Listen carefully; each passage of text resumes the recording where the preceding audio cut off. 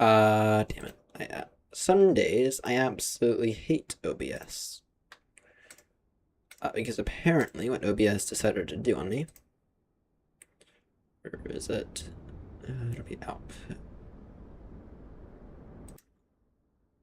Here's high definition. Yeah, I think it's that one. Morning, Grumpy. Sorry, sometimes what OBS decides to do on me, this has happened a fair number of times, is completely reset all of my audio settings to the point where I have to remap which microphone goes which. The good news is that I believe that's now done. Alright, well, it's the first stream inside of this thing, which I finished up last night. We're on the ground at San Francisco, and we are going to go off to Honolulu. I already have the SimBrief flight plan. I'm gonna go ahead and book news. Oh, actually, before I do that, let me make sure everything's working as appropriately. Let's get the external power on. Yay, that works. I have moved one of the two light panels up here, which is one of the goals. Move the triple one. We'll do this one on stream, and then we'll also move both of these. And then also a little later, while we're at cruise, we will move this guy over. I think it's going to go over here, probably right about here, if I had to guess. Anyway, get that working. Don't see the rudders working. Okay, I see that working. Definitely need some dome lights.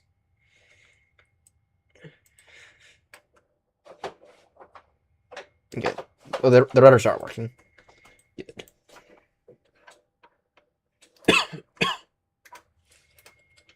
Okay, got that on.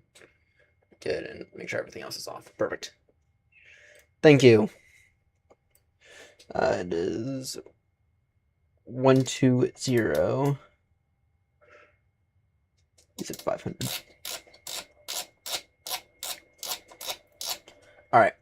One of the things I noticed in here is that there's definitely a bit of an echo, which I have to deal with. Actually, I have a list of things that I still need to do with this that will have to wait until next week. I'll explain that more when I get to cruise. All right. And the other thing I want to verify. Okay, the yoke works, right? Yeah, it does. It's not doing anything. Okay, that was a slight issue I had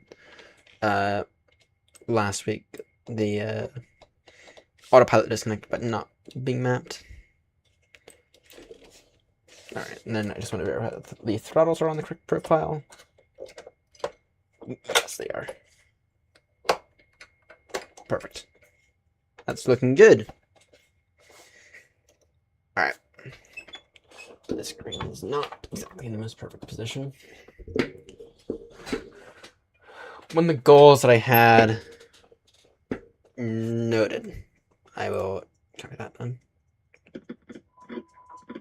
Why are the... I hope that this thing can do something stupid, because the deer should not be aligned yet.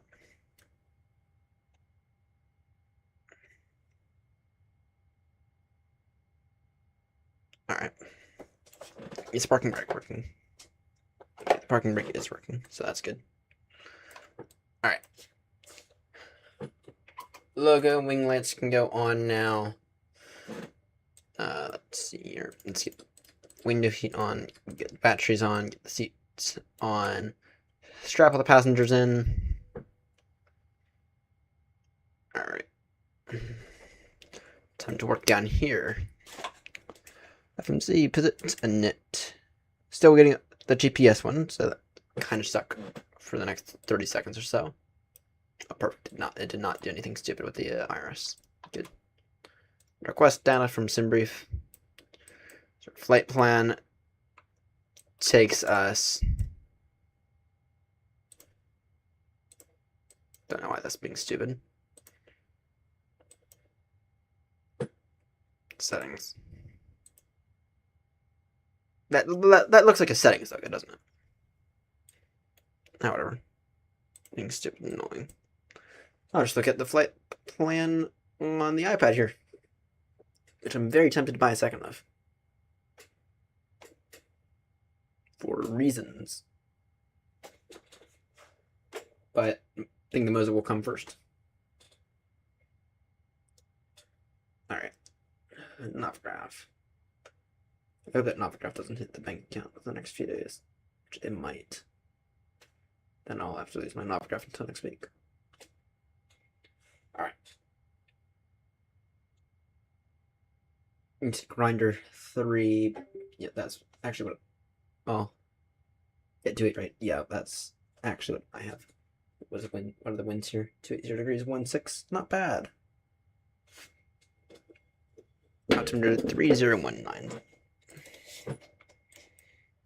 Back to bloody inches of mercury. So stupid.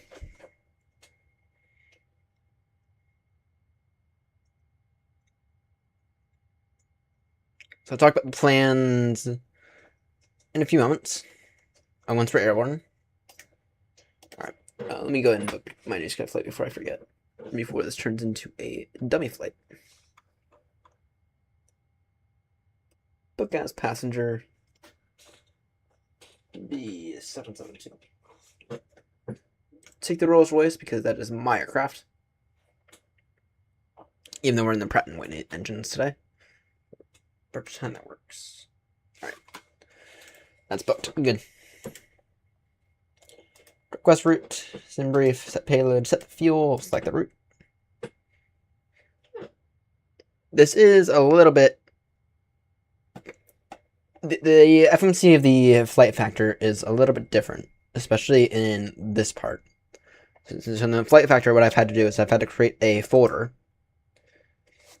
and you actually have to type in the file name for the route, and it's weird because you have to do that, but it's also nice because it adds an extra layer of realism. Okay, we can activate that. Skip that. What's in it? Let's get the kettle on real quickly.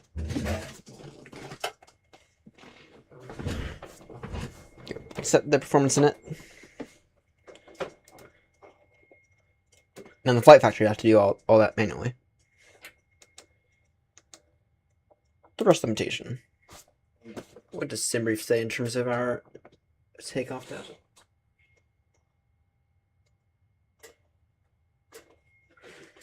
No, in the meantime, also brief loads. Squawk 3757.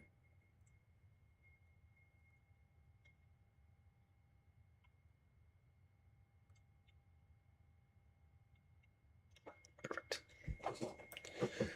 Actually, let's put in the runway first. So it's going to be 28. It'll be 28, right? Grinder 3 at beep boop or beep bop. Execute that. VNAV progress. VNAV has it in as 380. That is accurate.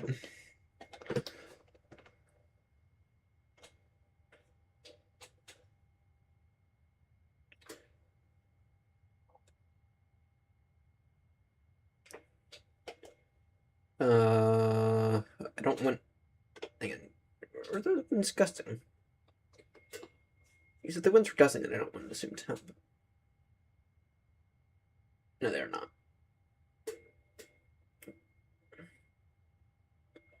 In that case, just disable improve climb. Alright, we'll be out of here in no time. Alright, thrust. It's going to, well, first. Assume temp 4.4. And it is a derated takeoff 2. Okay. Oh, damn, I have to put that number in again. 4.4 on that.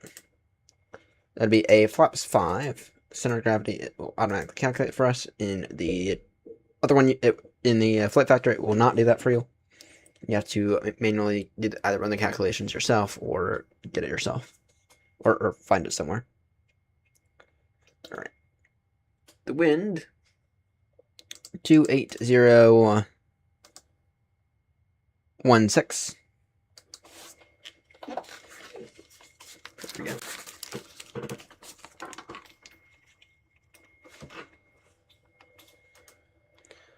And then the reference temperature is 14.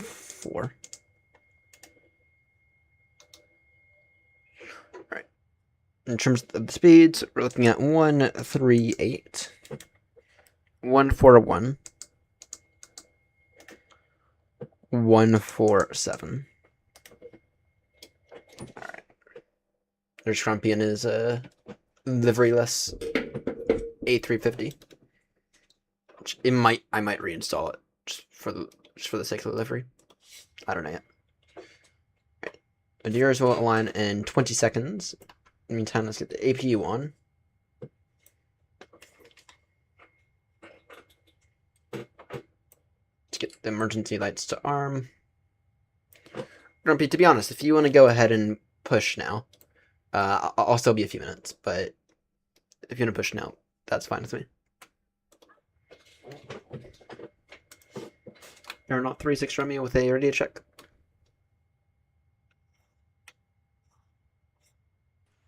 5x5, how many? 5x5, thank you.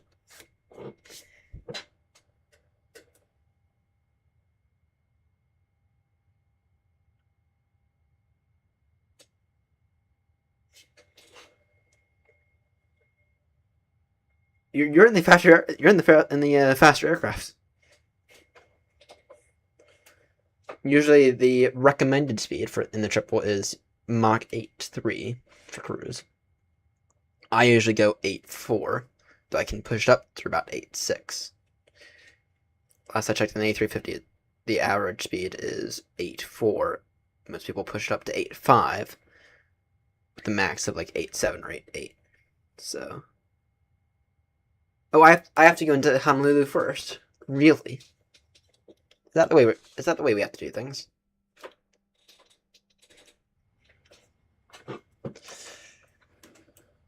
Right.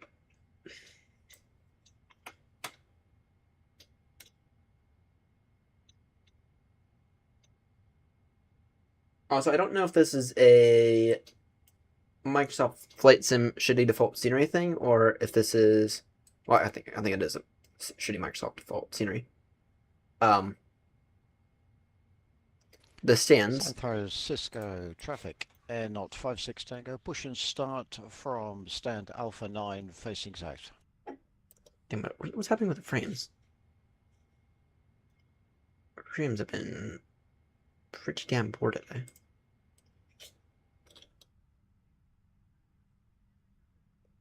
Yeah, it must be the airport.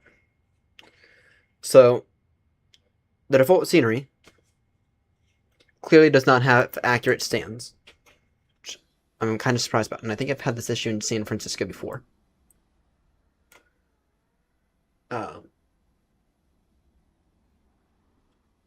I think it said this is Alpha 5 or Alpha 4, or something like that. Rather, Alpha 5 should be that one. Then this here is technically Alpha 9. Even though when I spawned in earlier at Alpha 9, I was like right there. At least that's all according to Events and Radar. I haven't compared it with the Novgraph yet. Alright, let's get the flight directors on. LNAV, VNAV. What's our initial climb?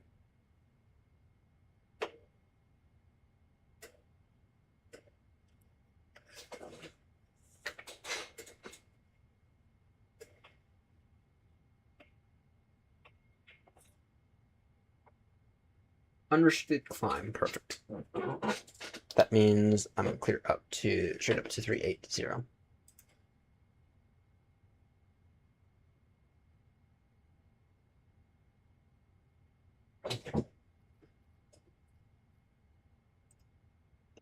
Display FPS.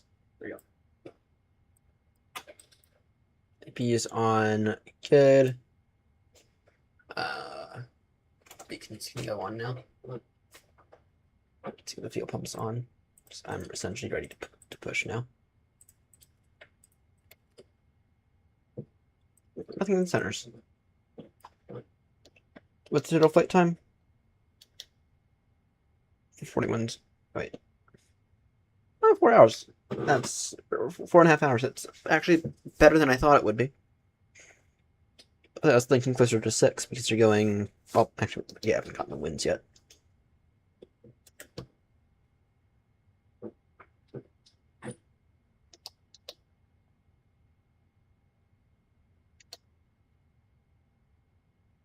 Still, it's a little closer to 5 now. Not horrendous.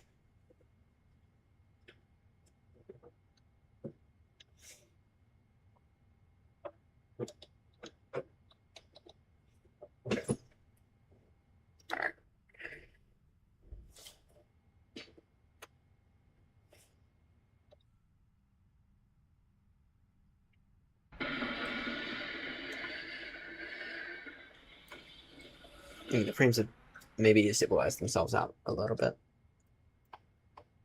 All right, auto brake to RTO. All right, everything's looking solid. Once the A350, the A350 1000 passes behind us, we can push. Well, yeah, these frames are bloody annoying. San Francisco traffic, Air Knot 56 Tango. Taxiing to holding point runway 28 right via Mike 2 Alpha Lima Foxtrot cross 28 left and Charlie.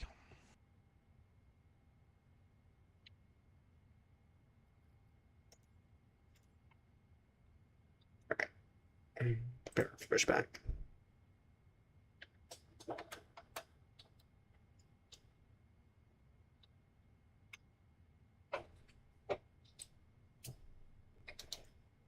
We're on APE power, right? I have made that mistake too many times to admit. Current connections.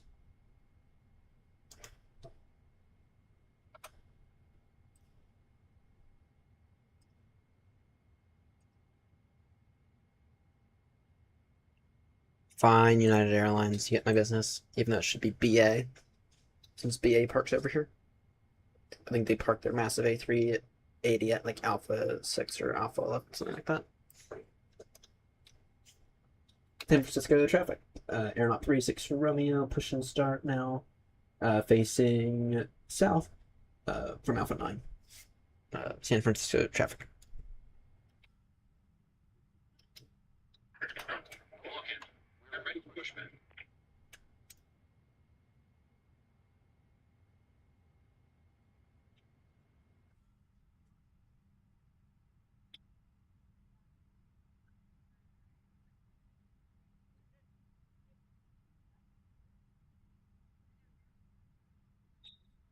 No, I can't get the lights on yet. Don't want to blind the control. Next plane, they'll actually give you a warning that says, "You're blinding me." If you turn the taxi lights on.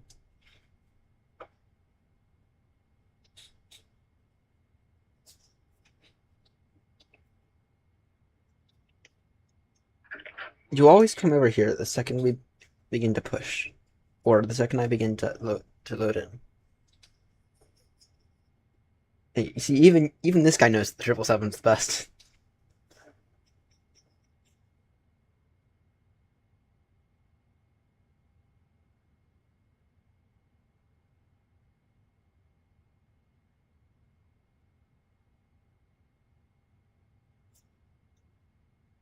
Nose right, tail left. Yeah. Street released.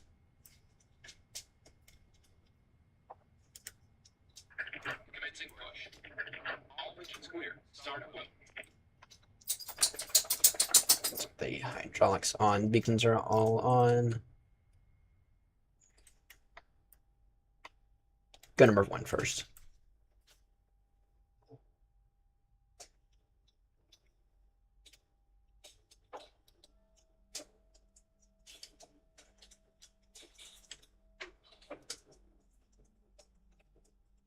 Oop, GSX doesn't fuck me today. If it does, I'll wait until I'll wait until GSX is done with the push. I actually should have done it on the map.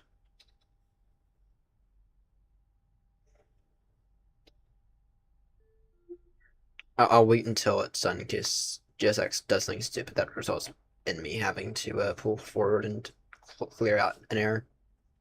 Which hasn't happened yet, but could. So before we have a TL strike, which GSX has caused in the past, um, I'll wait to start new sky.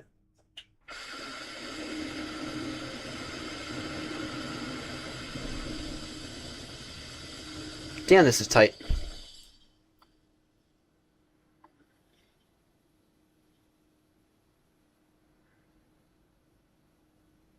Wing walkers needed indeed. Set marking brakes. Waiting your confirmation for good engine start. GSX, I can actually confirm that. Cockpit to ground. We have a good engine start. You can disconnect. Unlocking gear. Start new sky. It's on.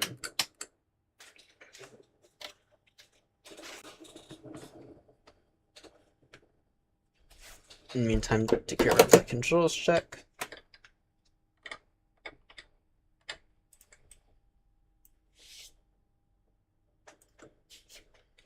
Alright. Full rudder. Flap showing to full. Full up. Full down. Tow truck Full disconnected. left. Bypass bin removed. Full right. Left is clear. Right is clear.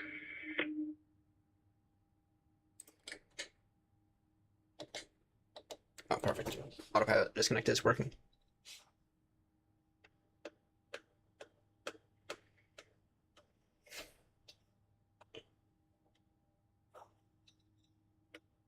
San Francisco traffic. Aeronaut 36 Romeo. Heavy taxing now. To holding point Foxtrot for runway. To holding point Charlie for runway 28 right. Via Mike 2. Alpha. Lima. Foxtrot cross 28 left. Continue on Charlie. Hold Charlie. San Francisco traffic.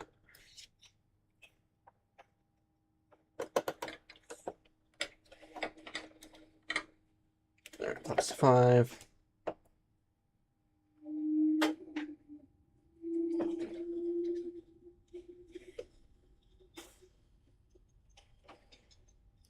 Turn on good, and you know, let me get the strobies on for right now.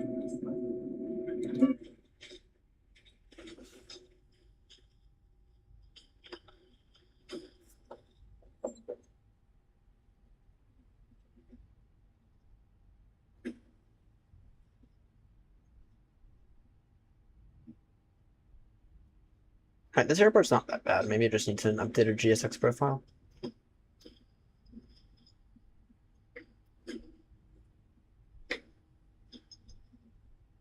X-Plane doesn't have any issues, though. At least not on this part. I still need to figure out how to push back properly in the flight factor. And to spend some time with James on it. There's some kind of like manual control tug that you have to deal with, based on what I was reading, or that might be confusing the flight factor systems and better pushback.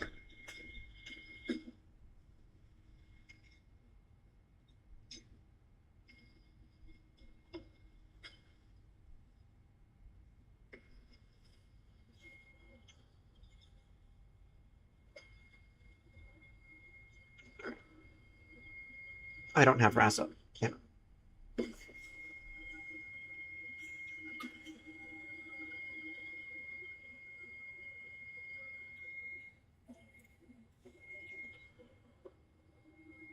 San Francisco traffic, Aeronaut 36 Romeo crossing now, the runway 1 left and 1 right approach.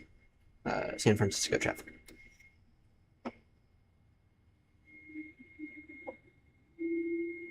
San Francisco traffic N056 Tango crossing 28 left.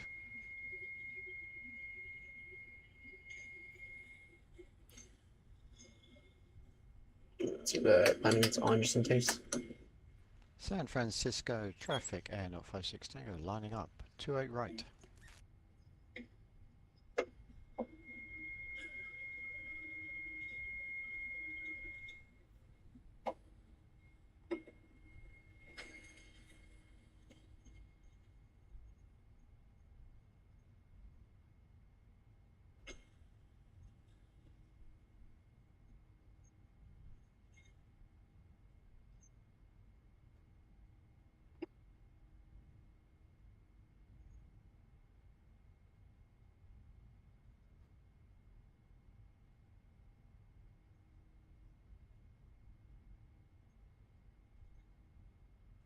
Looks like there might be an aircraft on final.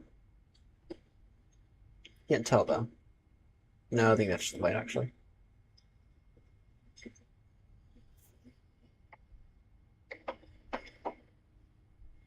San Francisco traffic N056 Tango takeoff runway 28 right on a Gona 3 departure and a bebop transition.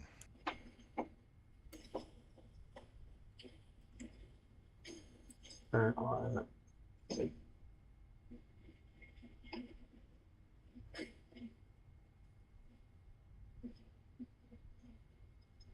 There it goes, Grumpy.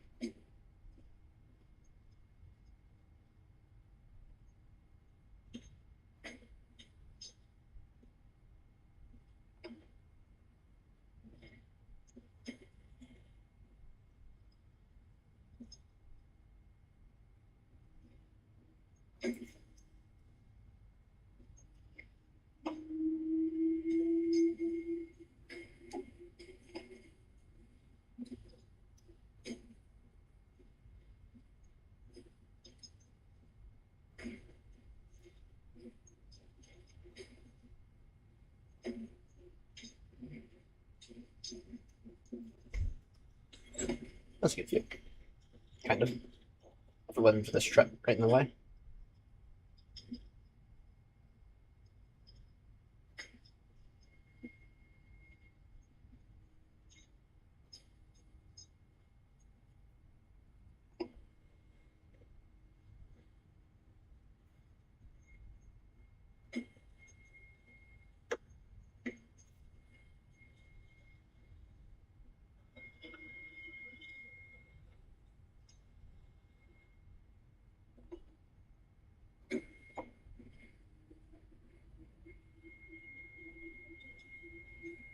San Francisco traffic N056 Tango airborne passing 2000.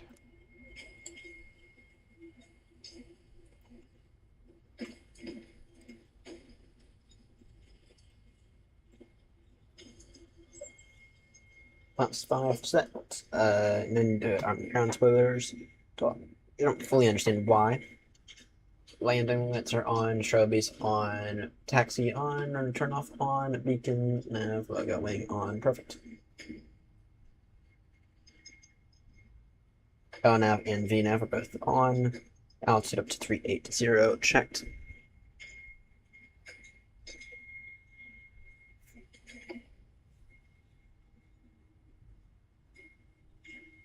San Francisco traffic, Aeronaut 36 Romeo, crossing now, runway 28 left at Charlie.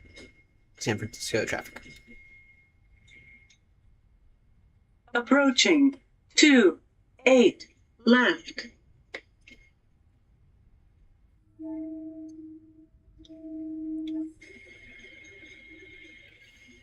San Francisco traffic, Aeronaut 36 Romeo, line up runway 28 right at Charlie. San Francisco traffic. Approaching 28 right. Approaching 28 right. Right, we'll only need about half the runway.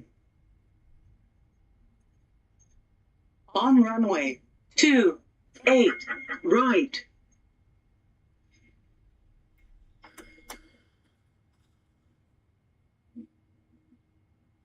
All right. Let's see a quick look here.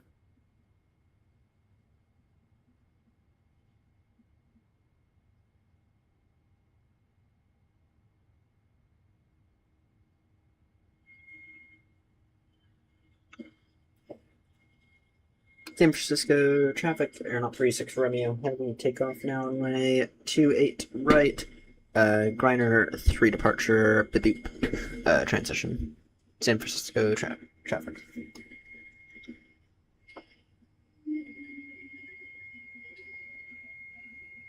Thrust set.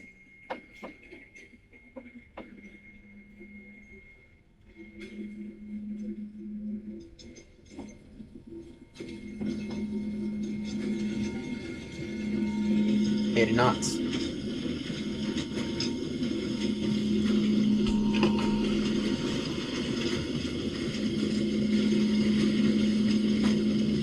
V1. V1.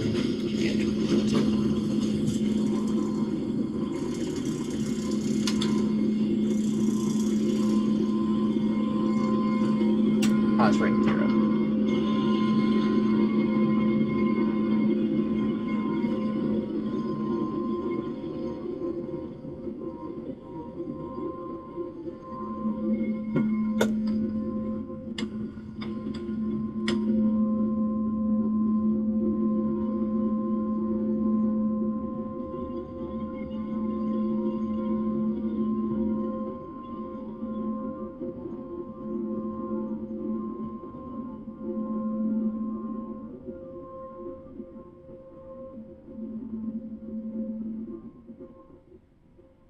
San Francisco traffic, Aeronaut 36 Romeo, heavy, now airborne, out of 28 right, passing 2100 now, climbing now flight level 380 on the Griner 3 transition departure.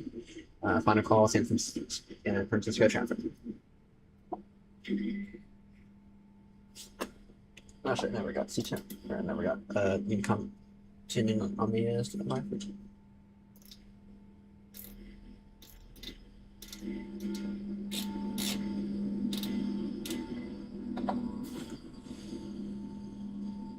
Alright. Gears up, flaps are away. Everything normal. San Francisco traffic, Aeronaut 36 Romeo heavy, now airborne out of 28 right. Climbing now flight level 380 on the Griner 3 transition departure. San Francisco traffic.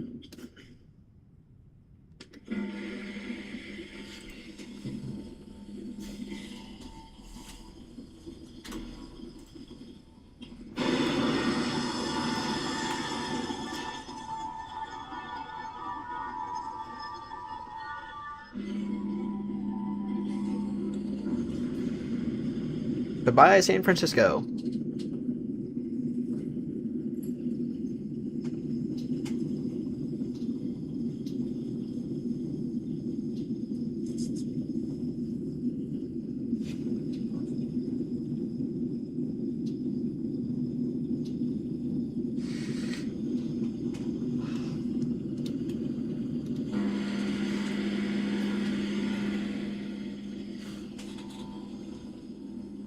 Yeah, well, this is what I get for being late.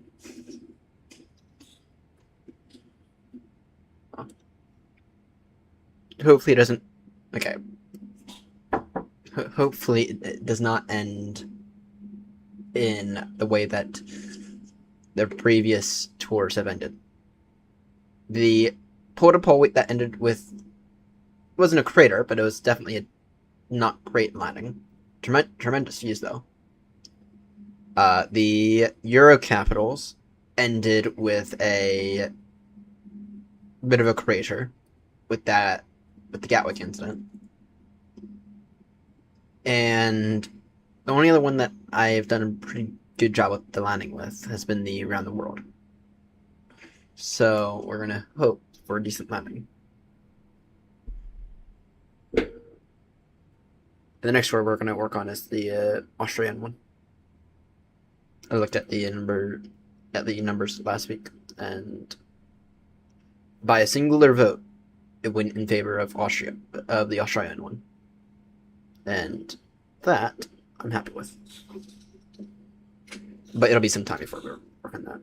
I'm thinking potentially May.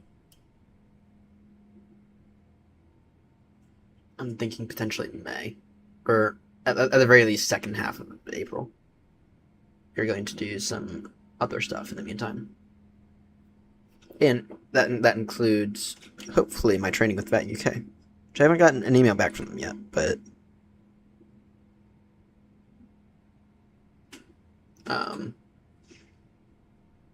hopefully I'll begin my PPL training with VAT UK here soon.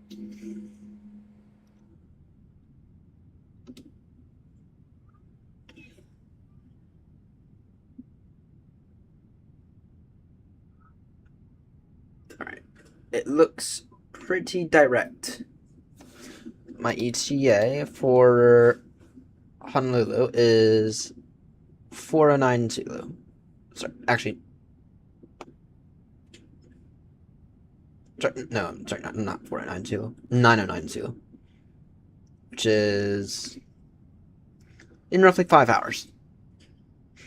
Which I think is a bit more on what I was expecting this flight to be like. Currently estimating with 13.7.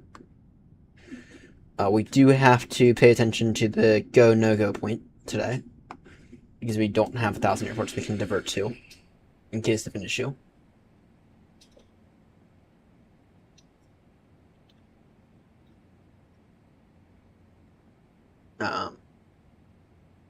Though everything should be fine. Right, we have passed 10,000. Landing lights off, turn off lights off, taxi lights off.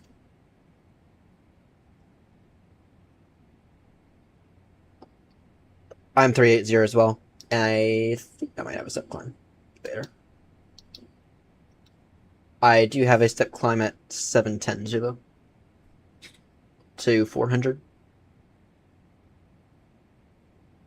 My ETA just updated again. It's updating again. Got the winds.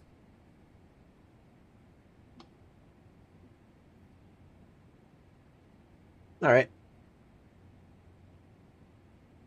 Let me go into my cruise speed quickly. 8.4. I'll go 8.4 for cruising speed. Grumpy, the way we might have to do that is with holding. So you might have to take up hold somewhere. Sit to the arrival. We do have a hold at Bamboo, in case you need it.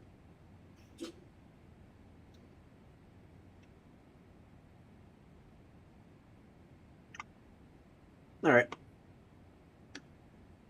Noted.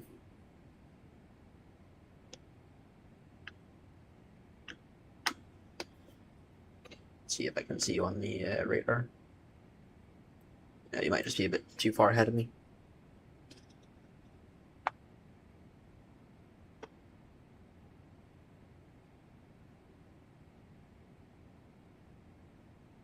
Another crowd. Another approach I can see. Try to pay attention to that.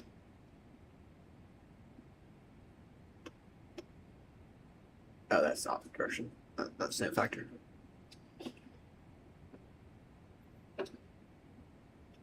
Yeah, there's bits of the U.S. that are still online. I mean, Teterboro is online. Minneapolis is online. Altimeter setting. Thank you.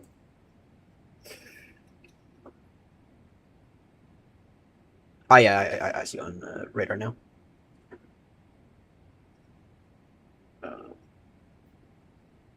Fort Lauderdale's online. There's bits of towers and ground frequencies online. I mean, there's one approach in the entirety of the U.S. Then Anchorage is online. Anchorage controls online. On the West Coast, that's 3 hours behind me, so it's actually a bit surprising, to be honest, because it's 12, or sorry, not 12. Right, it's 12:30 right now, which means it's 9:30 over there, so it's actually kind of surprising that no one's online. I'm doing my math right. Yeah. Yeah, it's only 9:30, which is kind of surprising that there's no centers online or anything.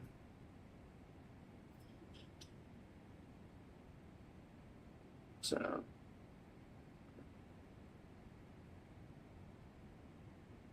Yeah, there's no one.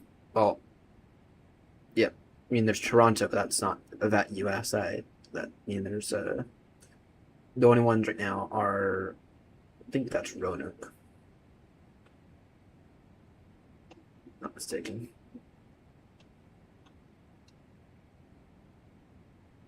No, that's Tahoe International.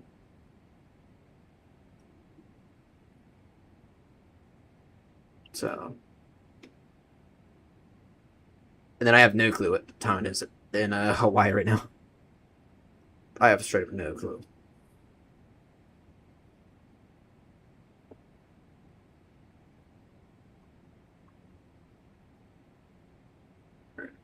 Do have a go no go point, which is going to be, I think, at Billow. Or I think it's halfway between Barres and Billow. Which are, I guess that's technically our equal time point. We have a go no go point. So the idea behind that is we're on a route, one of the very few routes that, in case you have an issue, your only option is the ocean. In case you have a significant issue. Oh yeah, the front one's overexposed though. I can tell that. Webcam. Bigger video. Right. I love how on this one I can only control the brightness on this one. That I think about as good as that's gonna get for right now. I have a list of things that I need to do with this still. There's some very annoying gaps. You don't know. I think I can't tell if this camera can get that one, or it can see, but I have a bit of a gap. Yeah, I can a little bit. I have a bit of a gap there that I need to fill up, probably with some expanding foam or something, or maybe some caulk or something. Yeah.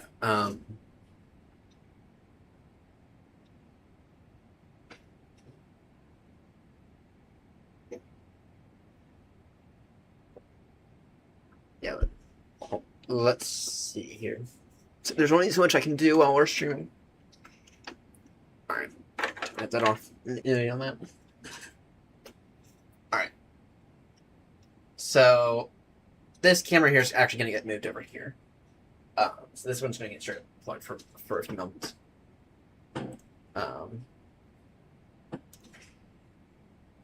Actually, the MCD one that's going away.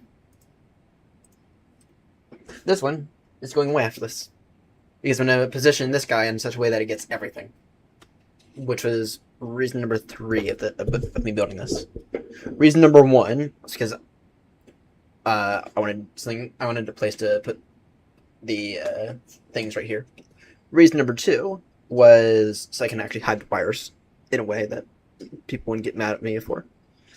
And then reason number 3 was so I can move this camera over here, capture everything in a singular view, allowing you to get rid of this one, thus helping the USBs. So, yeah. I have a list of things we're going to do during today's stream. Let's start off by moving this guy. Actually, let's move this guy first, because I'm almost done with this. Have a screwdriver. I had a screwdriver. You know what? Actually, let's tackle this first.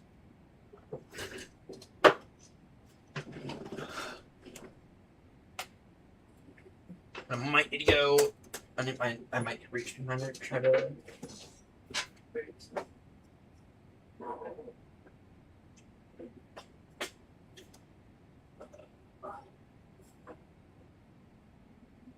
Wait, this is USB camera. Wait.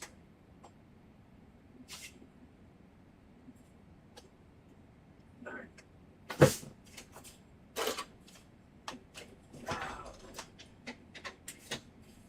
And I know that there's a bit of an echo in here. I don't know how well the audio is picking it up. I have not actually yet. But I made it intentionally short. Okay, this camera here is going to go offline. I wonder if one that now.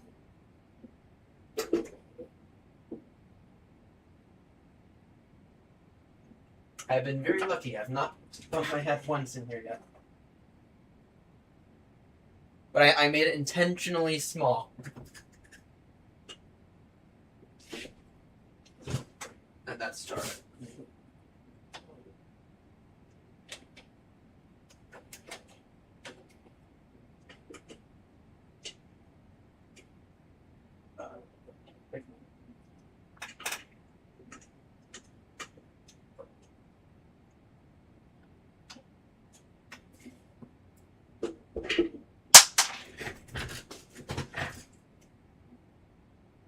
Not helpful when I drop the bloody bit.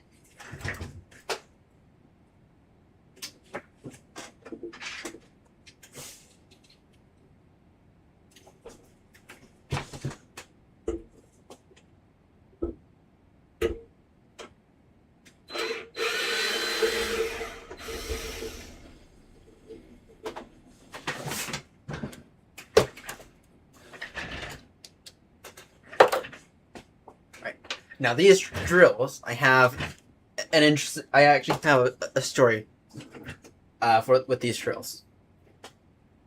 I had an RMA one, and then Black & Decker accidentally sent me 3. That's the short version of the story. How on earth did you manage to do that? I have no clue.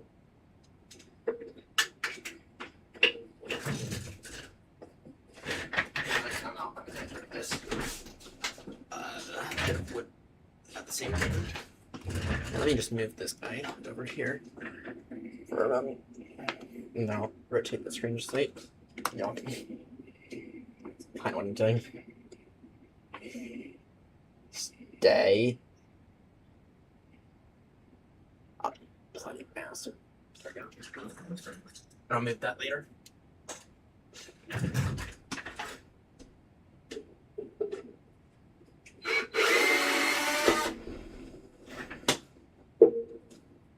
So anyway,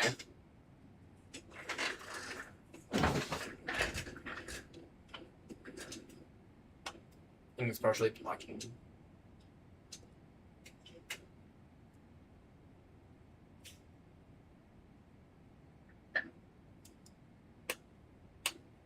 Well, this cam is off right now. This yoke cam that's off, and then. This one I actually have. This one's going to get disconnected in a few moments.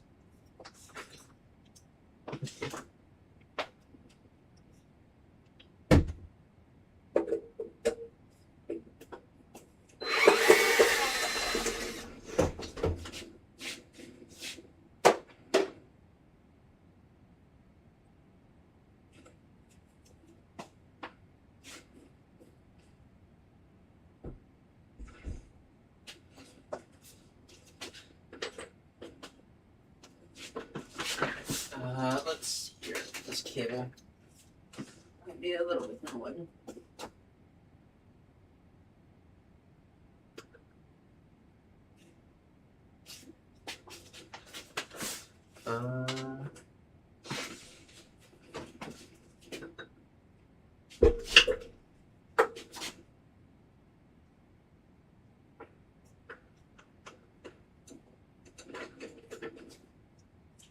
Where are the scissors?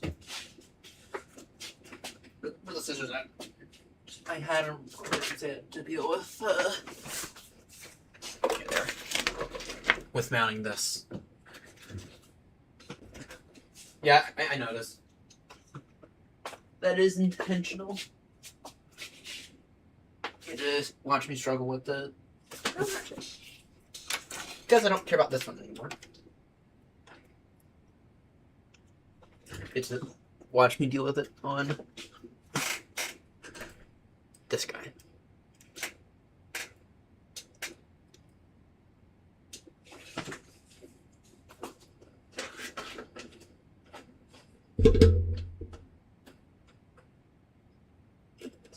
cable, not a very good idea.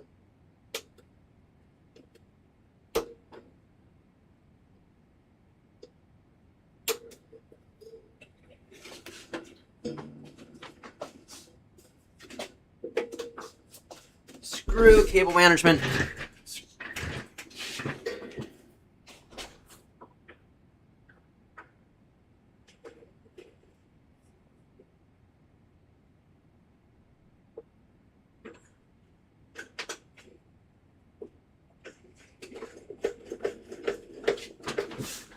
Yaha.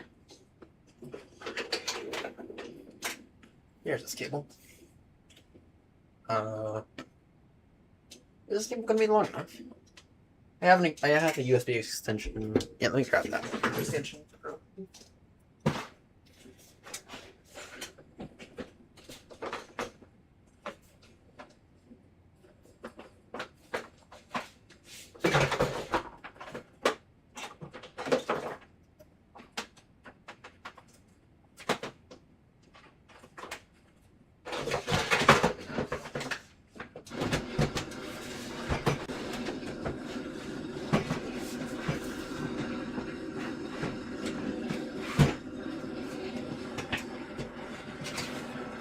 Oh, here's my old graphics card.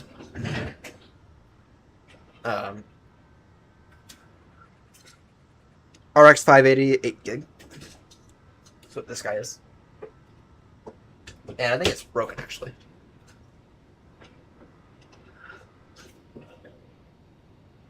Alright, noted. I'm going to monitor the situation.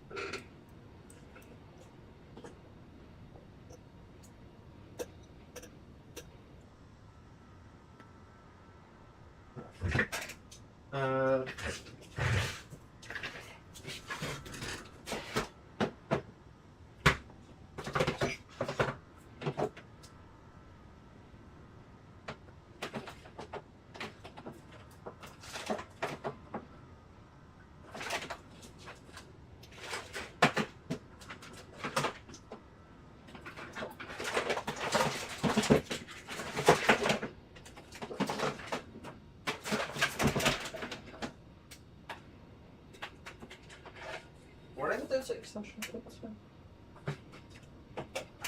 They might actually. Hang on, I might have to go check in another bucket because I think I know where to put it. There it is.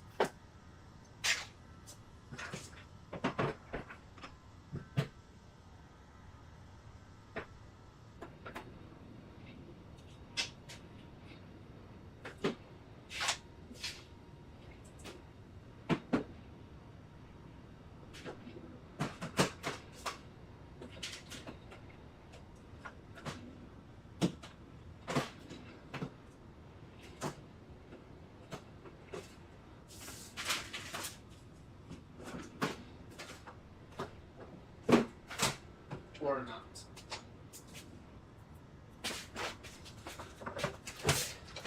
Okay, one of these days I really need to deal with these buckets. With these 2 or 3.5 or 2 buckets of wires.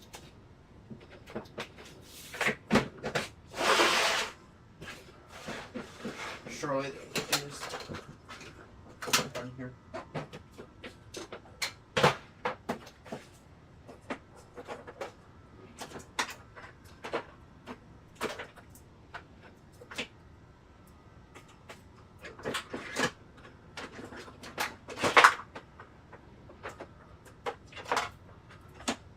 That's what one is, I think.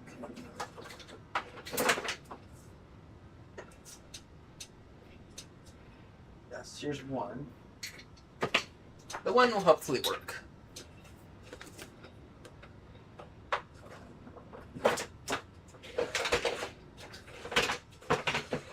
And then it'll quit on me.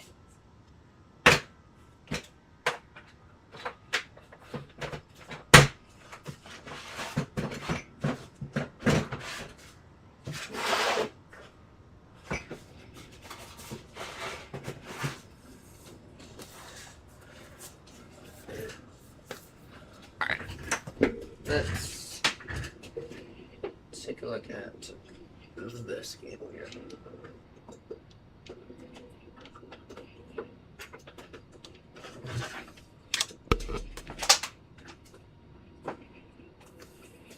This is not the most. This is not the longest extension cable in the world.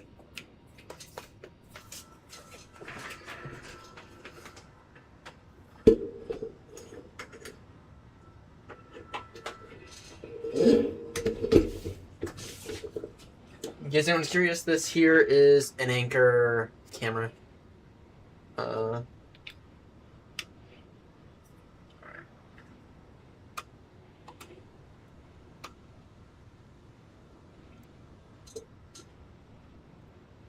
Yep, cam configured.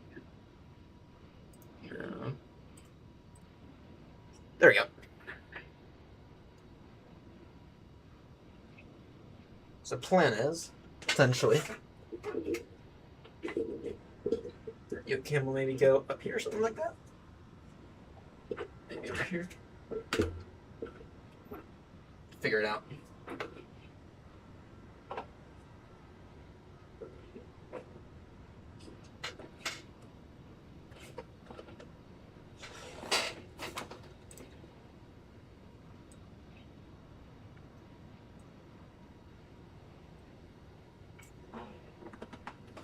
That might be a bit high.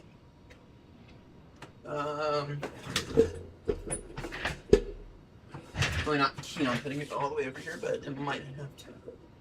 Push it about right here. Well, that's the same place.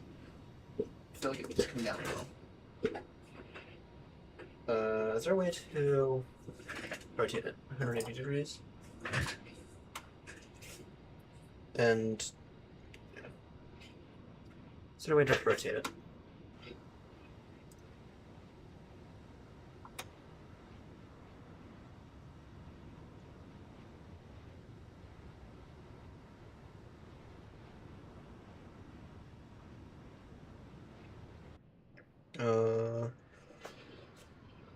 I don't think there is. Let's see.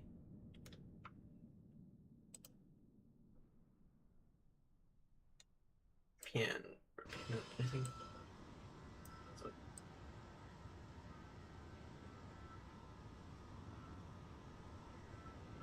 No. Alright. It's either gonna be here or it's gonna go back to where it was, which it's already been destroyed.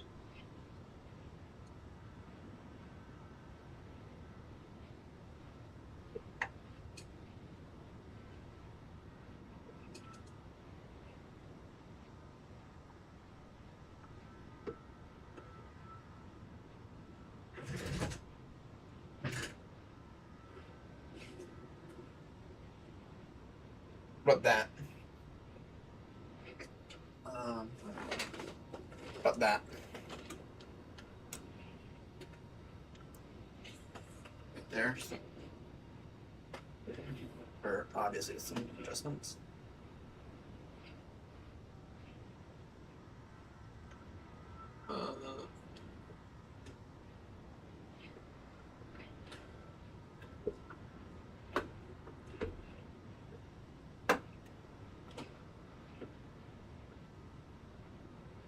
What's annoying is this stupid cable.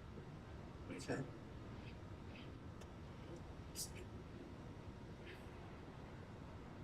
I feel like that doesn't. I feel like that gets too much of the floor. It might have to go all the way back over there.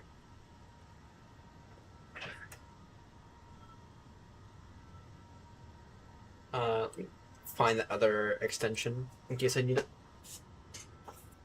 Good night. Okay. I might.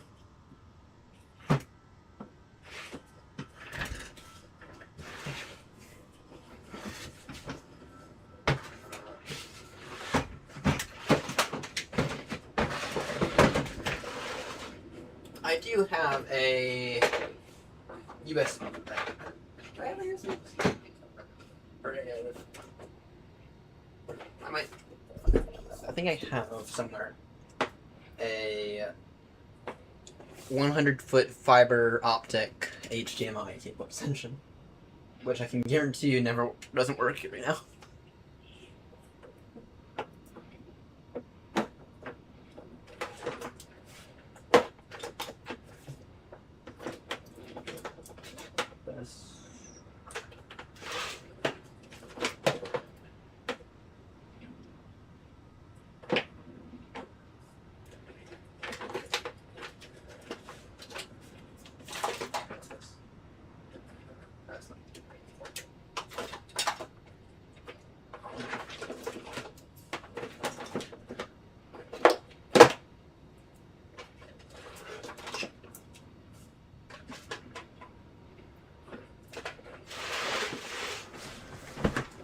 It is a little dark in here still.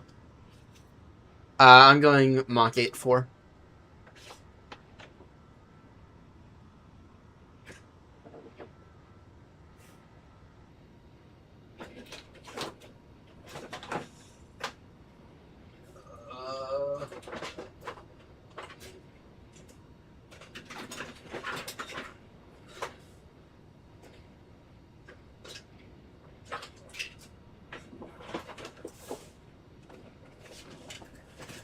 I can do 8.5.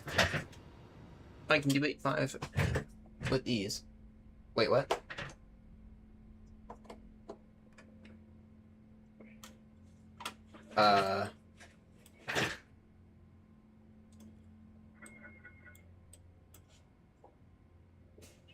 Oh shit! I forgot. I forgot about that part.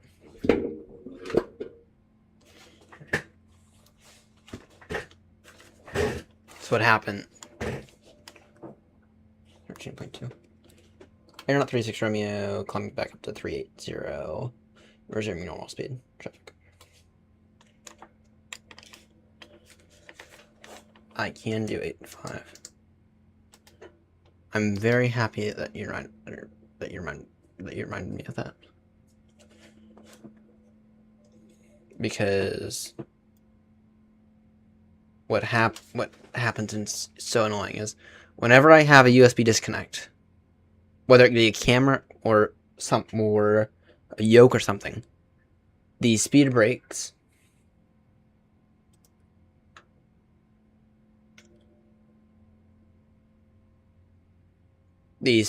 will extend to full.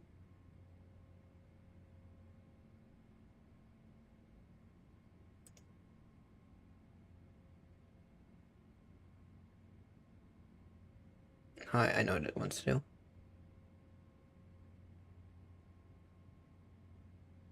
It's trying to prioritize speed right now instead of...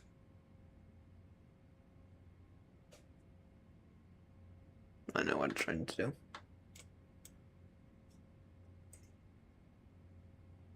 Be advised, Grumpy, you might want to slow a little bit because... Or you might want to do another loop because this is going to take me an extra moment to fix. This is going to take an extra moment for... Yeah, you might want to wait an extra minute. Because here's what happened. The speed brakes extended, and I wasn't paying attention. And I always forget about that.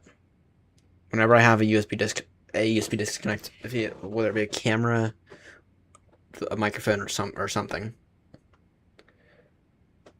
the spoilers will automatically extend. And it's really annoying. Doesn't matter what aircraft, doesn't matter. I think it's a wind-wing bug. Because I never had that happen on the on wherever they are, the Thrustmasters, but that happens and it's annoying.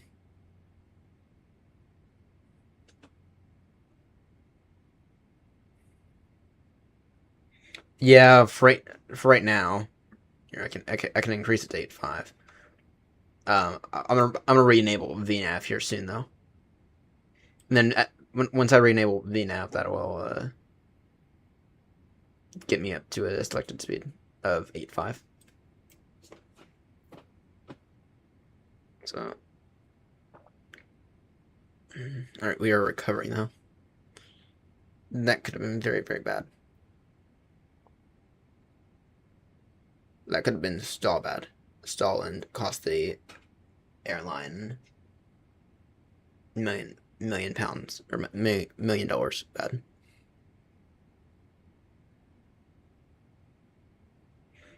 Yeah, Grumpy, if you want to do another 360, it's going to take me an extra minute to get up to 380 and back up to speed.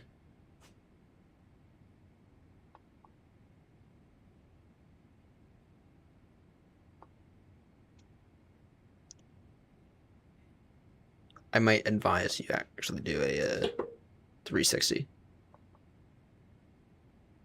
So I'm only at 3.5 is here right now. Okay. Okay, that should work. Yeah, it's recovering slowly from my lack of attention.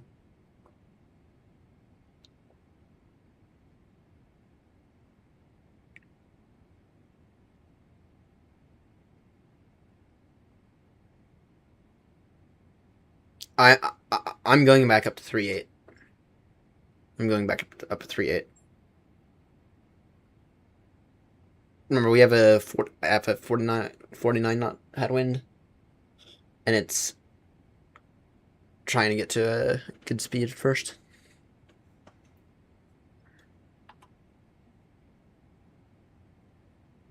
Can I re-enable VNAV now?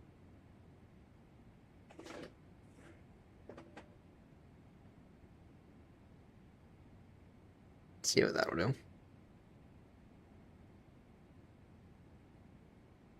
Same thing. Right, in that case, what I'm gonna do is I'm gonna put that up, tune that down a little,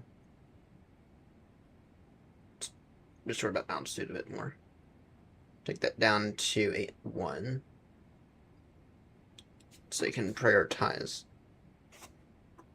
climb. I mean, I'll resume normal speed.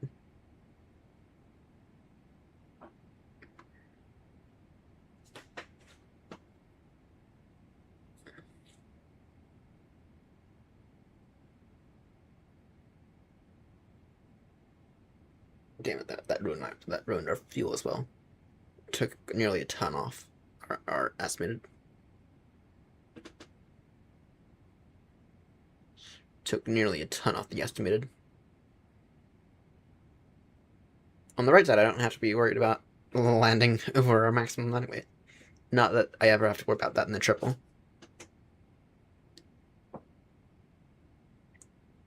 Flown into Heathrow plenty of times, and I don't think it once even come close to being above the maximum landing weight. I think the closest I've ever gotten has been -1 ton. And that was when we were extra heavy. We were carrying a plane full of tungsten.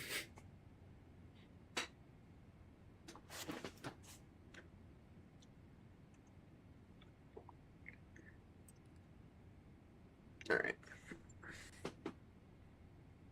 That was the correct way to handle that.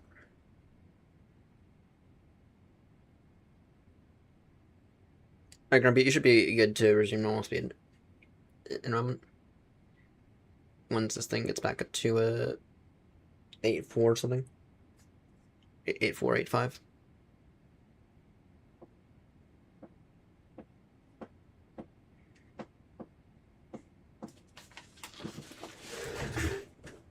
Where's that other extension cable? In a second.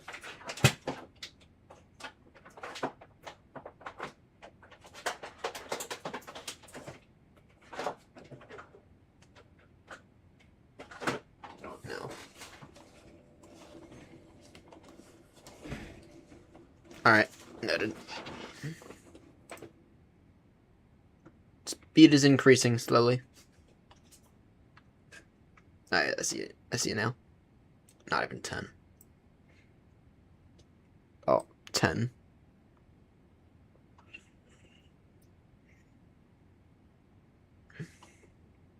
10 according to this radar.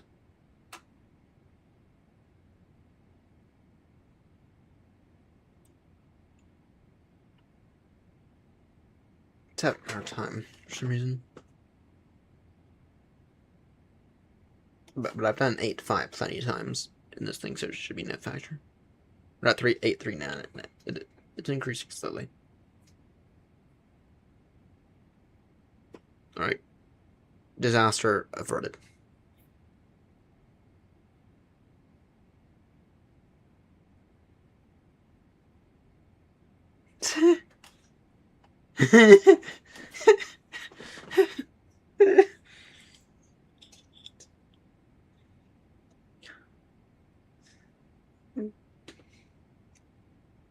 Hilarious.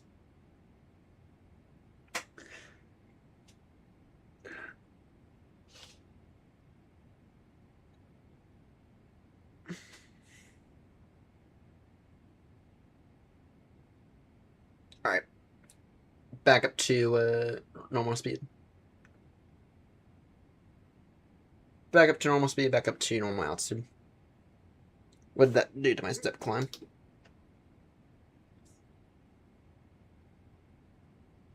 Step climb at 7:01, so 2 hours. And now I'm estimating Honolulu with 12.7 tons of fuel. What's the weather looking like at Honolulu?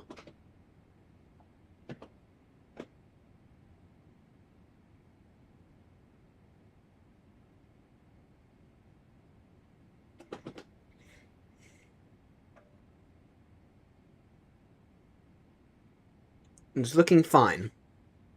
Almost. 140 degrees, 8 knots, currently. 10 statute miles. It's raining. Which I don't think I've ever heard news about Honolulu raining, but okay. Scattered, 1,300, broken, 2,500, broken, 7,000, temperature 23, dew point 21, altimeter 2987. Okay, not bad. It's actually looking pretty average for, I mean, I've been to Honolulu where it's been gusting 26 knots.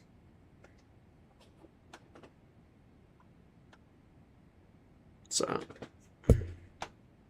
alright. Let's get back to this.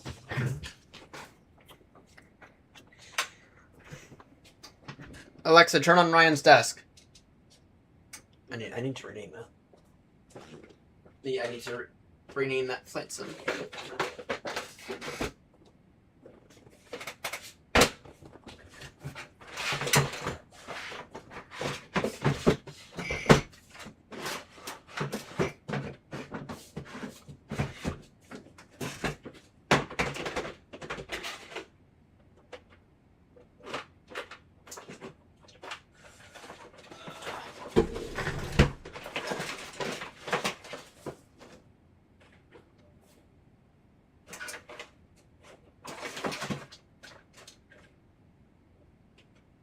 I love this. Digging through cables. Oh, here's my 100-foot HDMI cable. Supposedly fiber optic.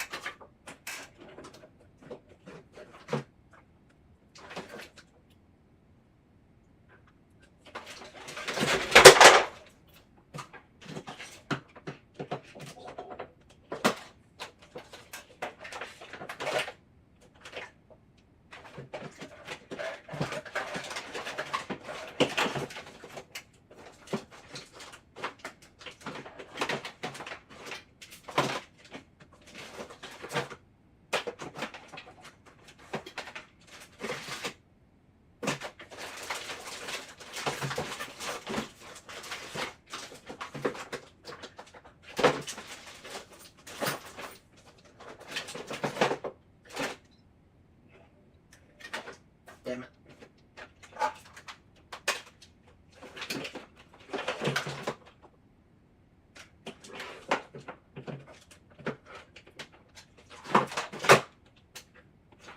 What's this? Still part of that.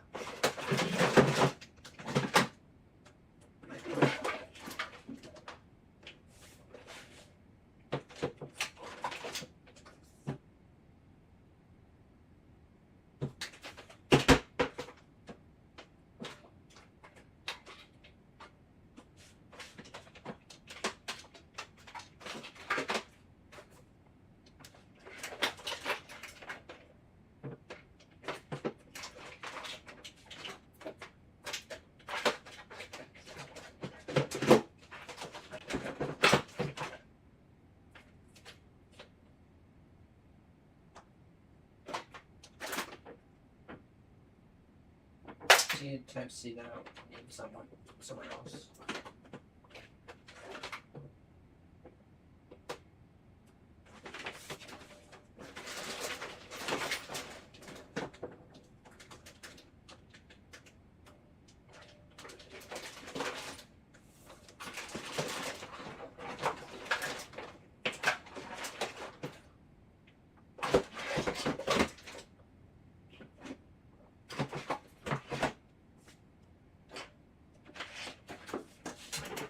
might have to live with what I got, so.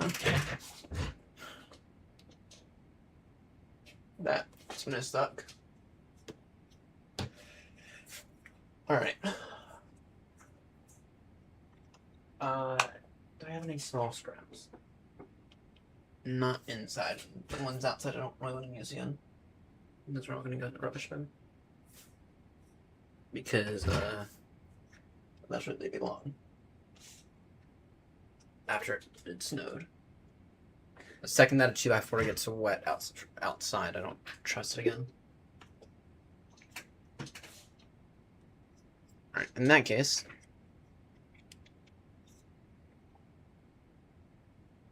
quickly check this. Did not do it good. Alright. In that case, let me blow this up. Alright. Let's see.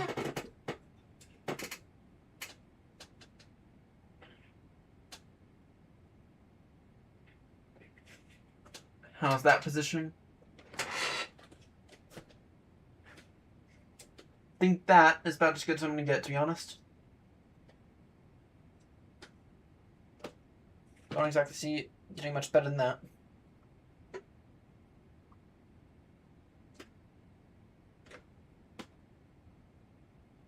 Unfortunately.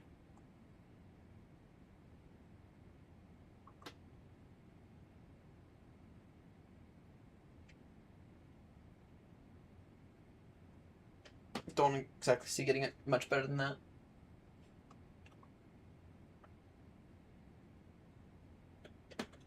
Alright, I'm gonna go ahead and go with it. Where's the drill at?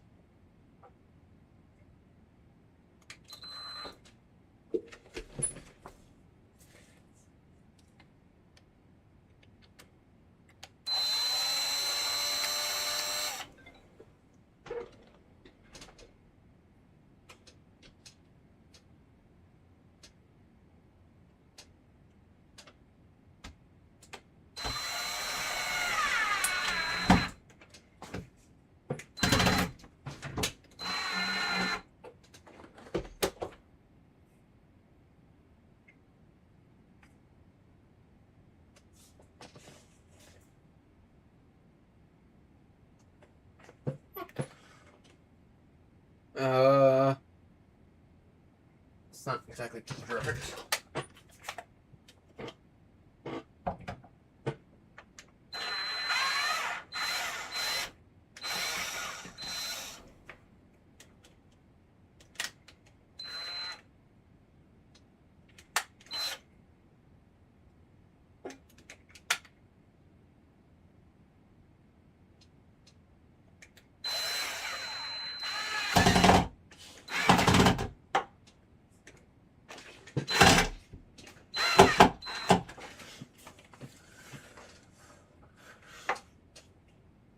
Nope. This is not a little bit annoying.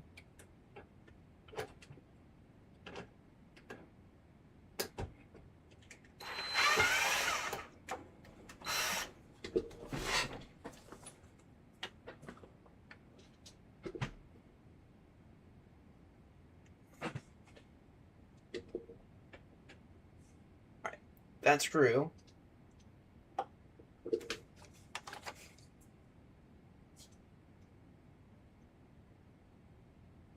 This might be a design special mount situation, actually.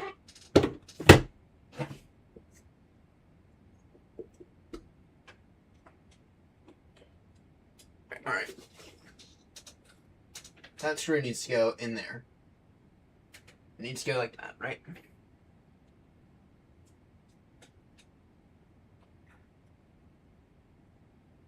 Focus. The autofocus in these things sucks.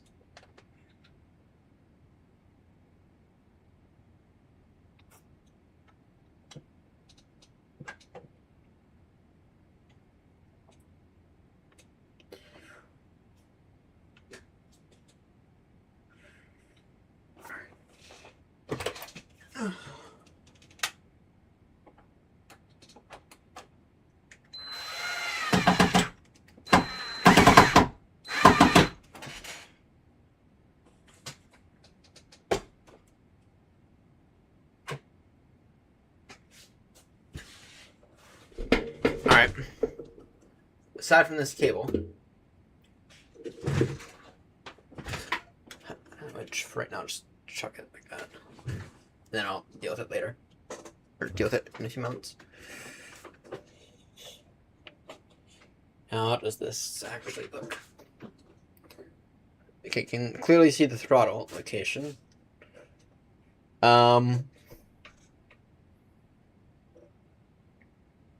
Remember how I said that I might get rid of this camera? I don't think I'm gonna do that anymore. I think I might just move it overhead though. I think that might be the better option for this camera. But in terms of everything, I feel like that this covers the MCU, the FMCs a bit better. I feel like it covers the yoke a little better. The only thing I feel like it doesn't do very well is the stick. But I think that, considering I mainly fly the 777 now, and whenever the Dreamliner comes out, I might buy that. And whenever the 747s come out, and and whenever Bluebird has their stuff, considering that I might turn into more of a yoke flyer, I think that's about as good as I'm gonna get. And it's not like you can't see the stick, right? If I were to move the camera like that, right, you could see it. So I feel like that's about as good as I'm gonna get on that front. Let me just the exposure because that's killing me.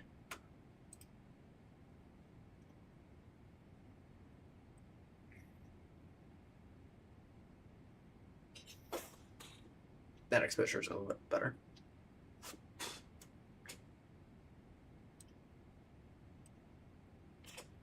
What about -9? Is -9 too much? It is a little bit. -8. I feel like -8 is as good as that's gonna get.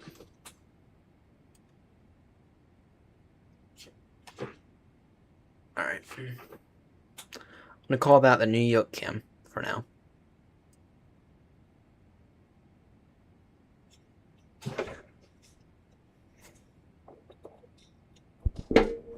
Alright, now this can return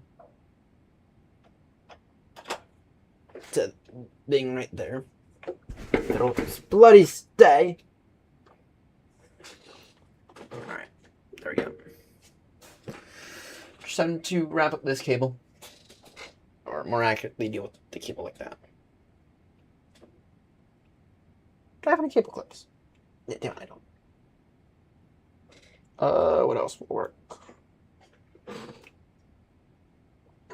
For cable.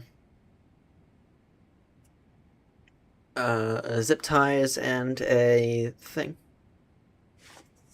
Zip ties and a screw. That works. I have to go. I'm gonna run and find some zip ties. The zip ties and the screw will work. So.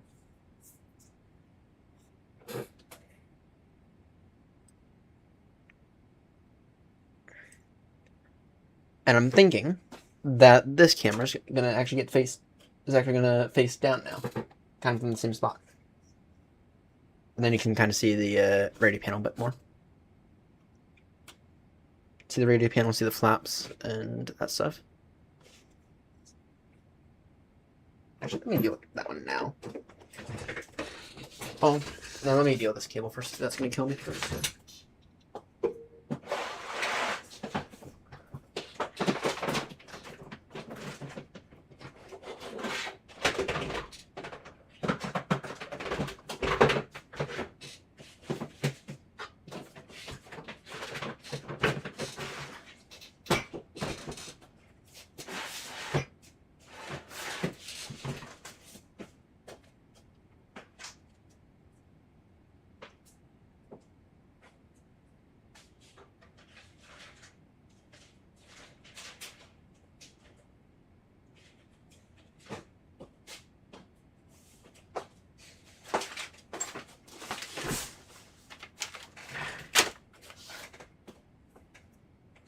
Where's the, you know what? Oh, she's one of these.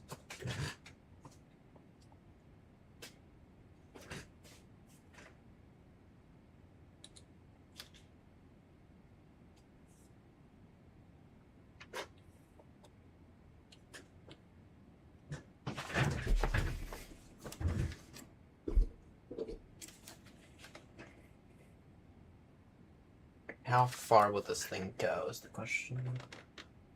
If I can get it out there, everything.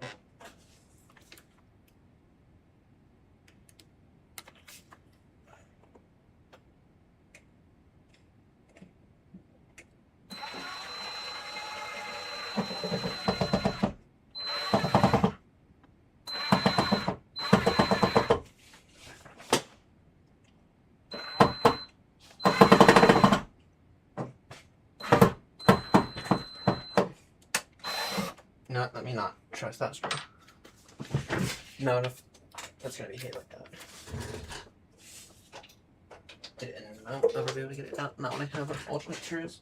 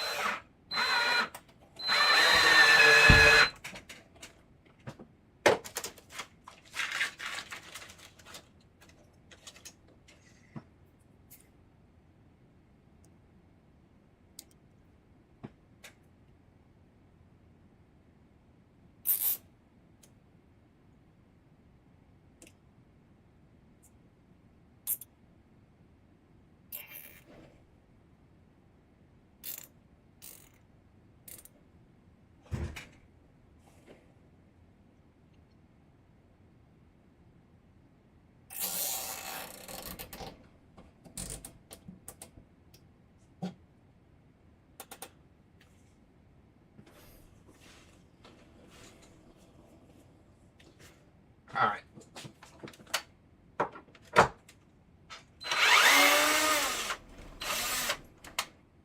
Now, time to focus up on this camera. Which, let me just go ahead and quickly do that one.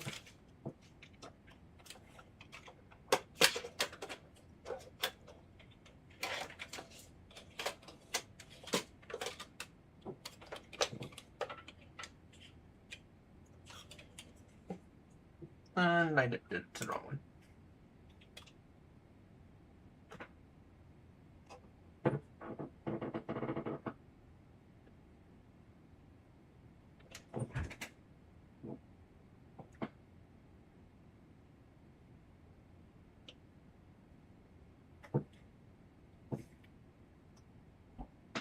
That for that camera will work fine.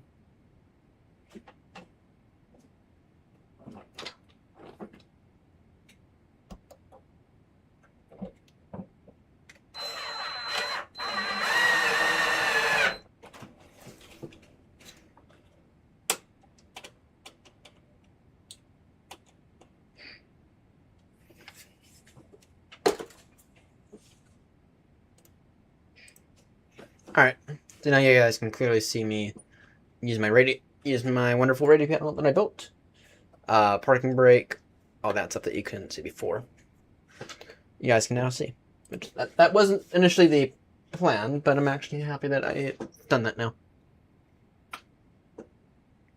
Now let me adjust the exposure on that. Not that much.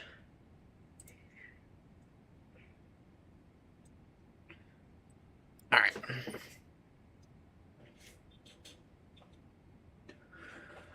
We're almost done with modifications that we have to make.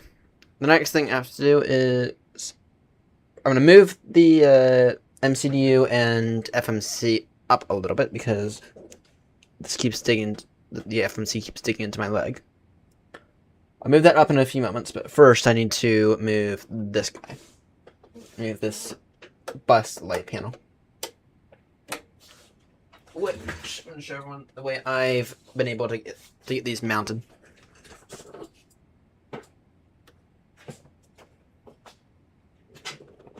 Where is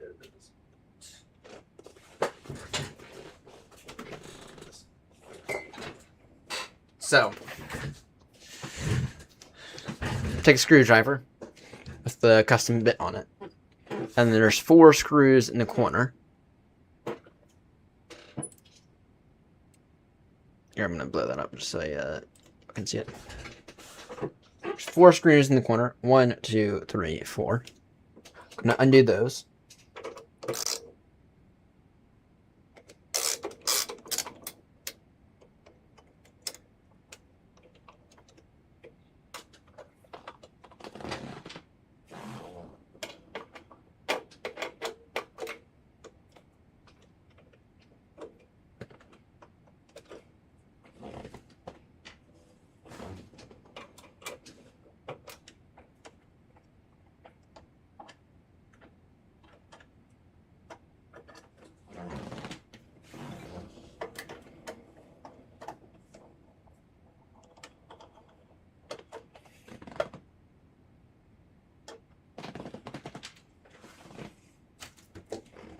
And this whole assembly comes out. So theoretically, if you wanted to, you could design your own case around this.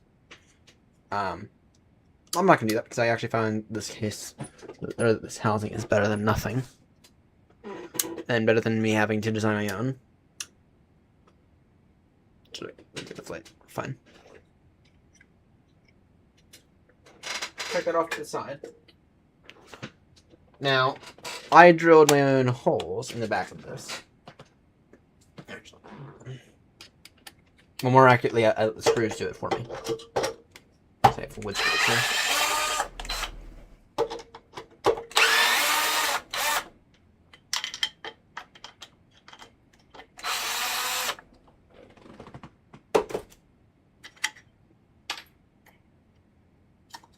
Now this one is going to go. I don't know if there's a way for me to get it right next to the Boeing one. Might have to drill more holes for you to do that.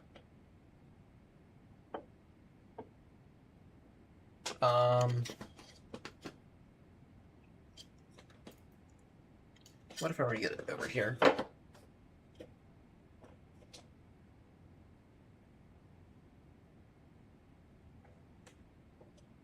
Well, no, I can't because of the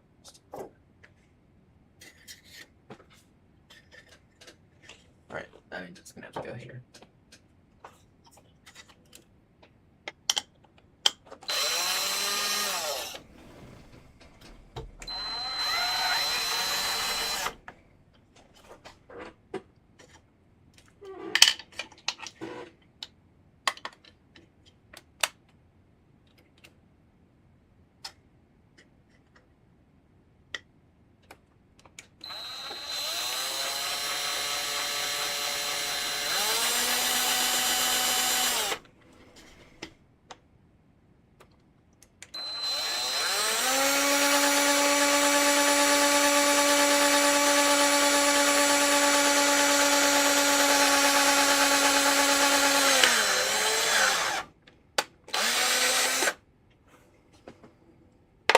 Good.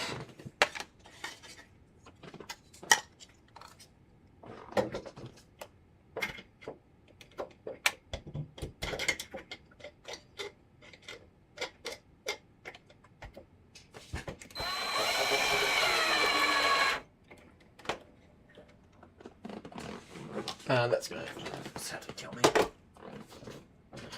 And then should have this cable, but I don't actually use it.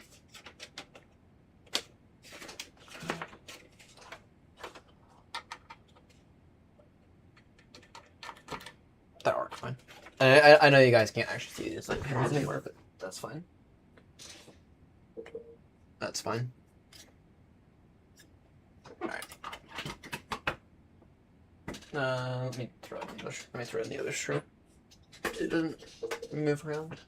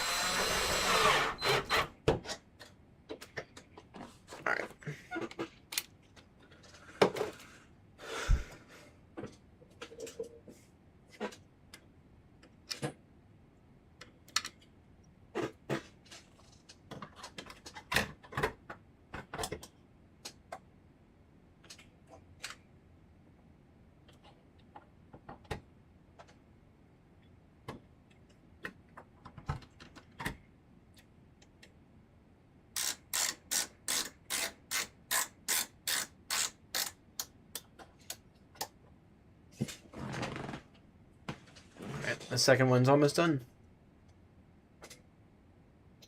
Yeah. The screws on the the screws on the front, they just come off. And then what I've done is I've done the lazy thing, and just put 2 screws in the back then.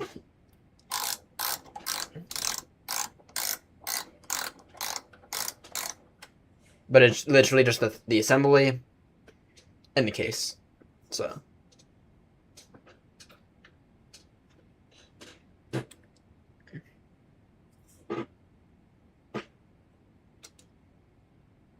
If you see that now.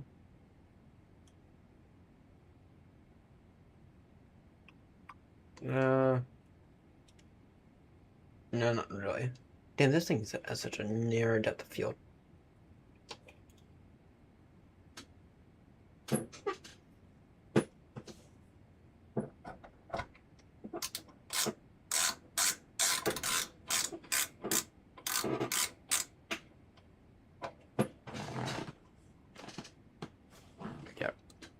Remind me to never recommend any Logitech camera or any of these cheap Logitech cameras to anyone again, because they're bad.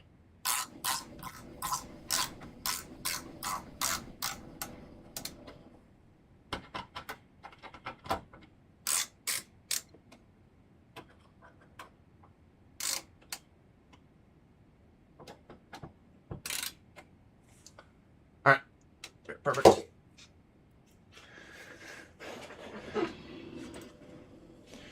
Alright, that's 2. Actually, that's 3 of 4 things done now. Alright, mid-flight check-in, we have.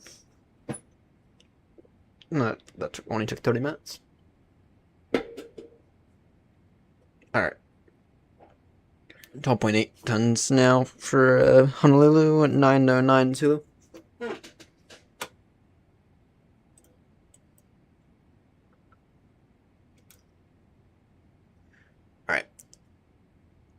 It's the New York view. And y'all are just gonna have to live with microphone getting in the way and us having to look at the sides. Unfortunately. Not anything I can really do about that. I mean, I could move it back to its old position, but that's a bit difficult now. Let's try to get that pointer down a bit. Tap it more. When I'm like this, yeah, you guys can kind of see it. I mean, my head gets in the way a bit, but that's fine. Alright. And then you guys can definitely see this now. And the printer that I still haven't read it, that I still need to figure out where I got the stuff from. Actually, let me do that now. Let's see.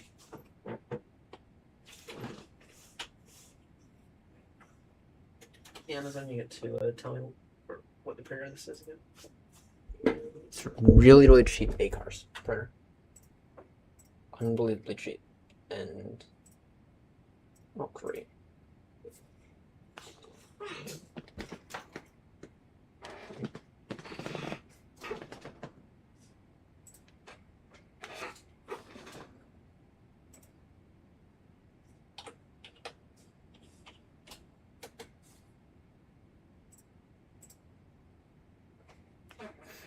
Need to get the bloody 2-factor.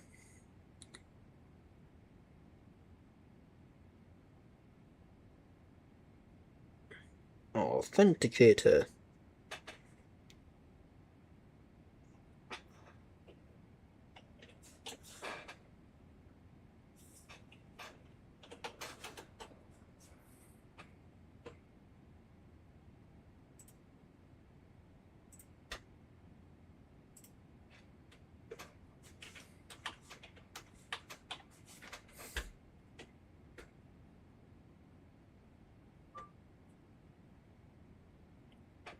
Alright, let's see here.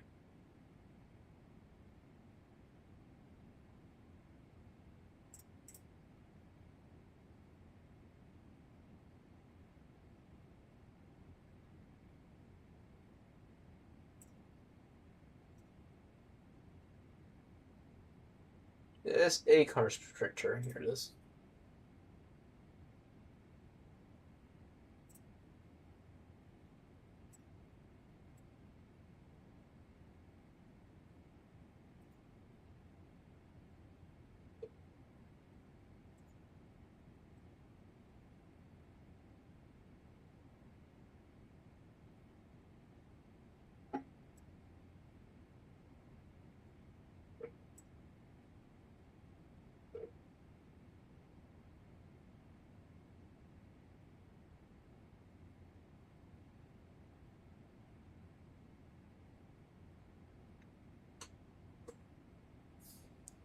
I forget where I got the drivers from this printer. This makes me think maybe I should buy a different one. So I remember it took like 2 hours to download the drivers for this ACARS printer.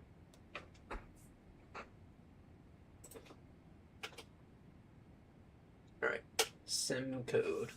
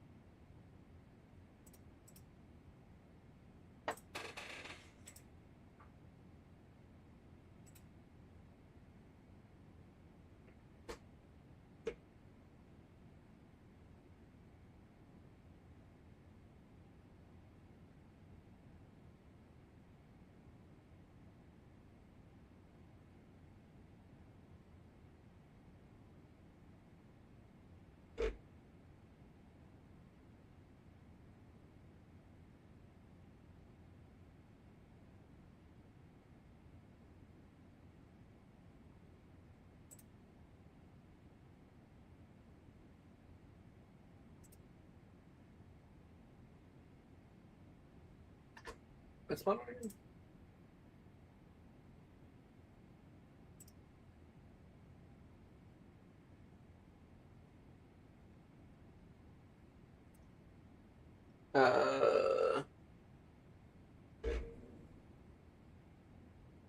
MJ85950.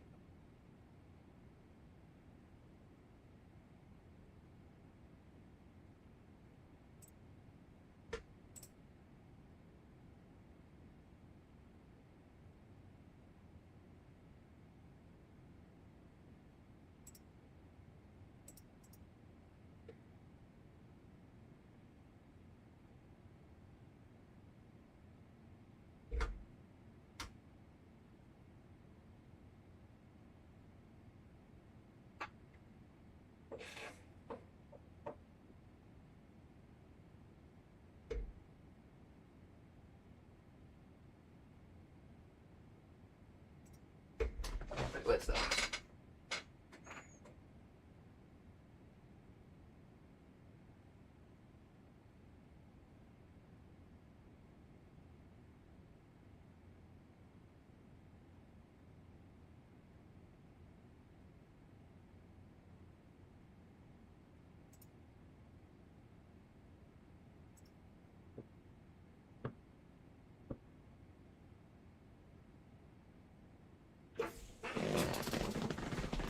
Okay, I need to figure out some extra lighting in here. So, all good. All good. Okay.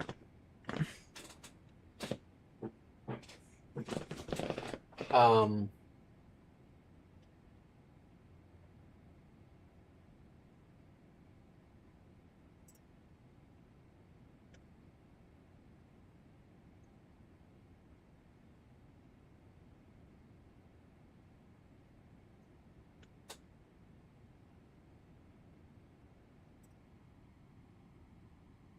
Oh, what's it better up later? I think that's the correct one. And it looks like it.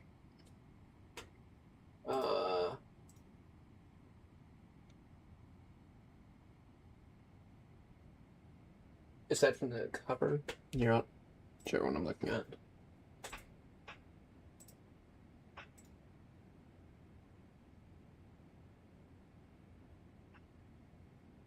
Alright, that's here. It's the MJ.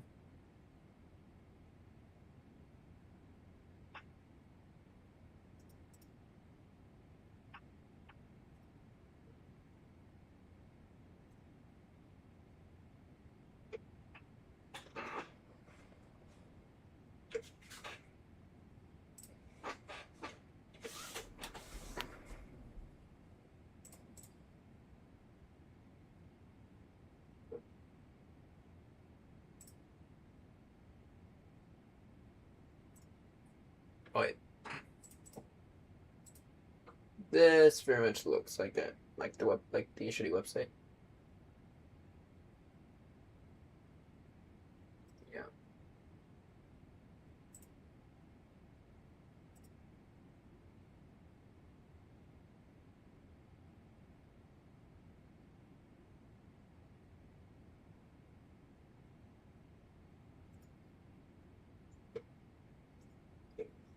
Let's see how long it's going to take to download today.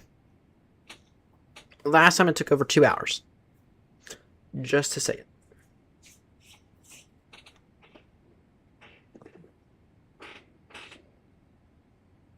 Just to say it. Last time it took over 2 hours. Appears to be going a little faster this time, but still.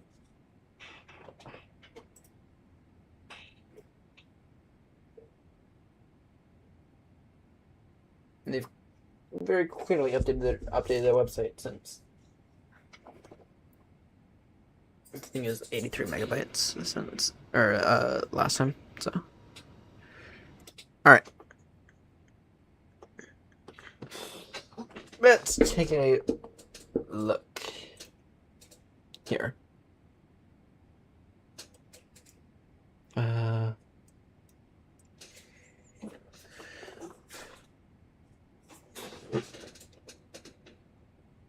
Alright, so in terms of what I still have left to do, I actually have a list of things I have to do with this in particular. Wrote the thing here. Let's see.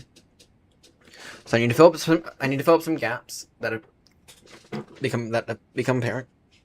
I need to add foam to one of the walls because this is a bit of an echo chamber. I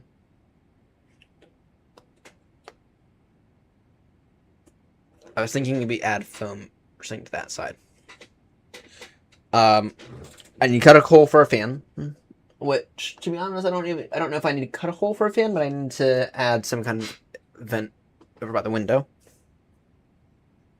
I need to deal with lighting in a massive way. And then the biggest and most important thing is that I've come to the conclusion that I do in fact need to paint the whole thing. And the reason why I say I need to paint the whole thing is because something. This is a massive fire hazard if it were to ignite. If this were to ignite, the whole house is gone easily. Okay, if not the neighbor's house as well. Yes. So, right, the desk is fine from the standpoint, but this is not, because I have OSB here. OSB is incredibly flammable. But I've come to the conclusion that what I've come to the conclusion I need to do is I first need to coat the thing in a anti-fire layer. Some kind of anti-fire layer. And then after that, I think I need to paint the exterior. I don't know if I'm going to. But I need to, at the very least, paint some of the more vulnerable bits of this whole thing with some kind of fire retardant. Because if this thing were to go up in flames, it would be bad. It would be very, very bad. Just to say it. So.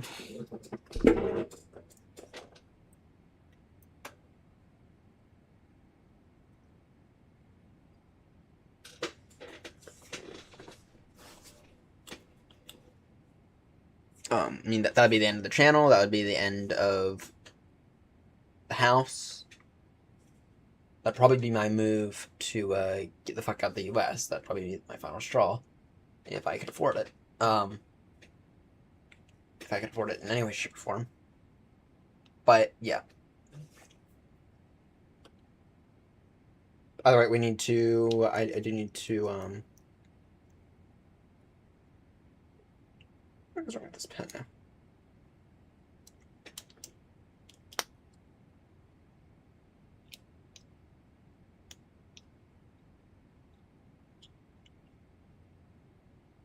Yeah, no, I need to paint this thing with some form of fire retardant, and I need to fill up some of the gaps. So.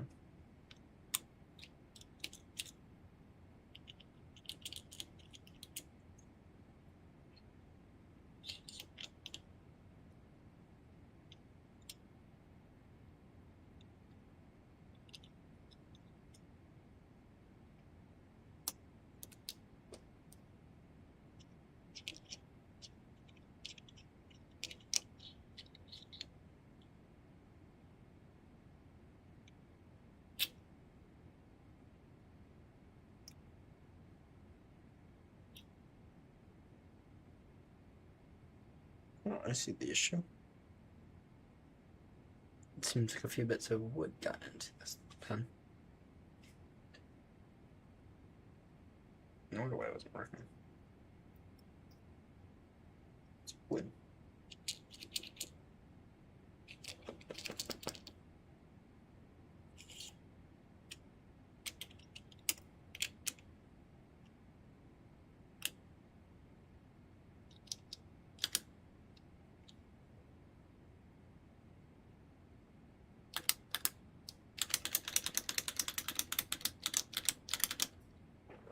Perfect. This button here is doing. Yeah. Alright.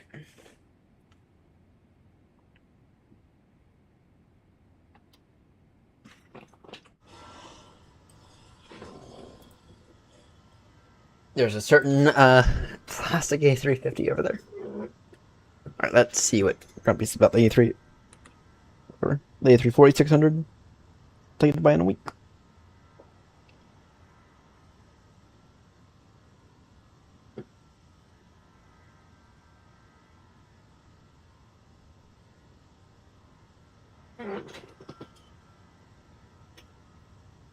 Alright, cockpit and external are, or to a slightly lesser extent, are atrocious. Need to be improved by either an upgrade. At the moment, they are third class and just plain bad. EFB is poor. It's a Tullus type.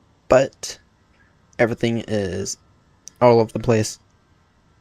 All settings should be in the settings page. Tell us. Look at Phoenix. Enables even. Okay.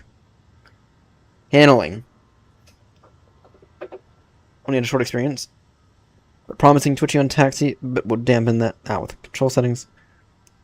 I was surprised it shot off initial text. That might be me again. Look that later. Overall, bit underwhelmed at the moment. Bit early for an in-depth analysis.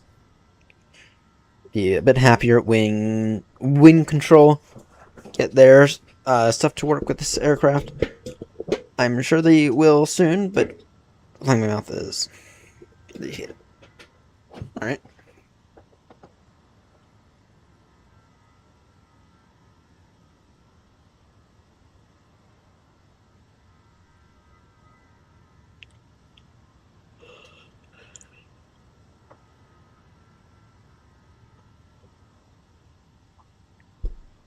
Alright, let's see.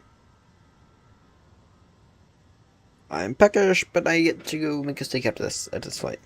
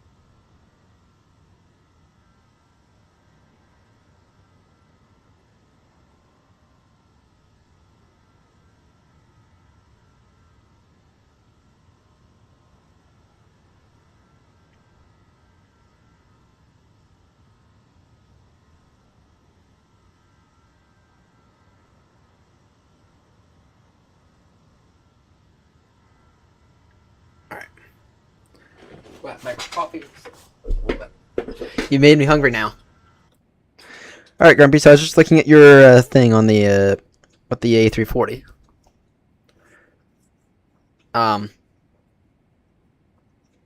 So you're underwhelmed. Now would you say that the texturing is as bad as, or is better or worse than the 777? I know you haven't had any on-hand experience with the triple.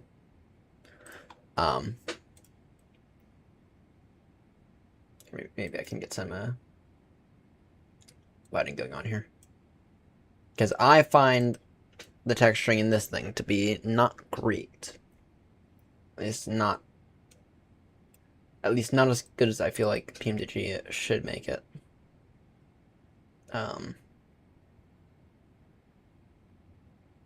you need to zoom in on some of the texture, do you think it's better or worse?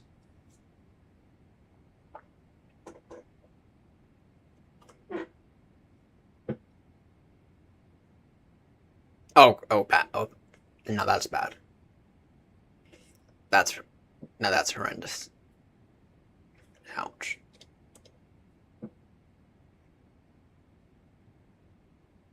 Ouch.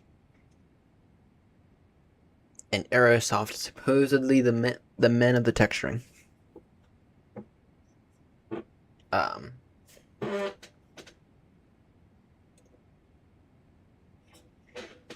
I did see that they said that they would have some kind of texturing update available at some point. Actually, I thought I heard that they outsourced texturing to someone else.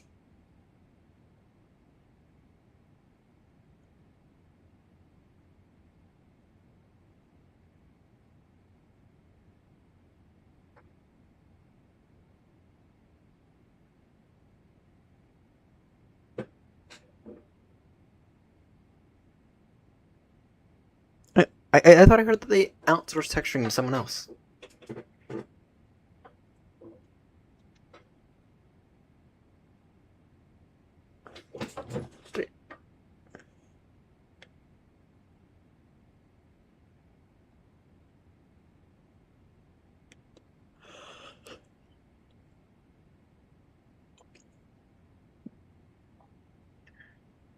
That's first.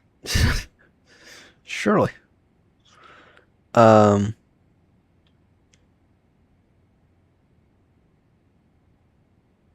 how much is it going for? I saw 60 pounds.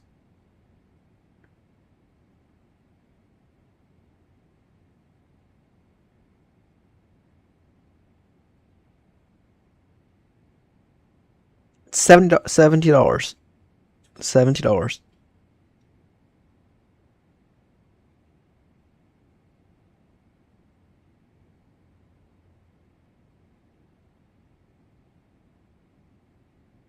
Okay.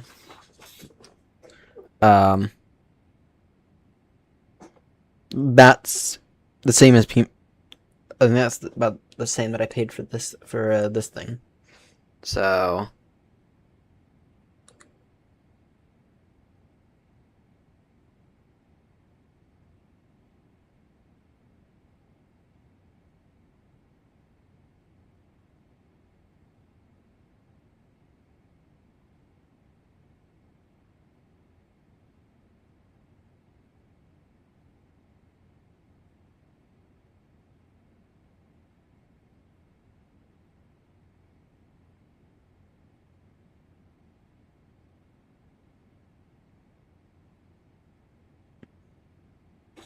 yeah, you'll have to send me some screenshots.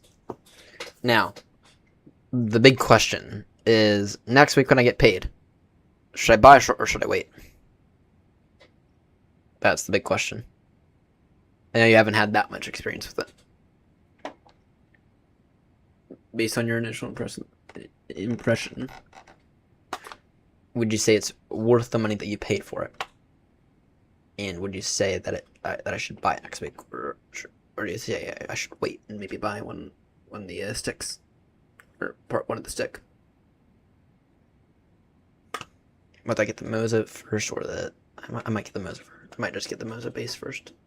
To be honest, that depends on how much I get paid next week. Or I might get the actual stick part first. I don't know yet.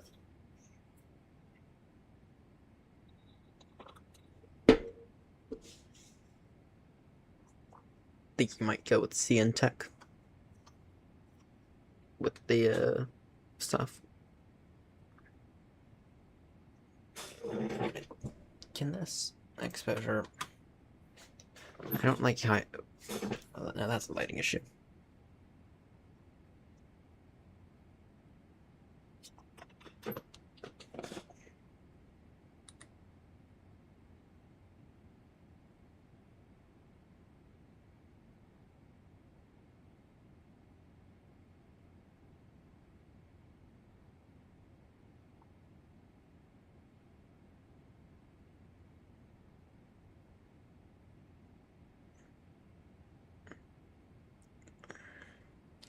Sounds.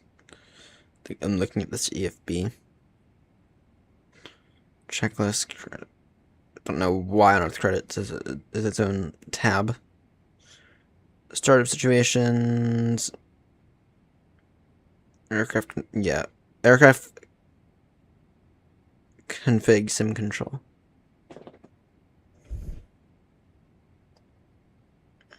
Wait.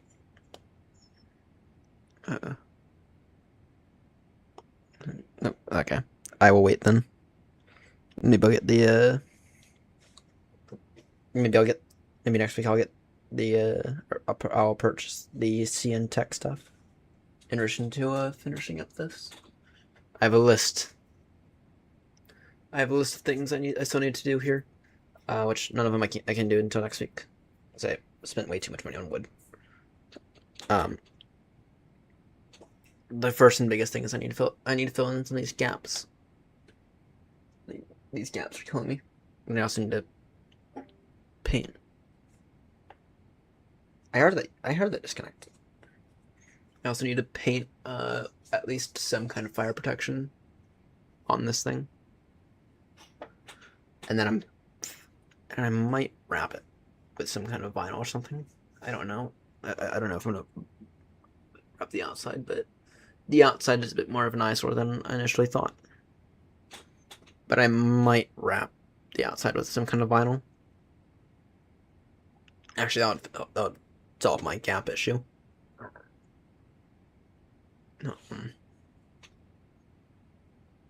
But I need the biggest and most important thing first is I need to it was until after I built this thing in which I realized that with all this technology in it, I have a light in it. This thing is a bit of a fire hazard. And when this thing goes up in flames, the entire house is gonna go up in flames. So I do need to coat parts this with some kind of fire protection. And several coats of it as well. I don't need to coat the entire thing with it, but I need to coat something. I need to coat where the light is. I need to coat the vulnerable bits. And I need to get a fire extinguisher on here, I think. Other bits that I need to take care of. Obviously, I need to figure out the lighting. Right now, I only have the one light. And then I also need to add some kind of ventilation here. Thinking I might... There's a little gap between this and the window. Thinking I might put a fan there.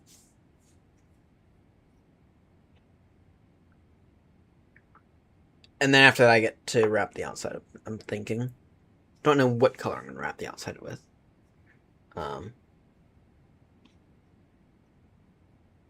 But I'm thinking the wrap might be the best option over painting because of OSB. I don't know. But these gaps are killing me. The gaps are the biggest thing, or the biggest priority. Oh, aside from the fire protection. The inside's fine though. In terms of looks, I'm not that worried about the looks of the inside, but I am much more concerned about the fire protection, like I said now a thousand times. Is that all that's on my list of things I have to do? My idea of having the backside flip down, that's not gonna happen. I don't know how I'm gonna do the latches for that. So, I mean, I could buy more latches, but I'm not gonna do that though. I'm thinking I'll just have to live with the reaching behind there.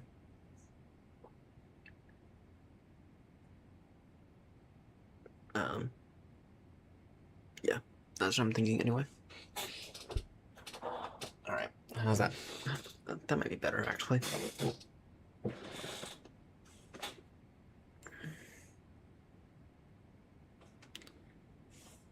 But it's nice to be in here. This wall is a bit farther out than it should be, but that's my own laziness right there. That's my own laziness from the standpoint of I was too lazy to cut a few bits of 2x4. Part of that was also intentional though, to see it.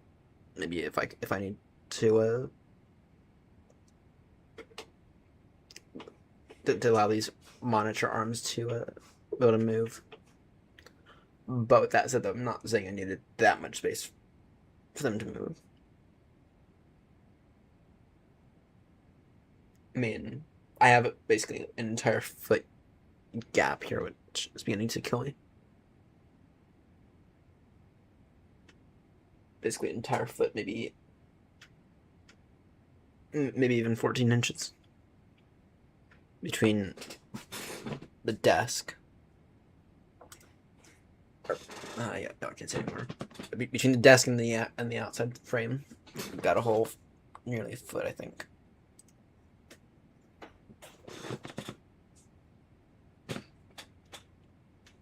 And then I might add a support at the back I don't know. I'm using the upper part of this as storage now for some of the extra wood. Any other improvements that I need to make? I don't know. I don't think there are. At some point with some of the spearman chairs, I'm gonna build myself a new chair. Might go airbus style, to be honest. Should be fun to build a new chair,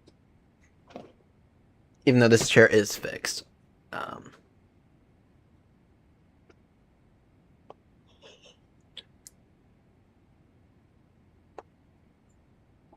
And then in terms of, I mean, I'm gonna close up some of these gaps here.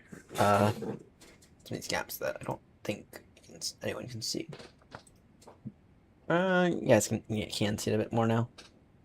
I've gap between here. I'm gonna fill that up whenever I get a chance. Same thing right here. So, sooner rather than later. I'm hoping for. I need to save one paycheck. I need to save $250 for it, and then the other paycheck I need to save the rest for it. Soon, hopefully. But I'm thinking the next paycheck, maybe I'll buy the actual stick part the next paycheck because that won't be super expensive. How much is the stick part going to be again? $250, I think. I was thinking I was going to go with that CN Tech company.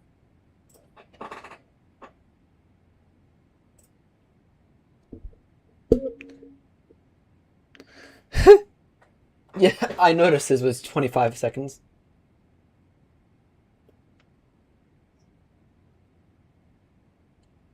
Let's see. Captain, Rubber Creator. Actually, no, they actually have a whole set. $242.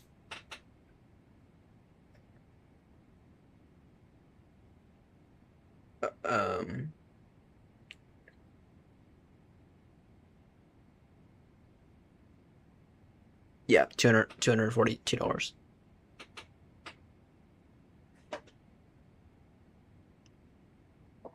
So, and that's with the AV9 mounting plate. Though I could get it for $209 and make my own if I wanted to. In theory.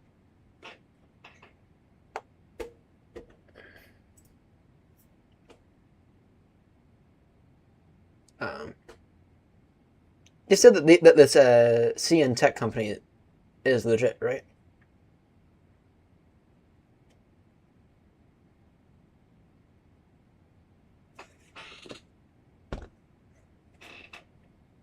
And there's a new player in it. I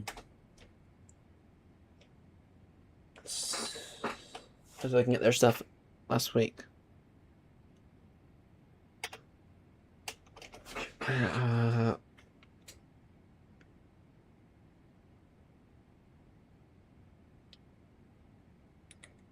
Oh, nice. Yeah, that is a benefit. All right. That Airbus guy said something about this new stick thing. Or that this. All right. Very good company to deal with. Good. I think he's an Airbus captain. He's the guy. He's the guy on YouTube that says I'm a licensed pilot, and then he tries to do something stupid, or then he explains something.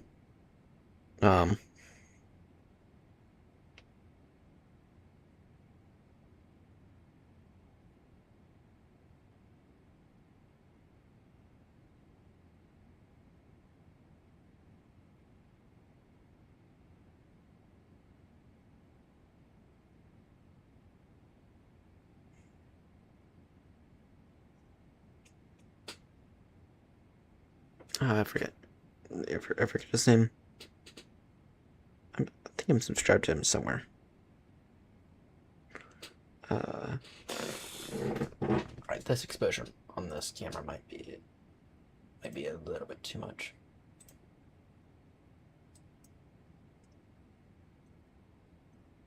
I'll figure that. I'll figure out who it was in a moment. Brightness. What about now? I feel like that's a little bit better. We'll see if it actually is.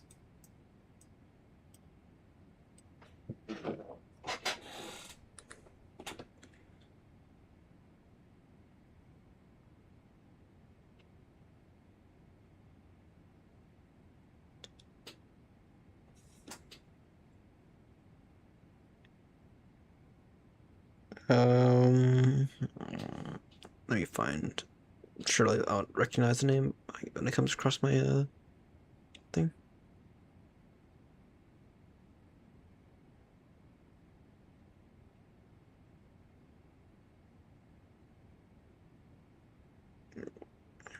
No.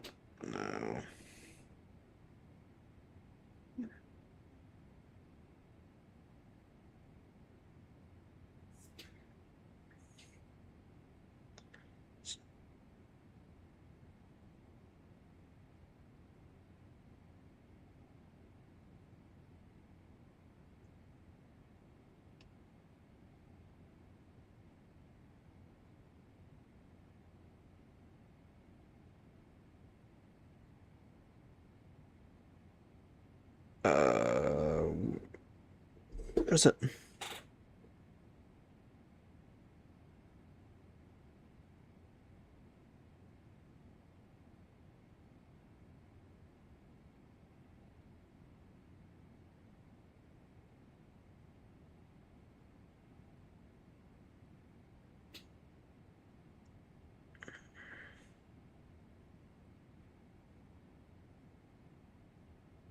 Okay, if I were to search how not to go around.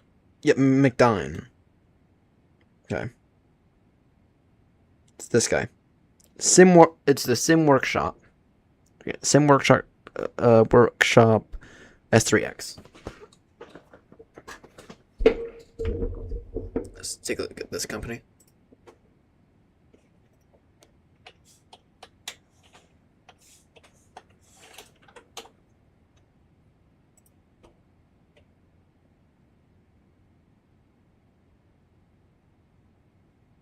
Oh, they have tillers.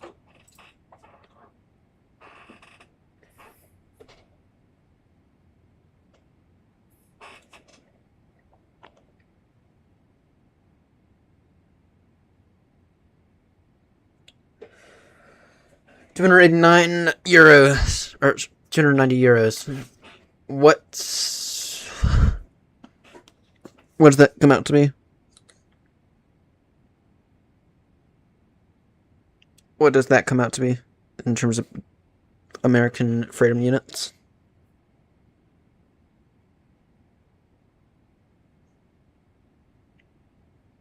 That'll be over $300.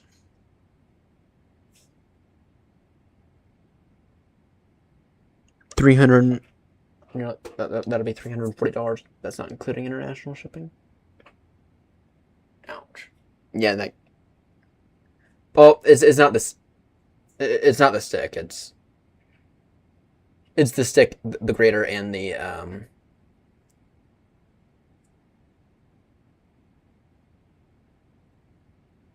mean, it's the kit. Doesn't include the base, obviously, but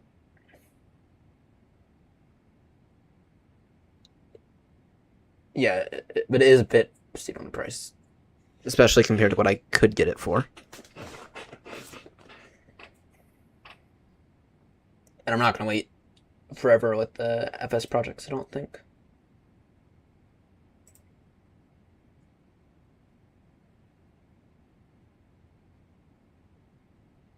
So, but still, that is a lot.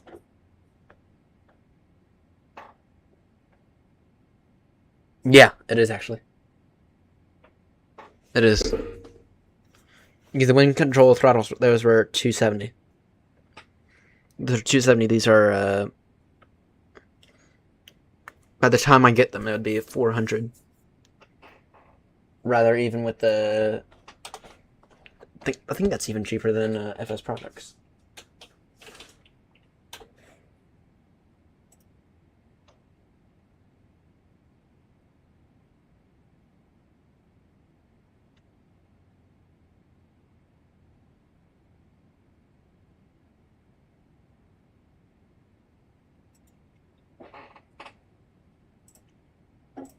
With drummer switch.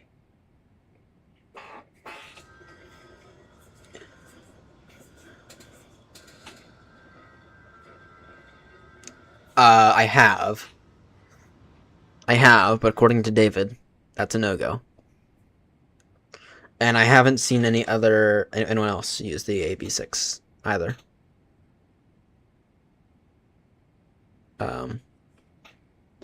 Not to mention, I don't know if there's any compatibility with it.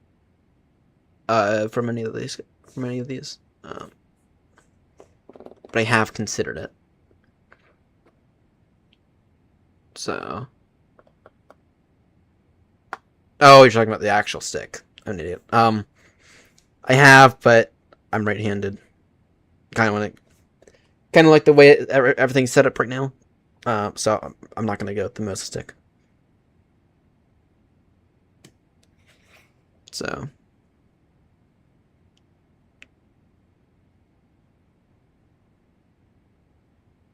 Yeah, I'm not that worried about the price. It's the Mosa it's the Mosa AB9 that's expensive. I mean, this I'd happily pay for a stick, but when you combine the two though, it's $800. It's $800 at least. That's not including Maryland State sales tax or any of the tariff nonsense. So that. But by the time you get all that, I mean, for me, it might very well approach 1,000. But I've considered the AB6 and I've considered the AB9, and I've considered the Mosa stick, but I'm gonna pass out on the Mosa stick. I think. How late are these guys right now? Processed in May. Ouch.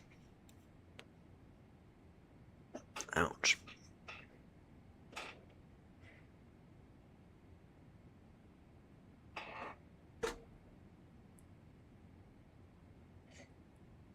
Yeah, I'll go with the CNTech one, I think.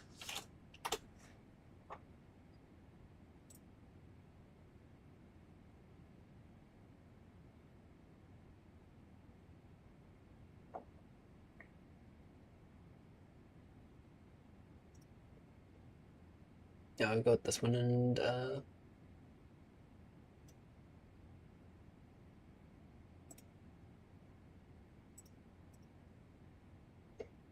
yeah.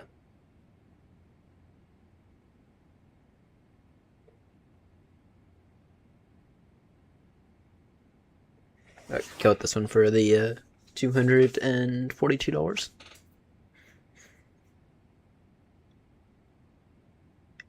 And I don't. And then yeah, that'll allow me to. So if I were to assume that's going to be 320, yeah, should be able to do that in the next paycheck. And then it'll be here before I get the Mosa, and the Mosa might be another month and a half. But I'm hoping my goal is by around the middle of May. At least that's my goal.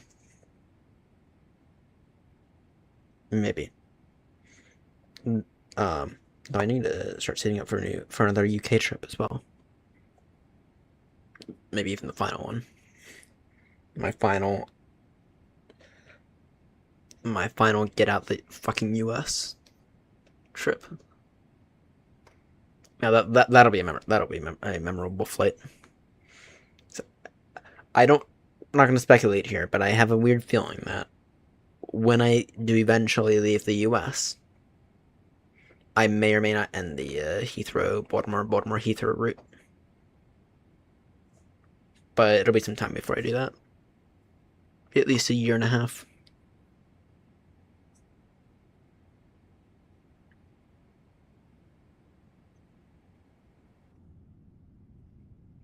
Alright, let's take a look at this, this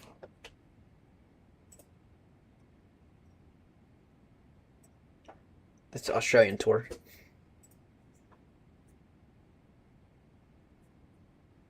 Well, first off, let's look at our operations. Please tell me my triple's still at Heathrow.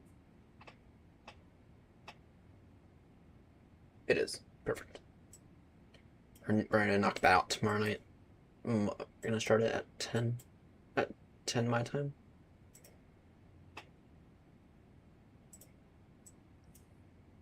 Let's see. At Kennedy. There's an A340 600 at Kennedy. Boston, there's something decent.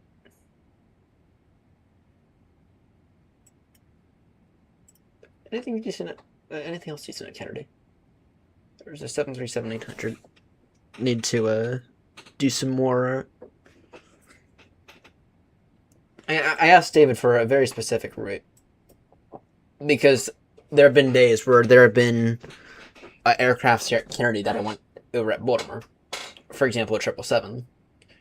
And it's easier for me to, it's so much easier to go Kennedy to Baltimore versus Kennedy all the way to Heathrow and then Heathrow back.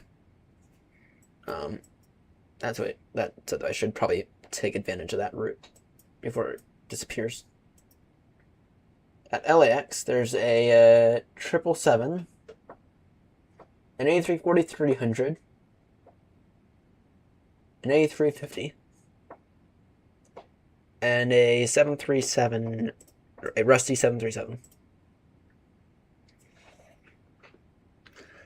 We have an A319 at Vegas, Vancouver, A320, Portland. Let's see.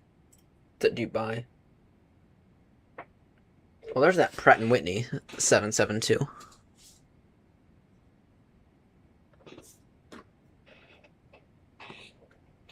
Nothing that Dubai to Heathrow. How long is that flight? How long is that flight? Dubai to Heathrow, isn't it like 9 hours? Something like that. Not that I want to fly through the Middle East right now, but it's only 6.5. So it's the same as Baltimore Heathrow. So 7 hours to the wind.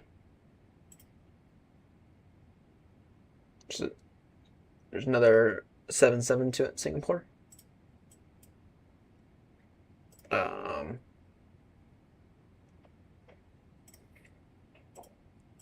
The 772s are becoming more popular.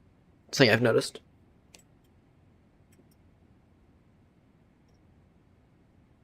Keflavik. These are some airports that I maybe one of these days I should go to. Vigar. That was like the Vigar was that really weird airport on the Euro capitals, right? Where it's like that short runway, but then it's like you had, if it came in the correct way, you had to go kind of like through the mountain, through the hillside, I guess, and kind of like slide in, I guess.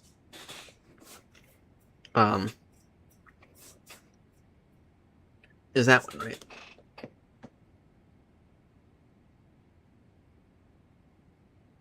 Yeah, I think so.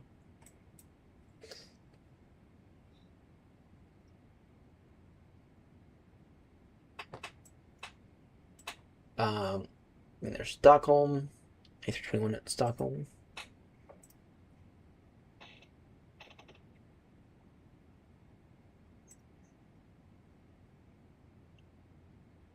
And what's a Gatwick? Love to see Gatwick being used. What's the 73 or what's the 767 doing here? I don't know of a single 767 that it has been used.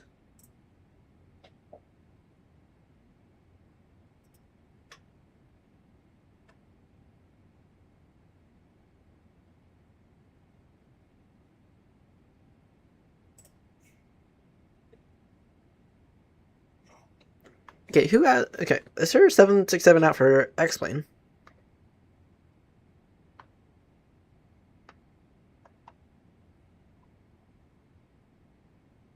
There is.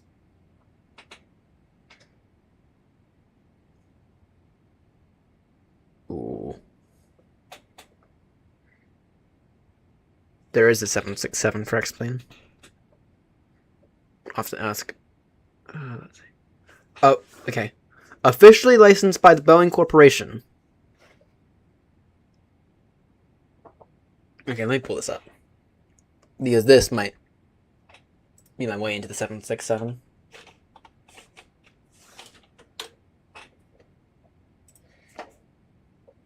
Okay. Brought to you by a team of professional coders, designers, and pilots with years of experience in X-Plane. Officially licensed by the Boeing Corporation. Okay. Let's take a look here. Not gonna lie, that looks real. I mean, now I could use a bit of work.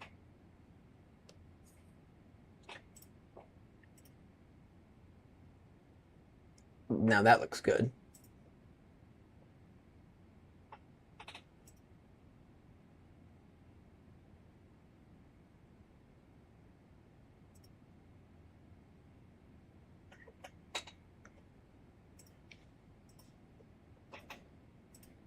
I mean, okay, the outside of that could use some work.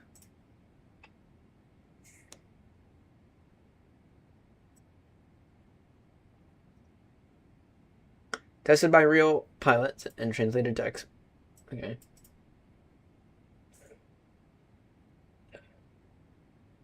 And what's this? Professional extended.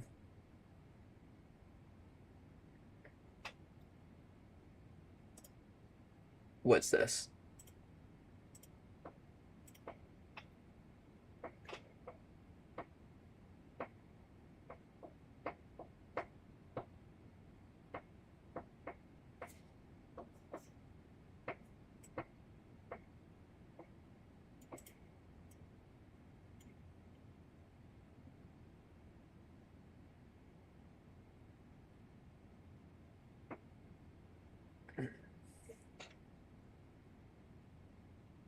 Full support of in-flight map charts.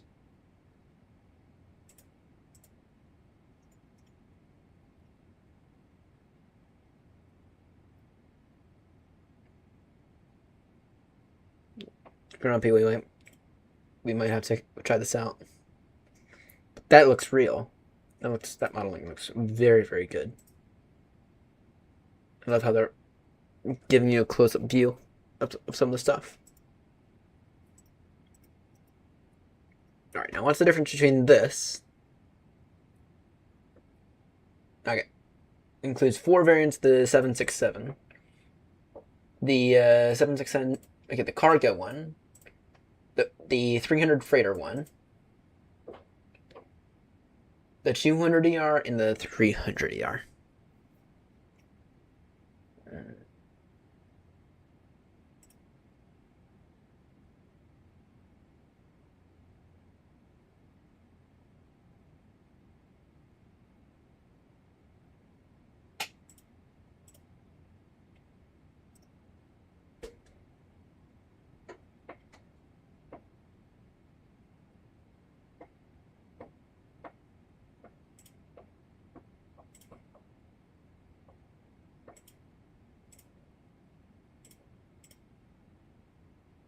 Alright.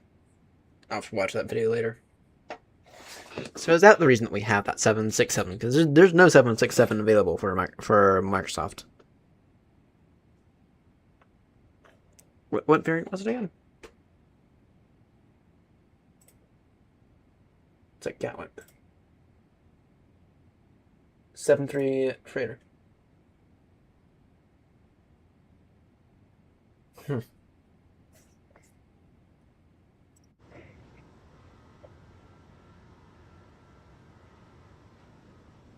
went to Heathrow. Aside from the 3 A340s. Let's see here. We have a 777. We have that. We have an A319. Rusty 737. Have a 777 wide body. Another Rusty 737, and then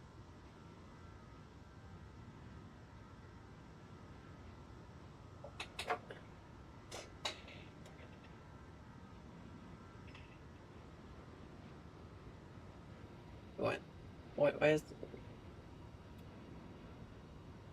Oh wait. Oh, I know. Why?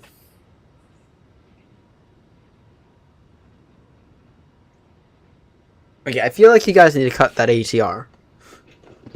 If you're looking for a way to make money for the virtual, or to cut down costs, I feel like you need to cut that ATR, because that's been sitting there for 314 days.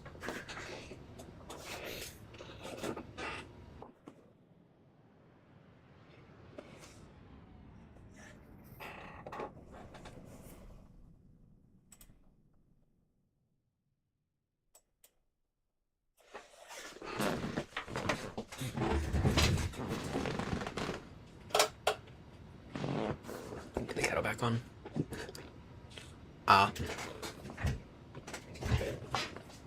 Bug with new screen.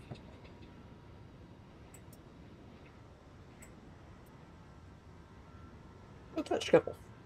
777 freighter, 2 777 freighters, but one of them has been there for 96 days. Damn. If only I had the 777 freighter, which I do not. And I'm not going to pay PNTG any money right now, because what they're doing with the 737 I felt was very, very unethical. So I'll wait for the 747s. Maybe we'll take a look at the update on that in a moment. A320, A321, A319. What's it? Brussels. There's a Clark's Dreamliner. A319 and A320.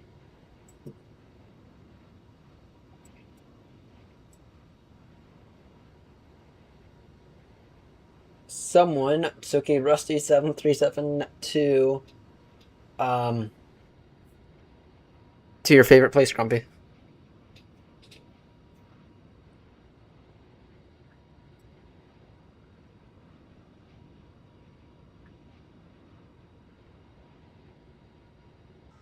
Alright, let's take a look at this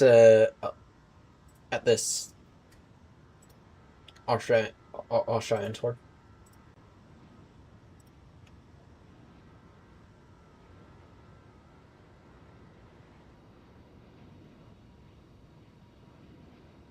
Is the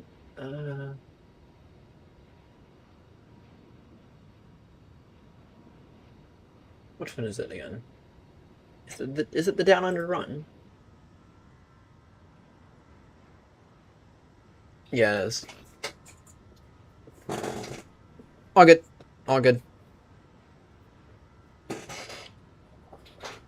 Comprehensive journey across Australia, New Zealand. Okay. This looks like an interesting one.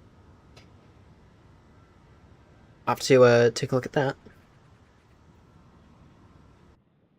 Well, we're gonna do this one next. Okay, Sydney. End it in Sydney. Begin it in. Oh wait. This is interesting. This is not. I mean, this is a tour from the standpoint of. You start anywhere. This is that is interesting.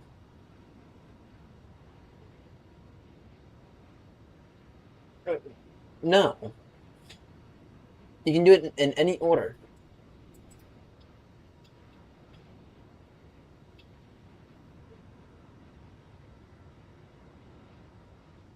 Or is it... I don't know which one. Is it a you can do it in any order and then...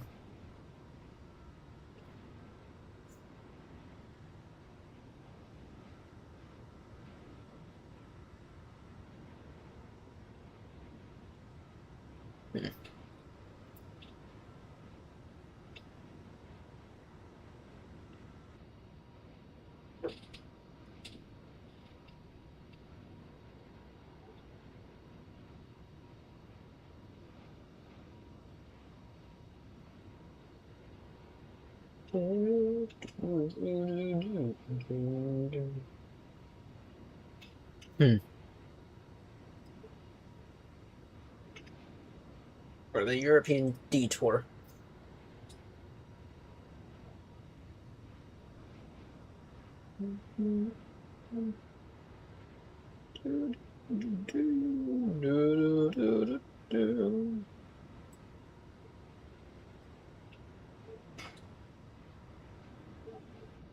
British Steve ways.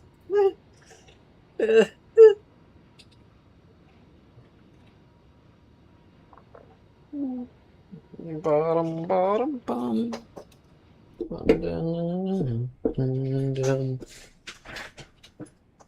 British Steve ways. Alright. Let's get the kettle. Let's get some tea. We got 20 minutes. Sorry, we have 30 minutes to a step climb. And then I got 30 minutes to a step climb, and then we got roughly another 2.5, or we got 2 hours beyond that.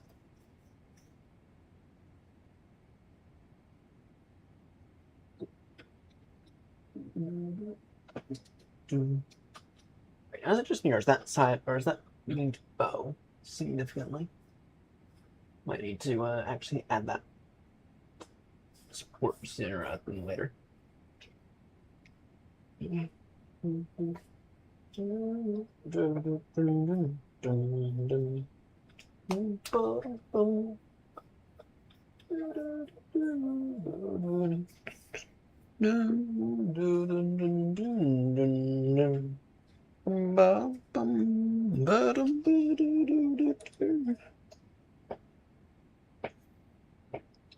I could use some more fruit pastilles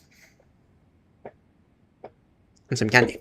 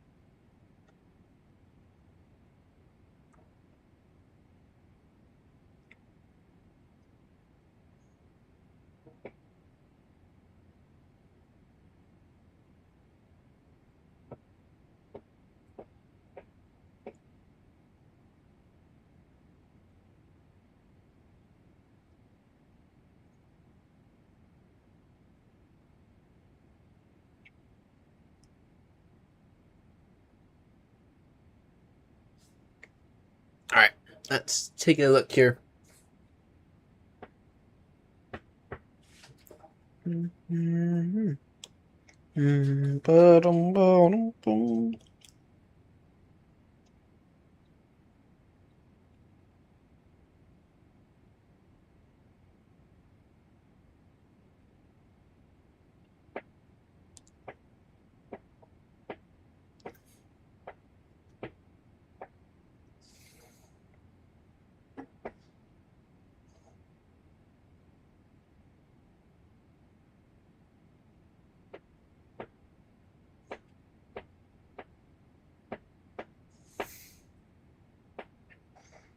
Alright.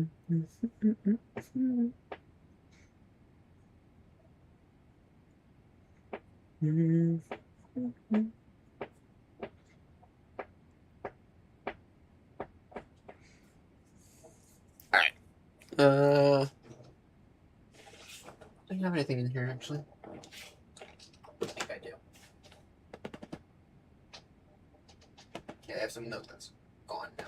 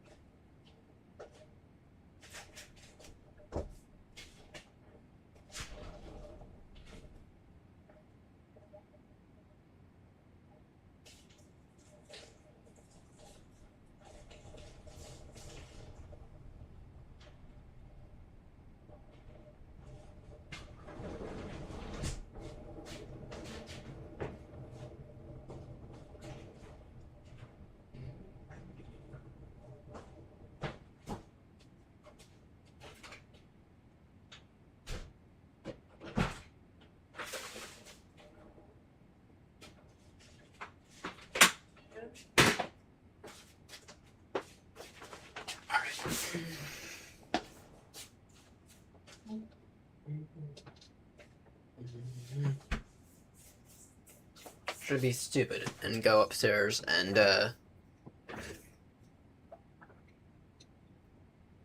should I be stupid? Just take in the fridge.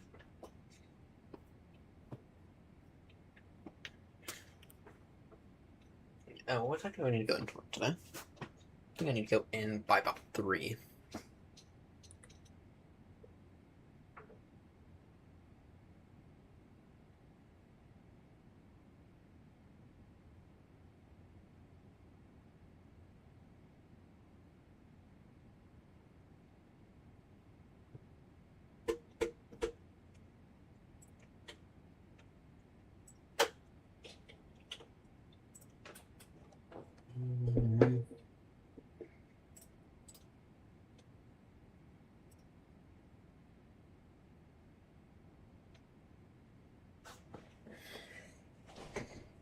Now it's a good time to do some work stuff. Rename 321.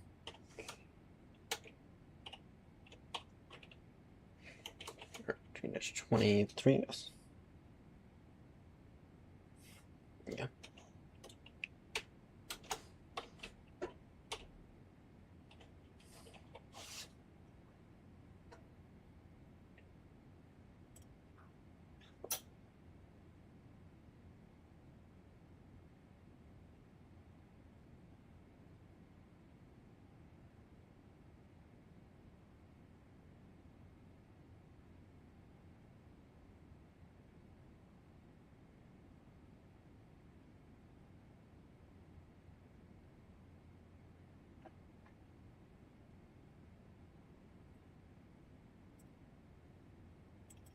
Right, what's the situation looking like for next week? Dinner.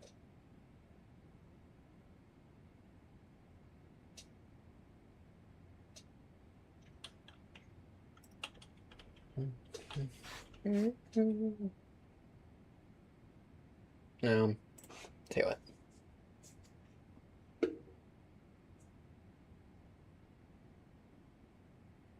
Roger will most likely be in for Linda tomorrow. I guess.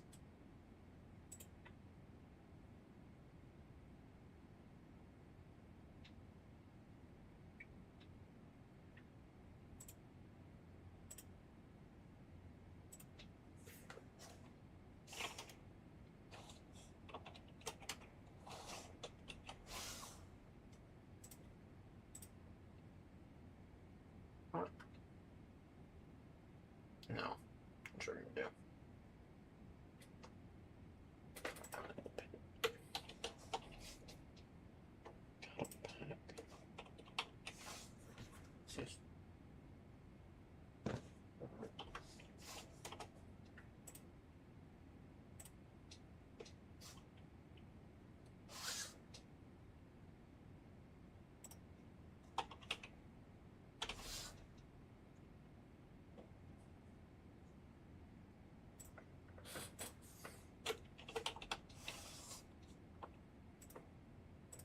I'll take that out actually.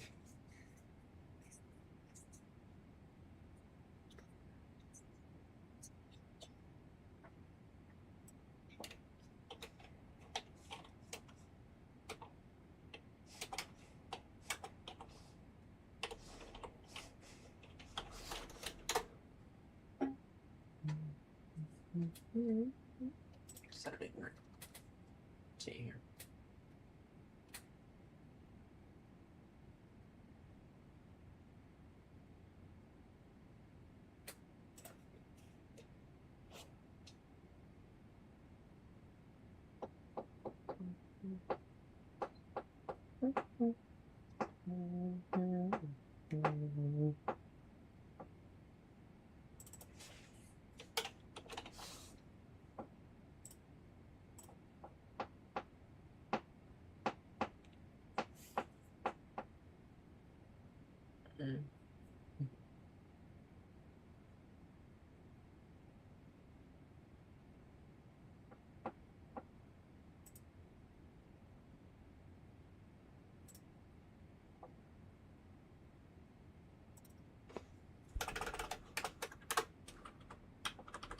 All right, time for some tea.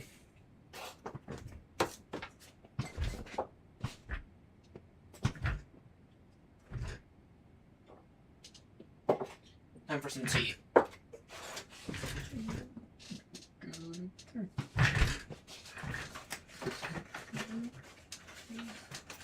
I need to get some more tea here in a few days.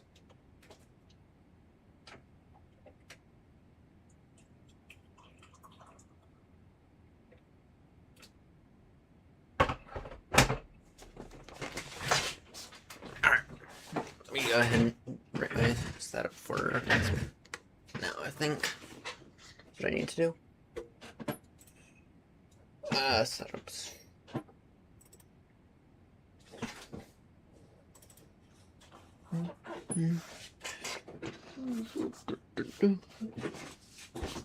Alright, let's see. How many days that I'm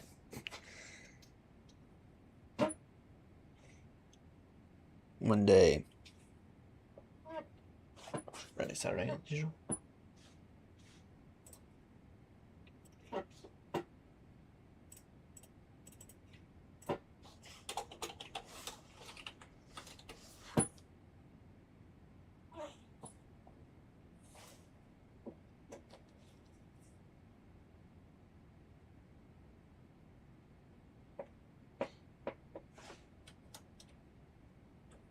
Gosh, you gotta be shitting me.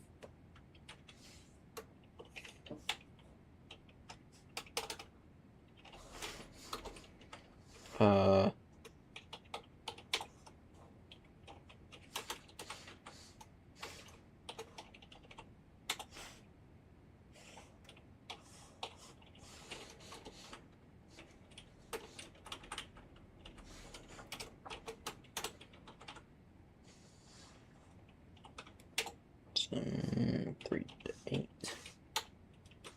No, it's 5 to 8.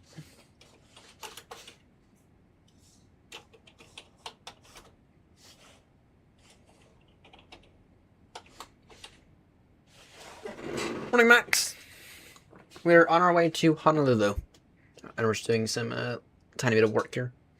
Tiny bit of work that I can get done anytime between now and Sunday night. So,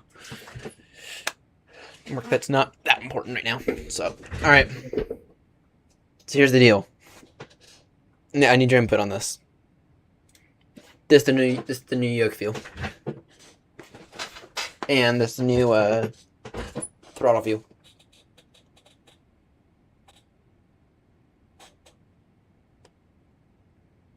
He's not going to be, unfortunately. He's not going to be. We were going to do it last Friday. But then, something. I think I got really tired. I forget what happened last Friday. I think either I got really tired or I got sick. I think I came in with a headache. I decided to go to bed last Friday night. and that was fine. So we decided to postpone. And Grumpy and we originally agreed on last night, but we're doing it tonight instead.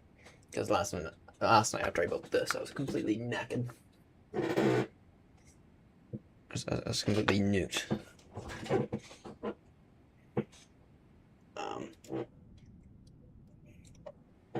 Anyway, our ATA right now is 909 Zulu. That's not including the approach. It's kind of direct line from B to, which is in all the way out there. So, but anyway, this is the new view. It's the best I could deal with right now. And then after the stream, I'm gonna install the drivers for this, so I can have this thing back up and running again. Actually, the next thing we're gonna do is we're gonna move these up a little bit, because the 777 one especially keeps digging into my knee. Actually, let's do it now.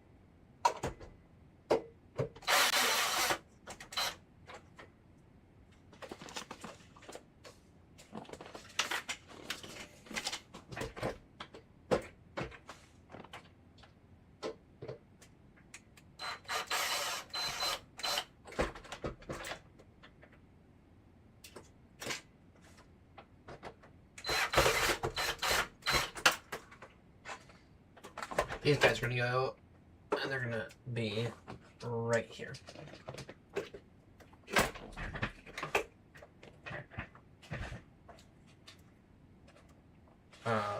Means I have to take off.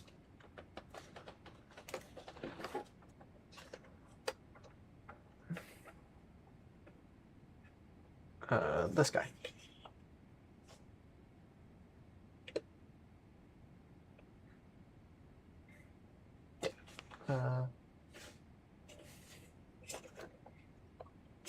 Hopefully not stab my legs 1,000 times. Let me just take all this off.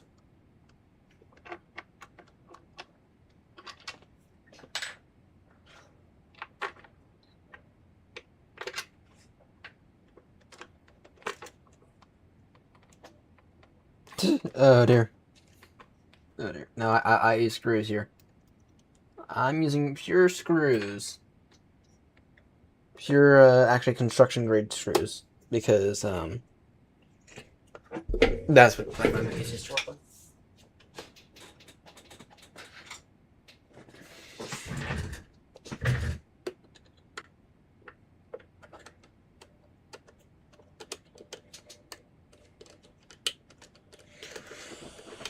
So the Australian Tour 1. That's our next thing that we're going to be working on, but it'll be some time.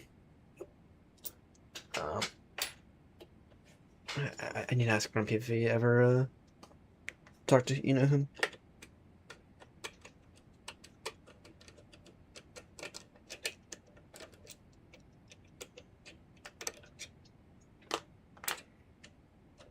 I have not yet, and the reason why I haven't is because of this. This thing kind of sucked everything out of my bank account, despite me having way too much stuff. Despite me ordering from Home Depot way too many materials. I mean, seriously. So the OSB panels, my calculation for those came out to be 20, I think. Or, no, is it 20? No. I think it was 15. And somehow I had 8 left over. And I think I bought 20 or something. Either way, I have 8 right above this part. I have 8 spares, which is like a third of everything I ordered. So, now the good thing is that it's only $40 in wood. The downside is that I could use that $40 somewhere else. I want other screws. Where are the other screws at? Right here.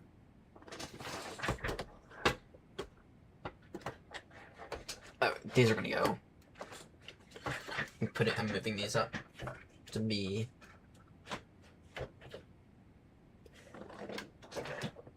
Or maybe not. Just the cables.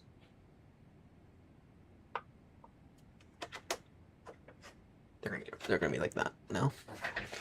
So instead of constantly digging into my foot, they get to, or digging into my knee. They're gonna be like this.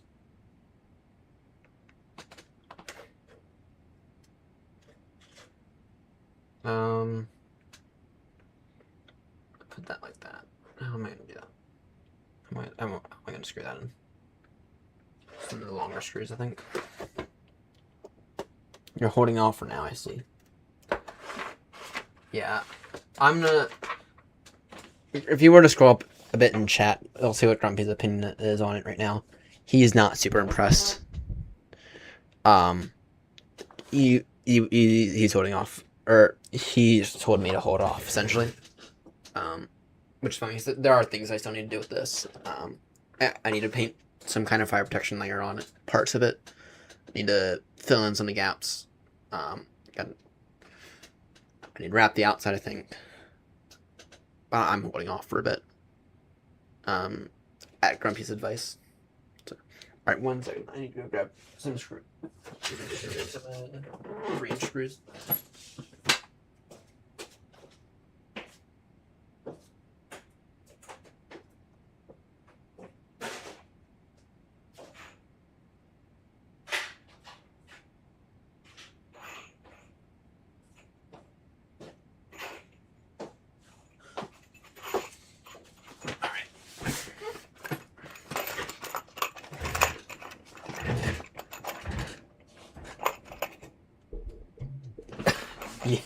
Yeah,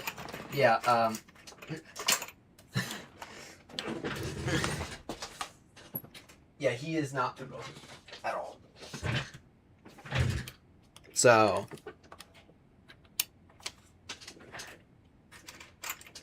he said that systems-wise it seems good, which is what I'd expect. If Tolis somehow messed up the systems, I would very much question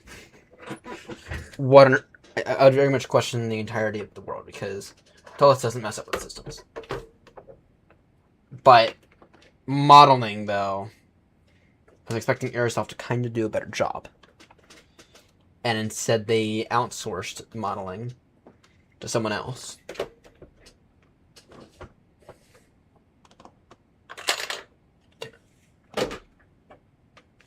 And yeah.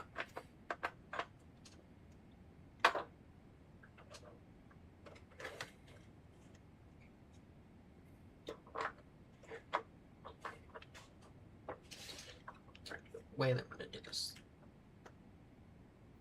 Let me see. With that said, he also said that the EFB kind of sucks.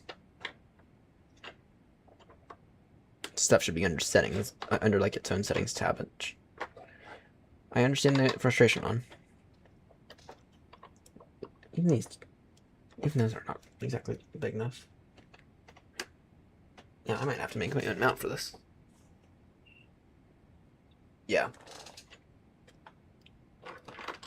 I might end up making my own mount for this because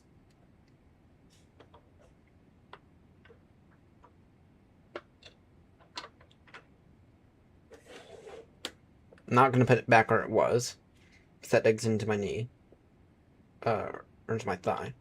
Where'd I put that? Actually, if I were to move it up just a tad bit, stick it there. That'd probably be good.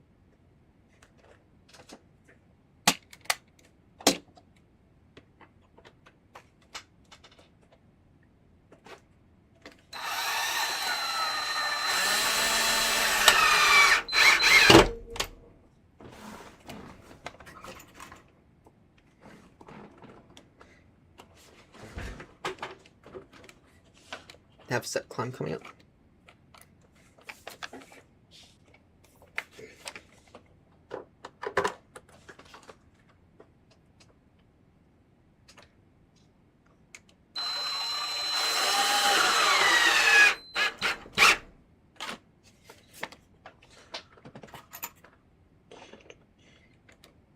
Well, that's the nice thing about the triple. The triple will give. It won't automatically import SimBrief step climbs, but what it will do though is it will it'll actually calculate how much when you need to get your when you need to do your step climbs.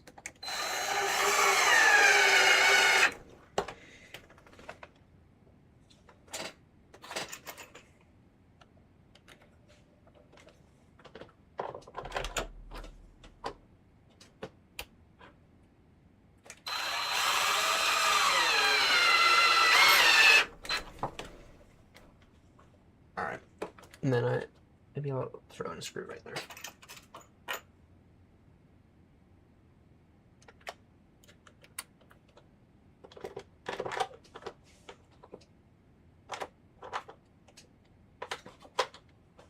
Good, I can still access that.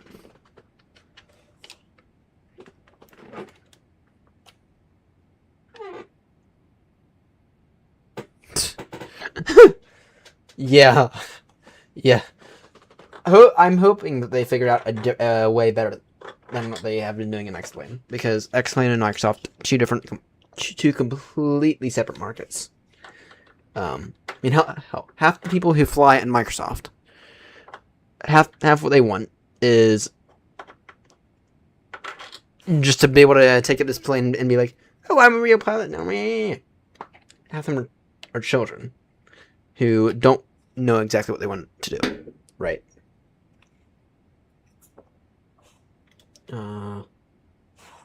There'd be a way for me to angle this in. It's under here.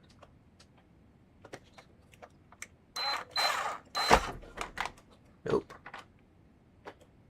No, that's not gonna work. Oh well. That's just gonna be the way it is. In that case, that's gonna be the way it is. Yeah, it's fine. Oh, well, I never checked. It should be fine, actually. I never checked this. Okay. Now this is wildly overexposed still. I thought I had fixed this.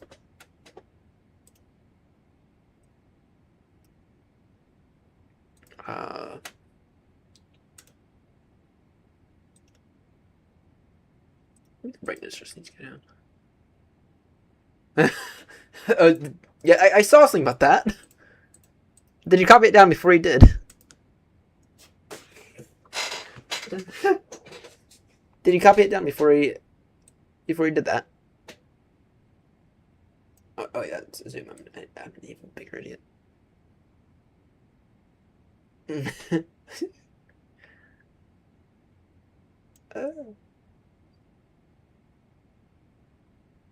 Good night, be back, Grumpy. Okay, this, I don't know why on earth it went to auto. Okay. Alright, yeah, the FMC and MCDU moved.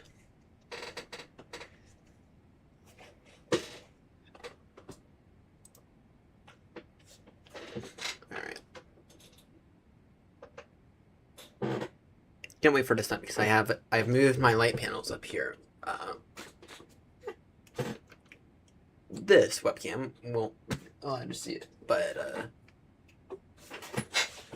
I moved my light panels up here, and I'm actually noticing a bit of a defect with PU Air Korea now. And I don't know how on earth they managed to screw this up. But what I've noticed is that part of the actual buttons, part of like the inside of the actual buttons, began to come apart. Or at least in the with the buttons that actually mattered to me. The when these buttons here.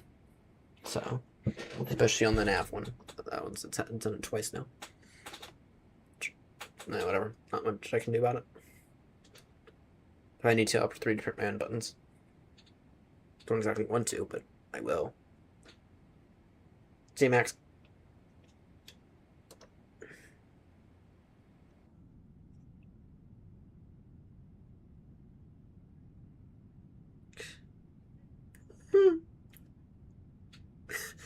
Actually, I was thinking about LED strips. Because I do need to figure out something else with the lighting. But, you know, I was also considering that, like, under cabinet lighting, my one issue is that I don't know how I do that. But I was thinking about LED strips, actually.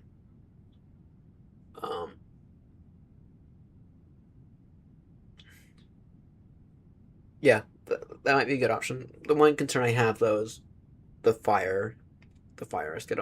I don't think anyone's had any issue with those, but still. First things first, though, I need to put some fire protection on this. Because if this thing were to go up in flames in here, I am done for. And the whole house is done for as well. So. But, yeah.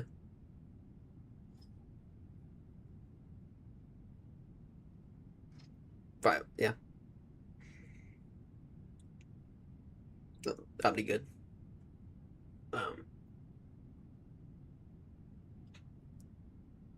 Yeah. To be honest, this lamp that I have here, that's not gonna suffice. And to be honest, I don't exactly like that being here. So. I do not though. That's the even more concerning thing. So when I leave this for the night, I'm going to make sure that everything is off.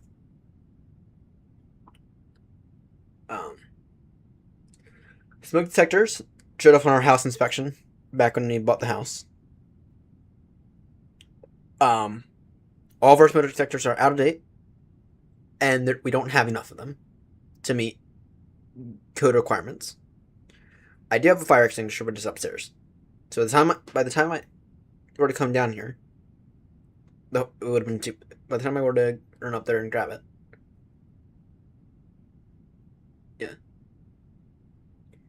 yeah. It's like the weird thing is that we had some extra, and we were gonna do it, but they've been set, or someone's gonna do it, and yeah. But anyway, the plan is next week I'll buy a fire extinguisher, and I will buy a fire extinguisher. We'll hang it up over there somewhere, and there's some fire protection. There's some fire resistant paint, clear paint, and I'll throw that on most of the thing.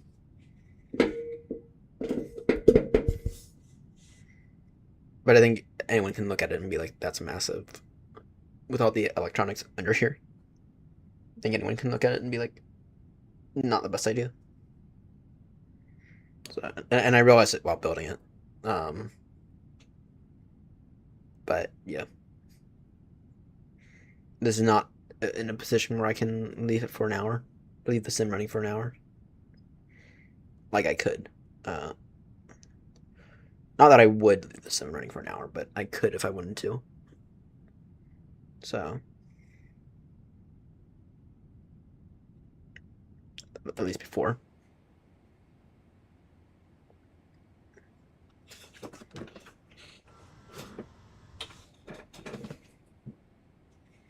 Oh, step climb.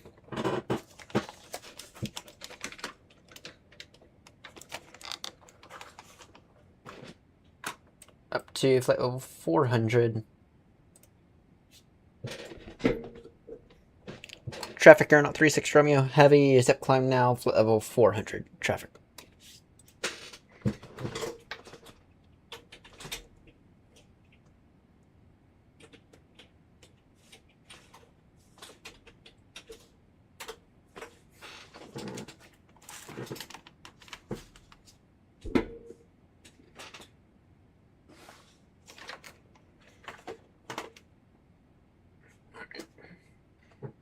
I freaking love having the light panels up here.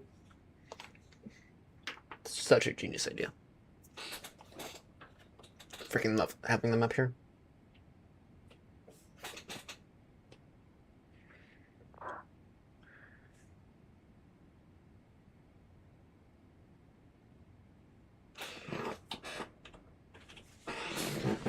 Alright, let's see.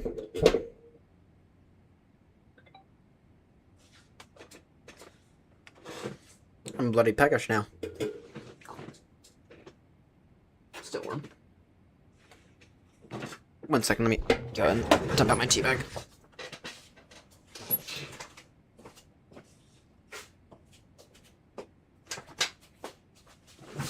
Forgot about my tea again.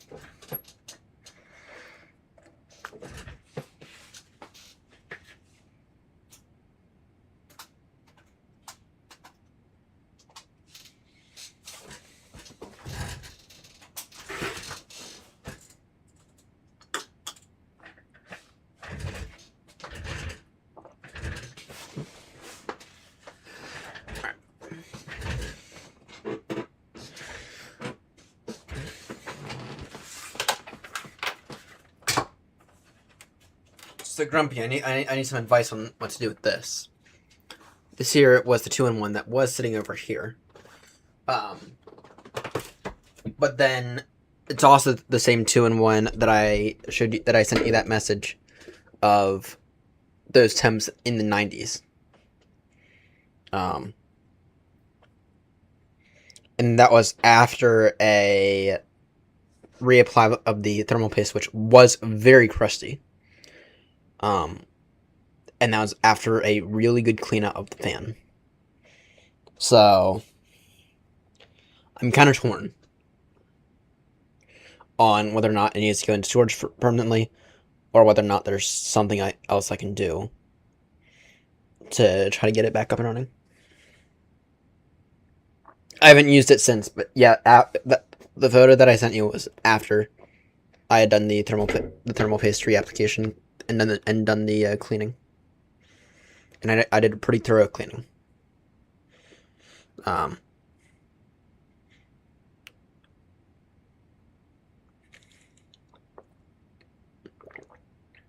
So I'm just kind of torn on what to do with it, because clearly I can't use it, or clearly it's got some kind of issue. That said, I don't know a baseline. I think it's always been running hot for as long as I've owned the unit, to be honest. But still, temps in the 90s. Ouch.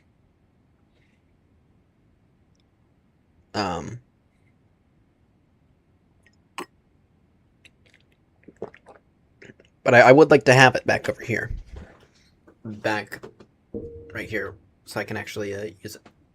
So I can actually maybe avoid having to buy another iPad. Even though. I mean, all I was doing was running Novograph. And it was still peaking at that temperature. That's all I was doing. It was running Novograph in combination with Chrome.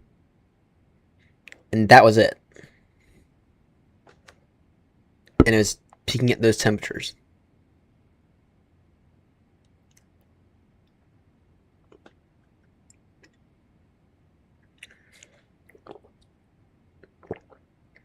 Yes, but CPU usage and all that stuff was fine, so I just think that its cooling is massively inadequate. But yeah, no, that it was all it was doing was running Novograph and Chrome. So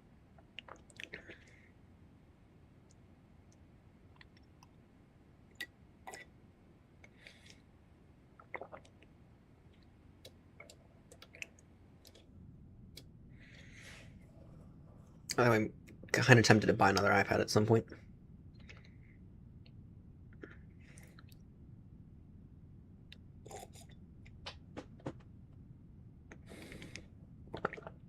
With some NetSpare OSB, I'm kind of tempted to also install a better floor. So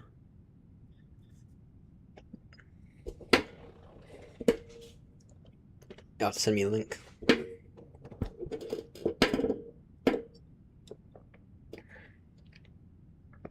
Yeah, this tea is not.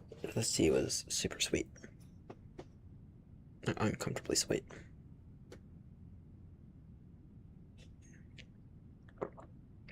I usually have some kind of. I usually have a tiny bit of sugar in my tea, but I think this was way too much.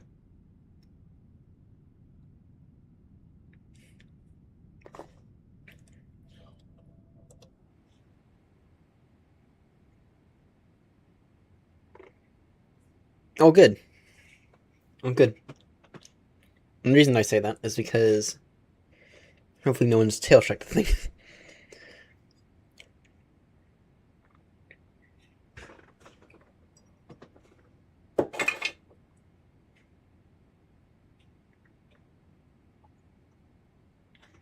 No one's been able to tail strike the thing yet. At least that's good news.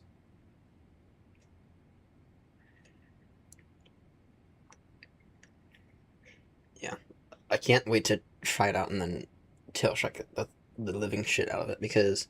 And here I get concerned about tail striking the 777-300, which I'm flying the 200 as usual.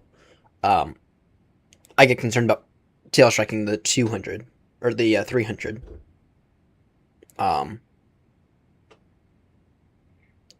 the A340, I think that'll be a different story. That I think has a very, very high risk of massive tail strike with me.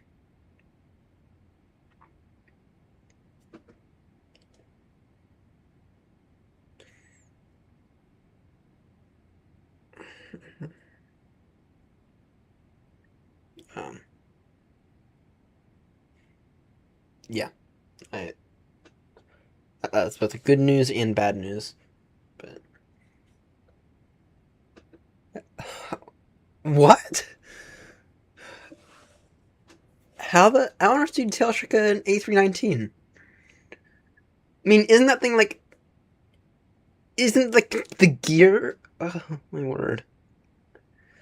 Okay, tail striking the A321, that I can understand. Tail striking the 777-300, I can understand. Even to an extent, the A320. But the A319, the shortest out of them all. It's like, I don't know how one can do that.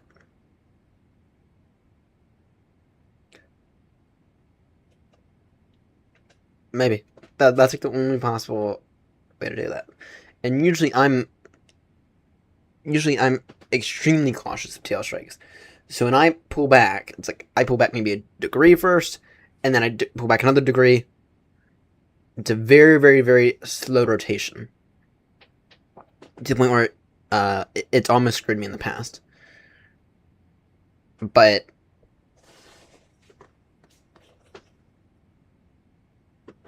that's something else. It's like I have no clue how one can tail strike an A319. So, oh, good. Third tail strike in a month. Wow.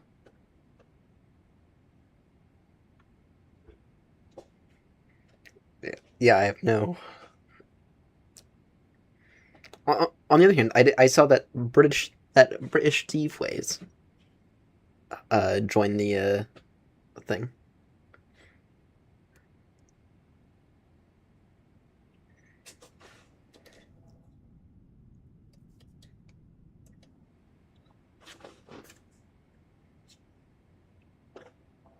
Oh, I have an update on my neuropsych stuff.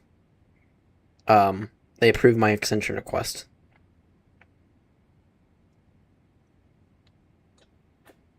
So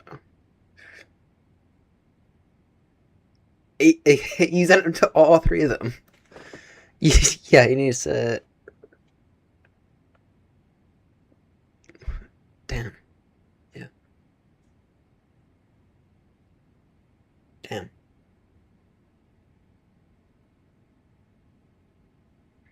So the FAA approved my extension request, and I didn't find out until today. And I asked for 60 days. They gave me 30 days. So on next, I need to go, and I'm still waiting on them for guidance on how they want me to get. Because I'm not officially in any flight training.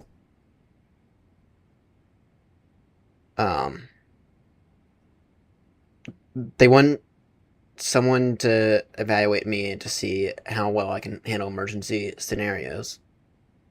But I sent them a letter, in that same letter asking for the extension, I asked them for guidance on how to do that. And I don't know if the Postal Service screwed up somewhere along the way, or what happened, because I think they sent something back on that front, but I haven't received it. I can see that they sent something, but I haven't received it, and it's been almost a month. Or they didn't send anything at all, and they completely ignored that part of the letter.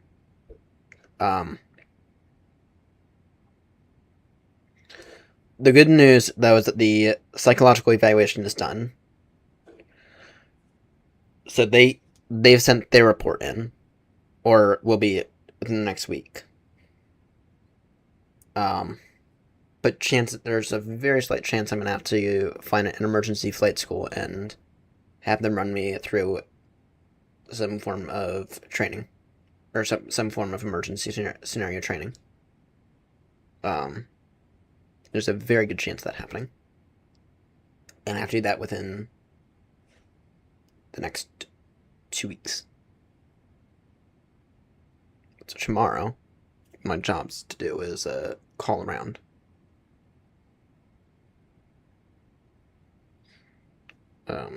There's one flight school up in Middle River at Martin State, which is the airport we pass every time we do the Baltimore Heathrow, or sorry, Heathrow to Baltimore. And then I think there's one about 2.5 hours away. I actually think at the same place that PNG is headquartered now. There's another airfield over there in Virginia. Either way, I need to talk to a flight school. Or I need to wait, or I need to take a look at or I need to actually preferably I need to contact my psychologist, because he said that he could help me out on that front.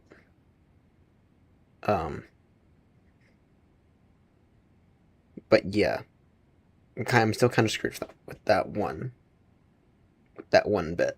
And it very clearly says in the letter, if you do not do this, you may be at risk for legal prosecution, which is I don't want that. So that's what I think I provided them with enough information to not need that, or to be past that point if I miss one bullet. The other stuff I've provided them. I have provided them. So they requested 3 bits of information. I've given them 2 now, and I've given them the biggest 2.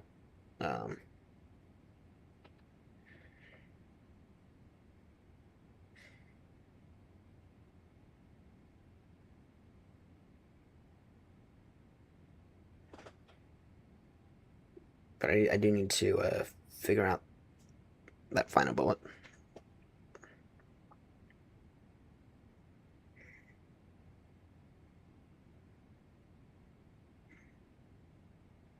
On top of that, I'm still waiting on what's my status with that UK, because I feel like one of these days they should be getting in contact with me.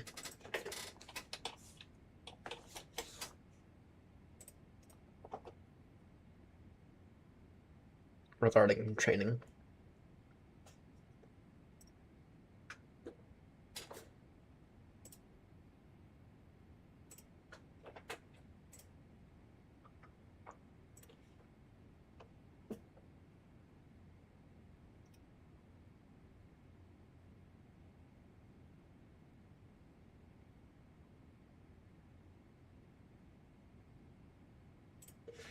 Number 5 in position on that front.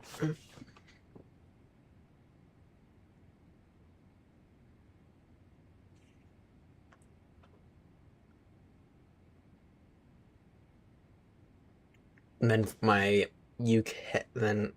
position for ATC is 429, which hasn't gone down a bit. I mean, it's gone down like 3 or 4 places, but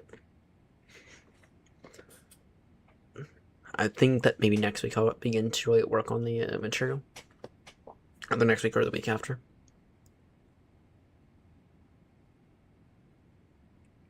Grumpy, any update with David with any cross the pond event?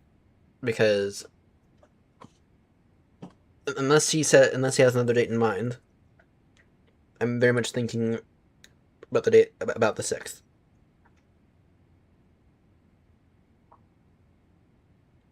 Or about the 8th, I think.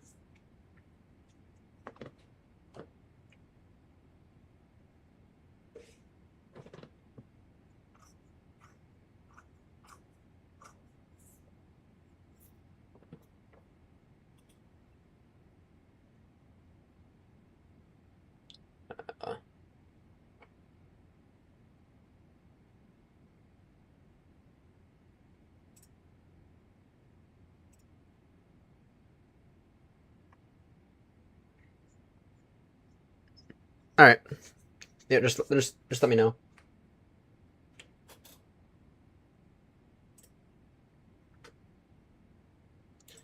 So here's the entire course for the VAT UK private pilot's license.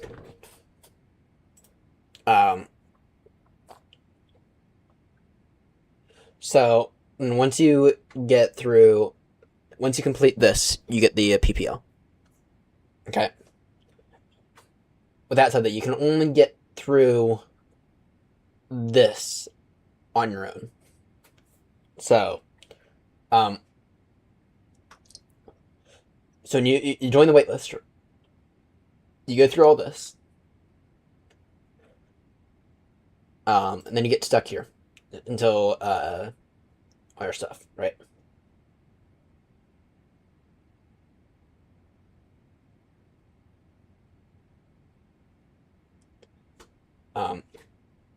And then you get to move on to some exercises with some actual pilots.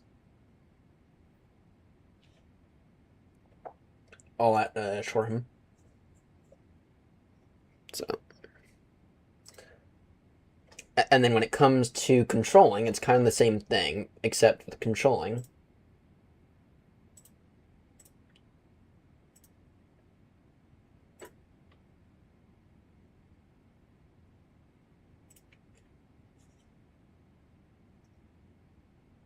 Oh, where's it?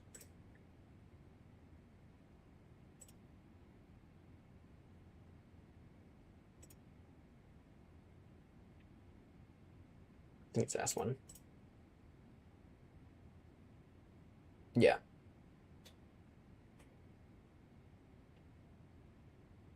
You get to go through all these. So you start out here. Oh, I think they actually redid all this since I last took a look at it. And then you get to go through. So you start out with this course, which actually let me just make sure I'm enrolled in that first.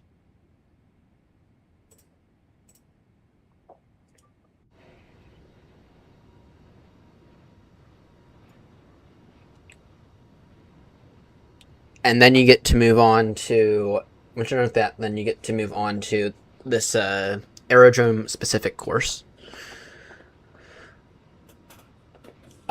which you have 3 options. You can start out at Stansted, Manchester, or Edinburgh, and I've opted for Edinburgh. At least I think there's still plenty of time for me to change my mind.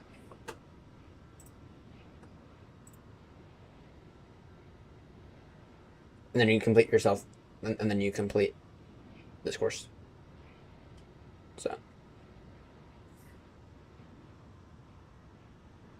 and then after that, and then once you complete this, then you take an exam, and then you get your S1, and you're officially a VATSIM controller.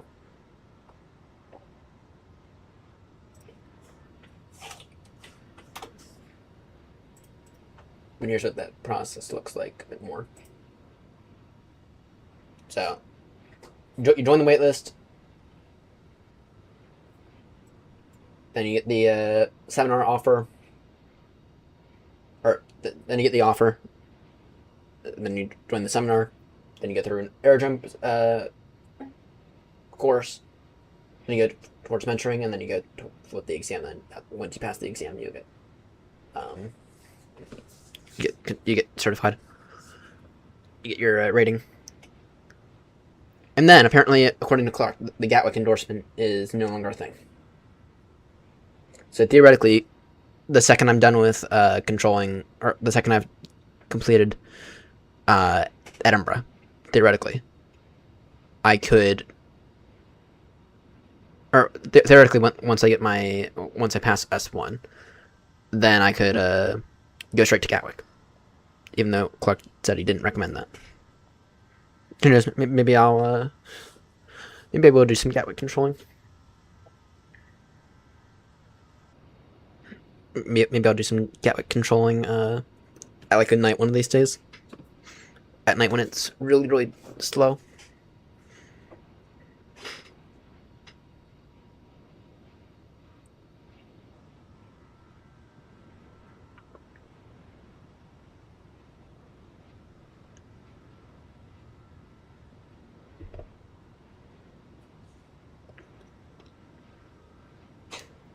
I actually really cannot wait for that. Wait to become a controller. Like once I become a controller, then I get to control everyone else.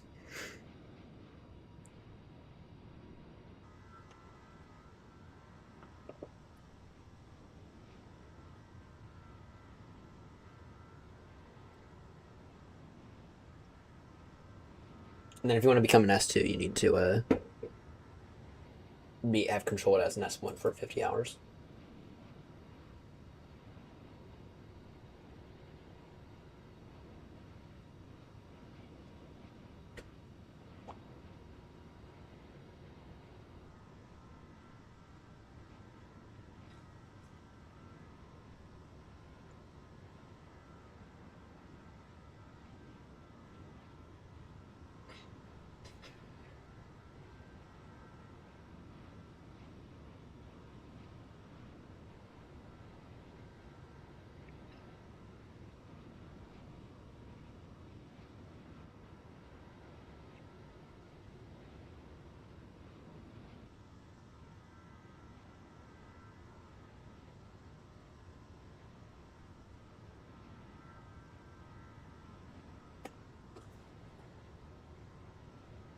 I'm looking forward to it. Looking forward to doing some school for once.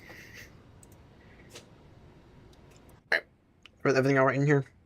Now with the passengers all strapped in? Alright. So I know that our next waypoint after this next one is going to result, or is our final waypoint before the arrival. Even though it's a 400 nautical mile waypoint, or leg, or, yeah. So in terms of the arrival, which I need to put in now, Honolulu METAR, as of 40 minutes ago, 140 degrees, 13 knots. 10 statute miles visibility. Rain, view at 1100, scattered 3500, overcast. Overcast 11,000. Temperature 23, dew point 21, altimeter 2993. Okay.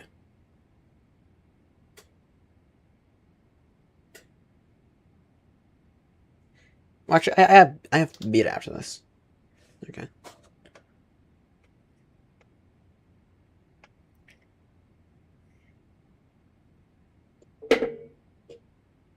Slight improvement. What do you mean?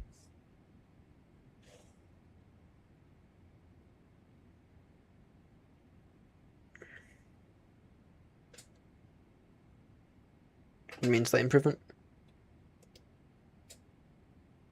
Oh. Oh, you got.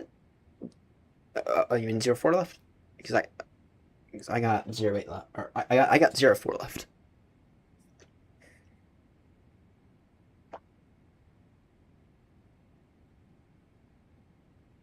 What? Wait, what? Okay, 04 left is I cannot. Okay, this is what makes me mad about SimBrief some days. Honolulu has a 12,000. They have two 12,000-foot runways. Why on earth is it giving me the shortest runway at Honolulu in a 777? It's not even 7,000 feet. Why on earth? Why on earth did SimBrief give me that? And SimBrief knows the aircraft type as well. 08 left.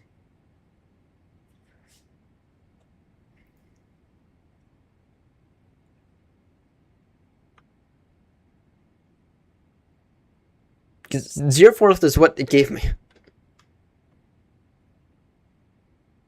What's the transition I'm looking for? Oh, you have an RNAV. Not that I'm going to use that.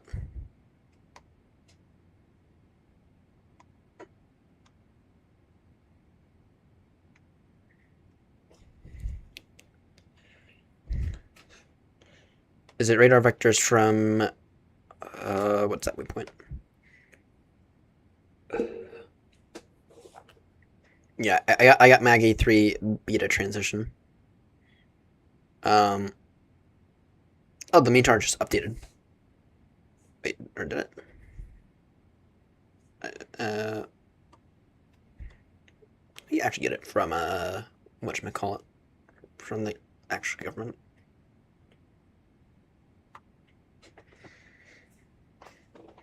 Okay, I hate METARTAF.com. Just to say it, it's full of ads. I absolutely hate METARTAF.com. I use aviationweather.gov, in case you're curious.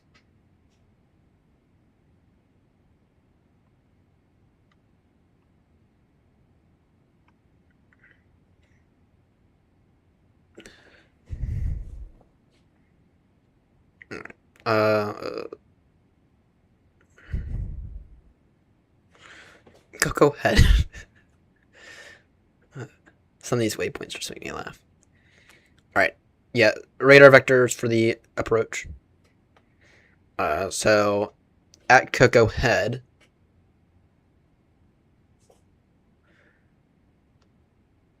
Even then, I just find it easier just to look at that, at the raw METAR from Aviation Weather.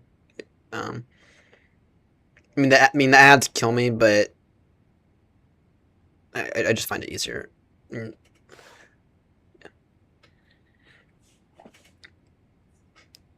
And just to say it, not getting ads, I guess, in a weird way, is piracy, unless you actually pay for the service. So,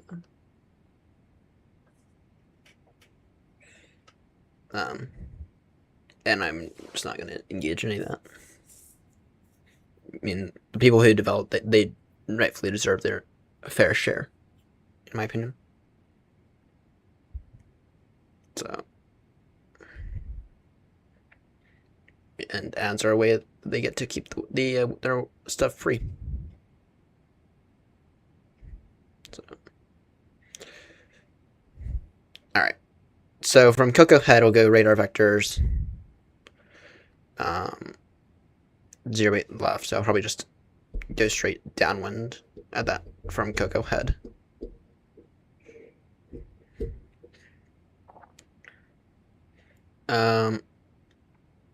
This rifle is kind of useless.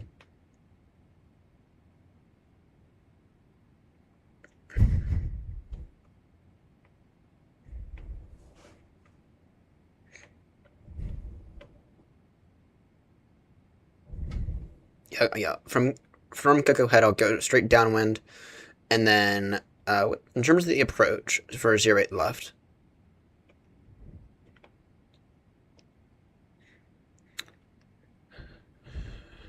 If I were to go down to, I could set up for a 6-mile final from Foxtrot Golf Tango Romeo Echo. I'm not gonna Victray. I gotta ask Seb how he pronounces that because I have no clue. Or you could take it from Celic.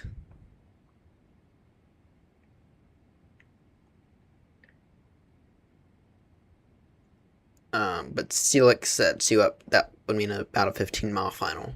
Or am I doing that math correctly? 14-mile final.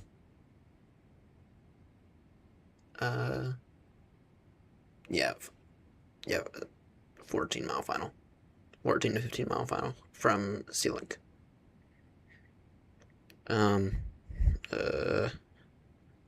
Could go, yeah.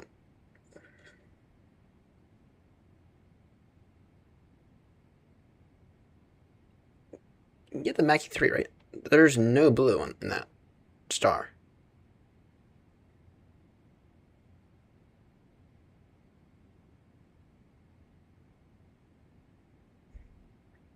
I mean, there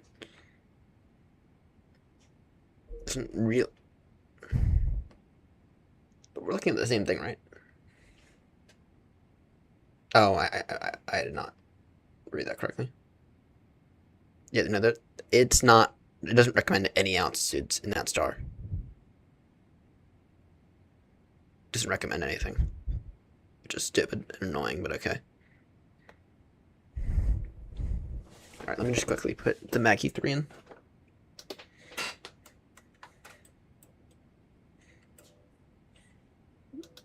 I don't know if you can do this, Grumpy, but I can put in an arrival without putting in runway.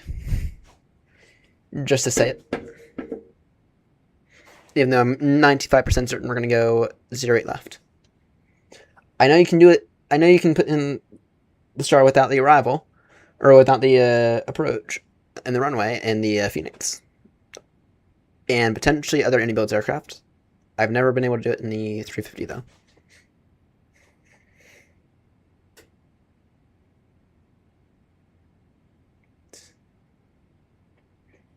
Yeah, fair. We both made it this far. Though you have autosave, so you could theoretically spawn back in if you wanted to. Or if you had an issue.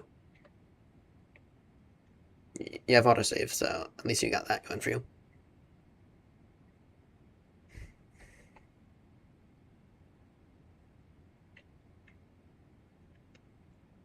Any elevation concerns I have to be worried about? Yeah, there is some slight ones. There's a hill, 2,000 feet left of the approach. I guess in that case, it's definitely coming from the south. It's definitely going to be coming from the south then.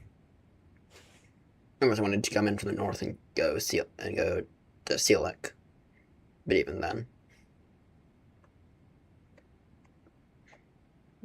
that does make sense.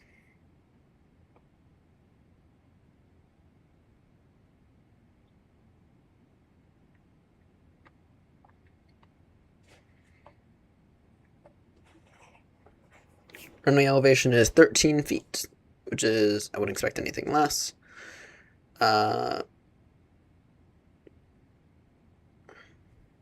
Is this not a Cat 3 capable runway? That is, there should be like an international law that says any runway over 12,000 feet, or any runway over, let's say, 11,000 feet, must be a Cat 3 capable runway, because 08 left is not a Cat 3 capable runway if you need a... Is 08 right a Cat 3 capable?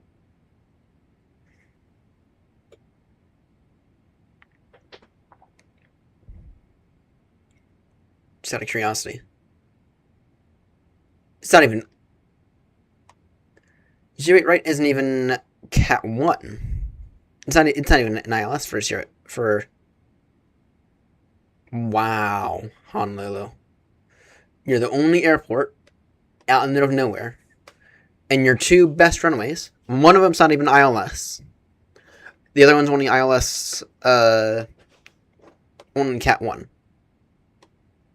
Not even Cat 2.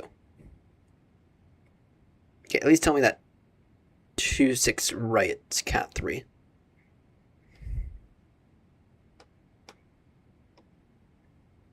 Wow. That's embarrassing.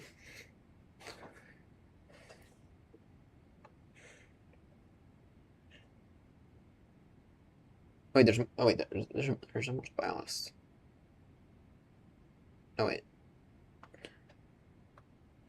If there's multiple ILS, then where's that? Am I being an idiot though? There.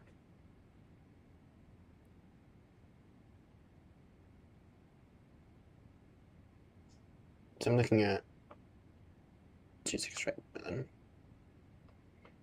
So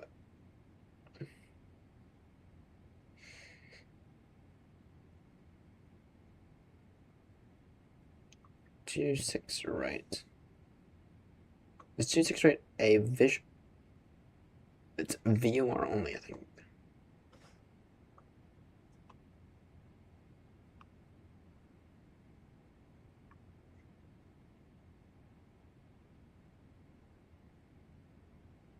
Alright. Let's take a look at 04 right. Surely. There's multiple ILSs on that one.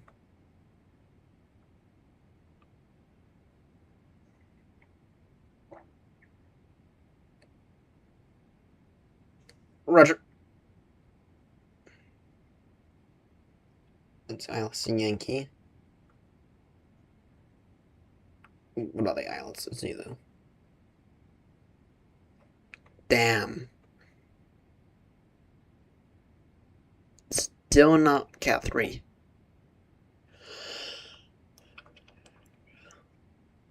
Is Honolulu just not a Cat 3 airport at all, then?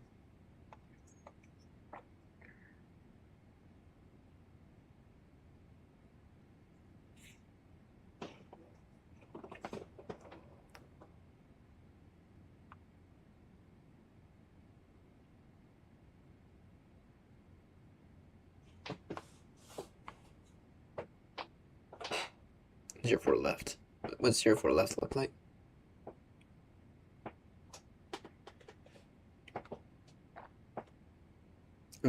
RNAV only. Wow. Okay, at least tell me that a few of the other airports are Cat 3. So, Kahui. Sure. So, Maui.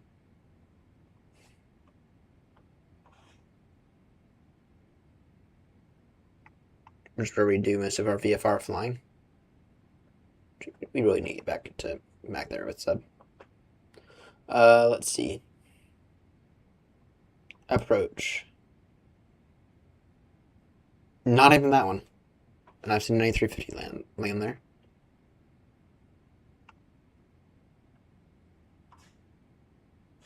Are none of the Hawaiian ones PHNL?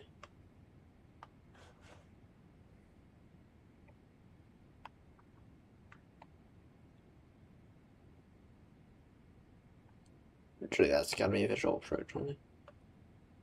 You know, an I-City is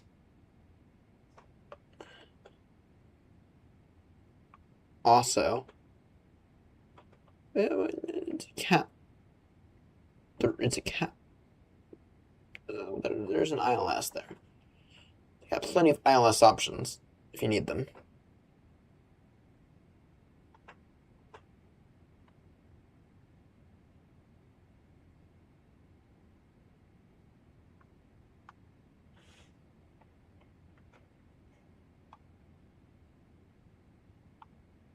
But yeah, wow, Honolulu is no Cat 3 runways.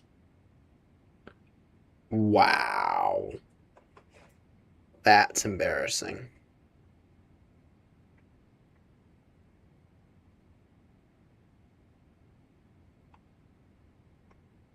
That's embarrassingly stupid.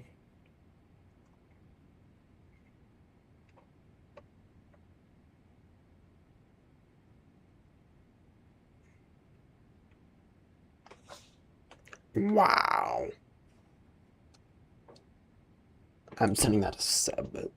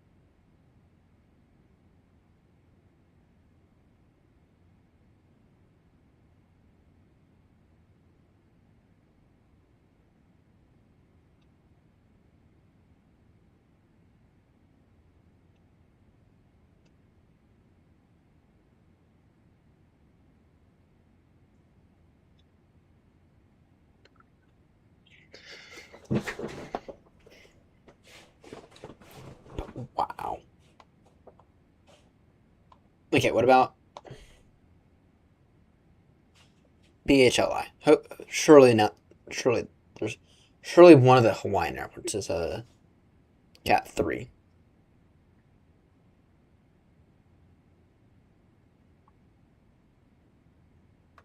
Nope, not even that one.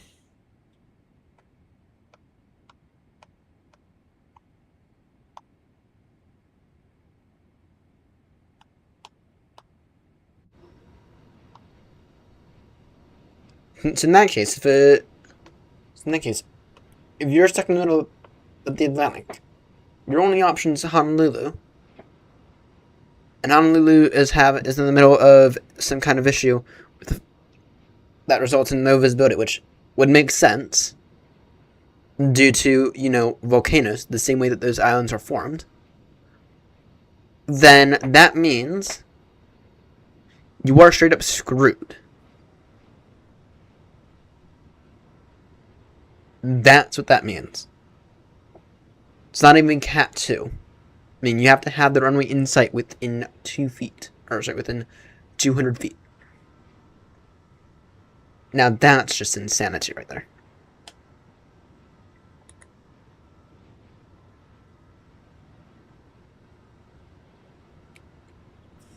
What the actual fuck?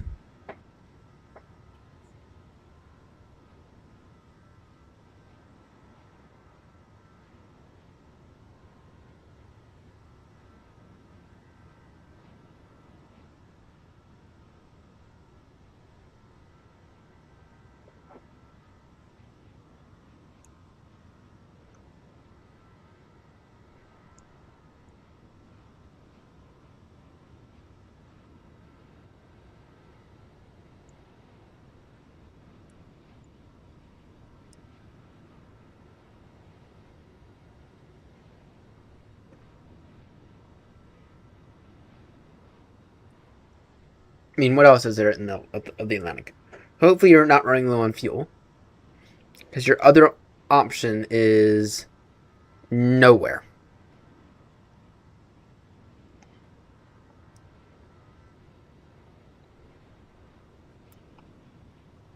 Okay, your other option might very well.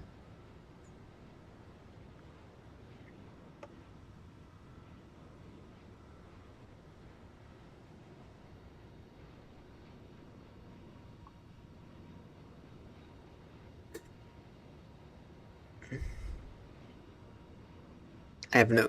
To be honest, I don't even know if you have another option. If you get to Honolulu, don't even know if you have another one.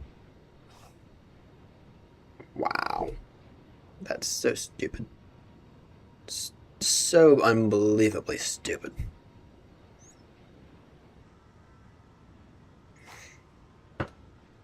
I'm still having a hard time believing that, but it's the way it is.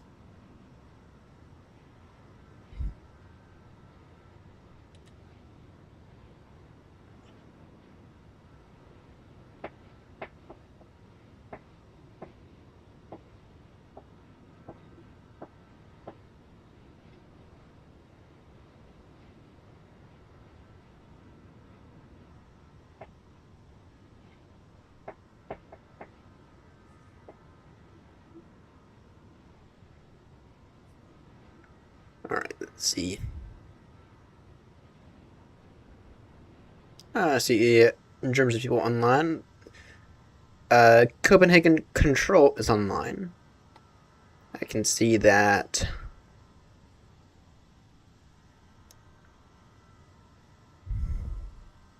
Bremen Radar is online.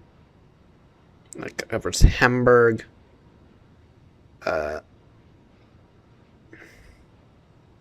Hanover, Berlin. That covers those. They don't online at Heathrow yet. Not yet. Heathrow is not insanely busy, I can see. I mean, at Heathrow right now, there's a singular person going from Heathrow to Brussels. Heathrow, there's a British Airways A320 going from Heathrow to Turkey. To Istanbul. Heathrow, and another A320 going Heathrow to Rome, I think that is.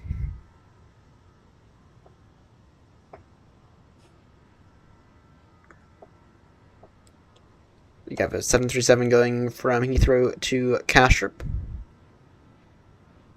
And someone else who doesn't have a flight plan on file yet. See what the situation looking like at Edinburgh. See what kind of routes we got going out of Edinburgh today. There is a shuttle going to Heathrow. That's not a quality. That's a shitty route right there. Done 1,000 times. It's just still a shitty route. And then an EasyJet going from Eddie to Gatwick.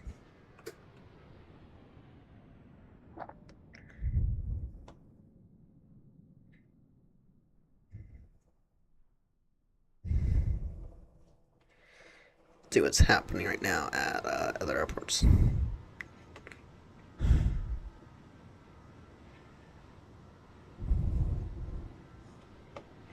Frankfurt looks average. At Frankfurt, there is someone arriving from Hamburg. Damn, that's a short ass flight. There are 3 A340s. There's someone going from Frankfurt to Chicago. Another person someone going from Frankfurt to Fox November Bravo Juliet. I think that's Fiji, if I'm not mistaken. I could be wrong there. Frankfurt to Kennedy. That's Frankfurt to Munich. Done with that flight plan. Let's see. An A321 going from Frankfurt to Prague. That's not a bad flight right there. That's a quality route. Frankfurt to Lima Echo Bravo Bravo and A320. I don't know the exact one there. Okay, that's that same person who's okay. And then another A320 going from Frankfurt to Prague. I've never seen Prague online. Never. And I see that there's someone arriving into Frankfurt from Denver. Damn, that's a long flight. I just love it how people have taken the A350, or sorry, taken the A340 600 and immediately done long haul flights with it.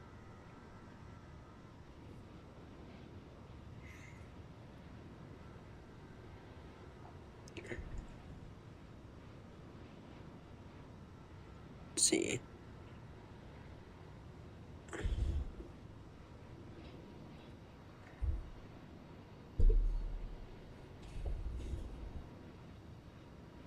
I'm getting packish. After this, I get to go eat my steak. Might eat it raw. Which would be a stupid idea, but might.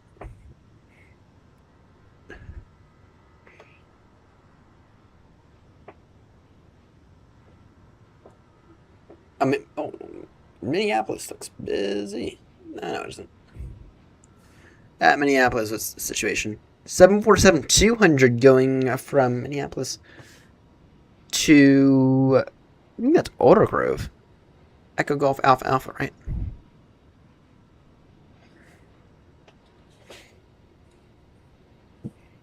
That's Northern Ireland. Damn.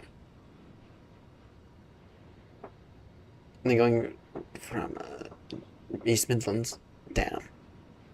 And that's Delta as well. Echo Golf. Right. Oh wait, no, that's EGN, EGN, or EG, or ENGN. That's not. That's I forget. I forget. Yeah, I forget the name of that airport.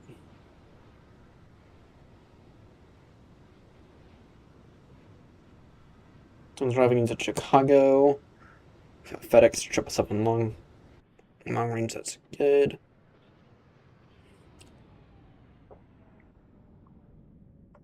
I'd love to see someone control the entirety of the U.S. at once. That would be 100% not possible. Can't wait to see the backlog on clearances there. At this rate, the U.S. might very well go down to that one controller. That one Kennedy controller that the entirety of the U.S. might go down to that. Someone just took off an A380 going from Honolulu to Tokyo. And I think right now it's appearing. Someone just began. Are they actually in their descent already? Alright, gonna be advised we have traffic in A350. Also descending, also inbound for Honolulu.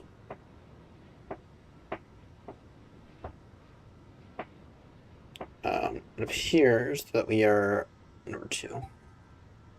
So.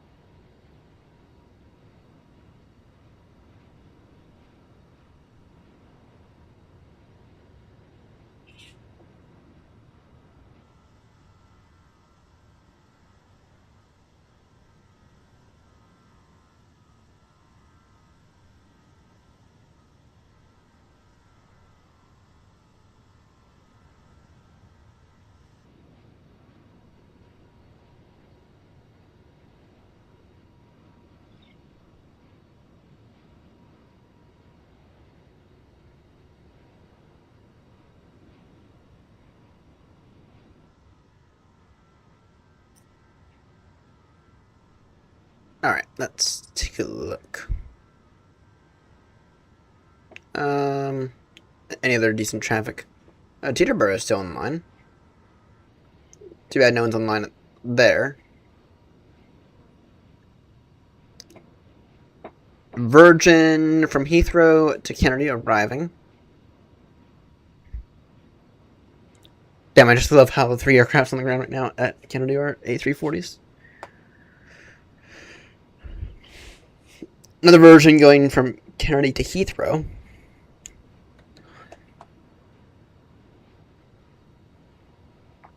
And then Kennedy, and then someone else going from Kennedy to Edinburgh. Kennedy to Edinburgh in an A340-600. Really? And I struggled to fit my 772 at Eddie. Damn. That's a real flight. Call sign HMF to Echo Lima.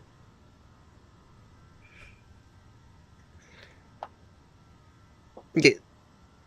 Eddie's a capable airport. You can land a lot of things at Eddie. An A340-600, I don't think is one of them. I mean, you can easily land a 777 at Eddie. But an A340-600 I have a hard time with.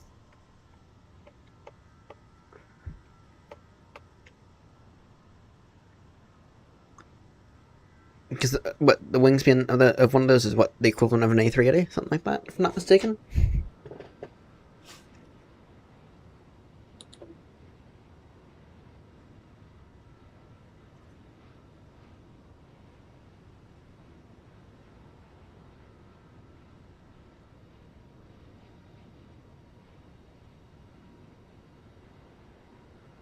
Yeah, it's comparable.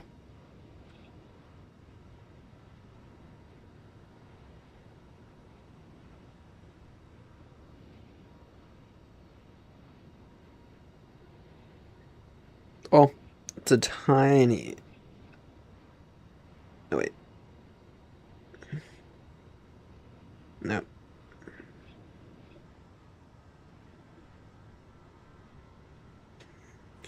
Damn. That's wow.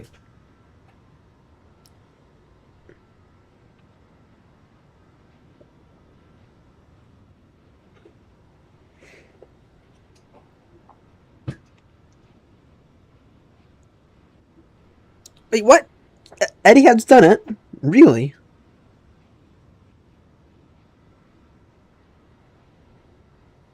Both Eddie had and Lufthansa's done it. Wow. I guess I'm mistaken then.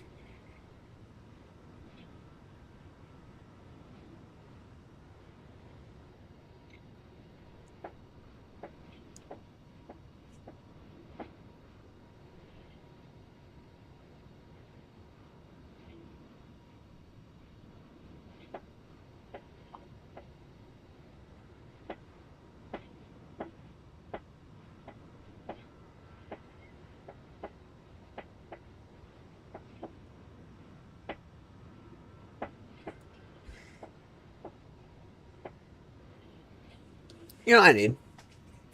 I need someone who's not tallest / Aristoft, any shit, or whatever that other company is, or P&G. I need someone to go out there and create me a good A330-300. I need someone to create me a good A330-300 or A330-900 that I can fly it. Someone needs to do it. Someone needs to do that for me.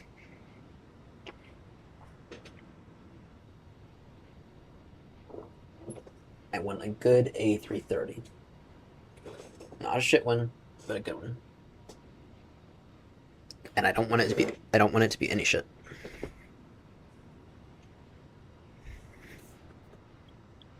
And Maybe not Tullus. Maybe not Tullus. When's our top of descent?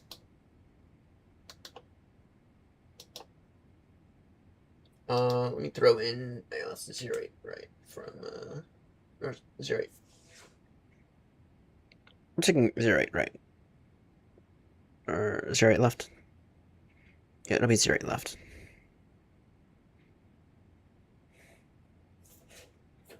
And I'll take that from. That's the final that one. Top descent at time 5-6 Honolulu ETA. Now 9:19 Zulu.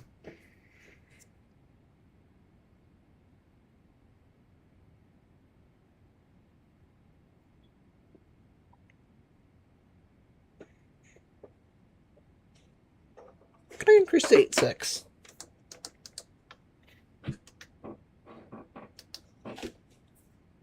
I can.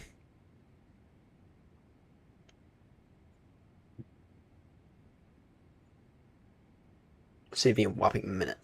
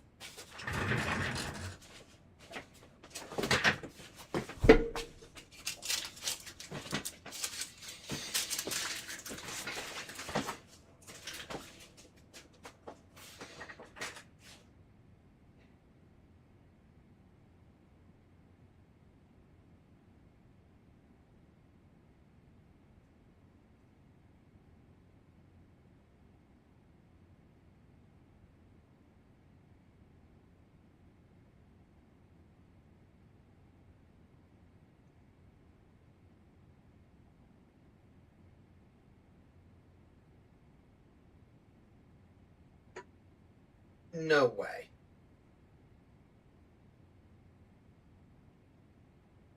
No, you've got to be shitting me, Samsung. Samsung, you've got to be absolutely shitting me.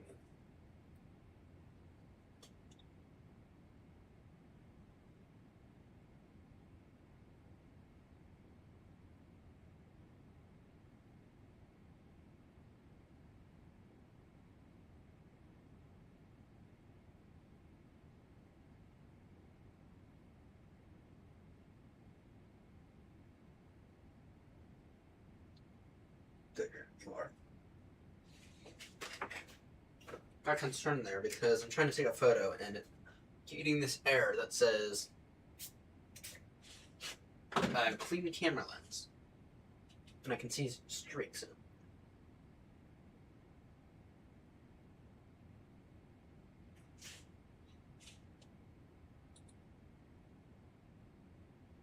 No, I can still see the same streaks.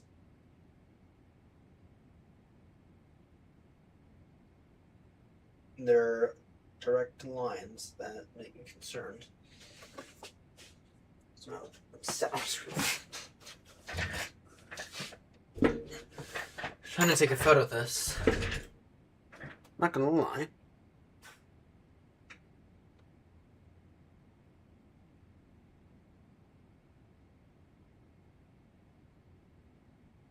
Okay, I think it's fine now. Alright.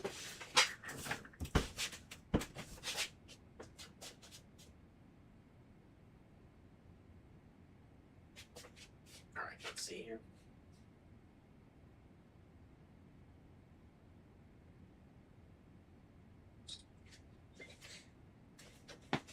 There we go.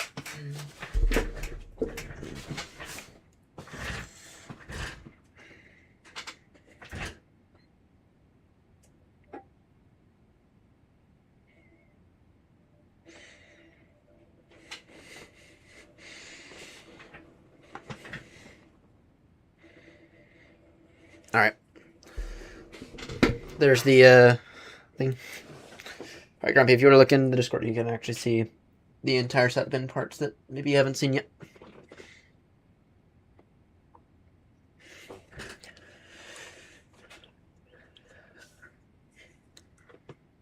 Alright. I think it's just the glare.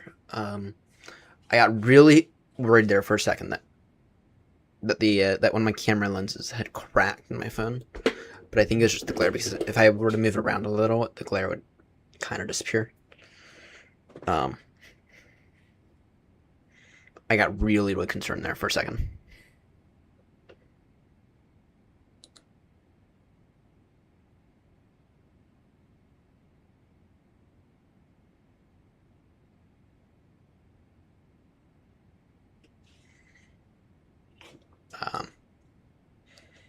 But I think it's fine.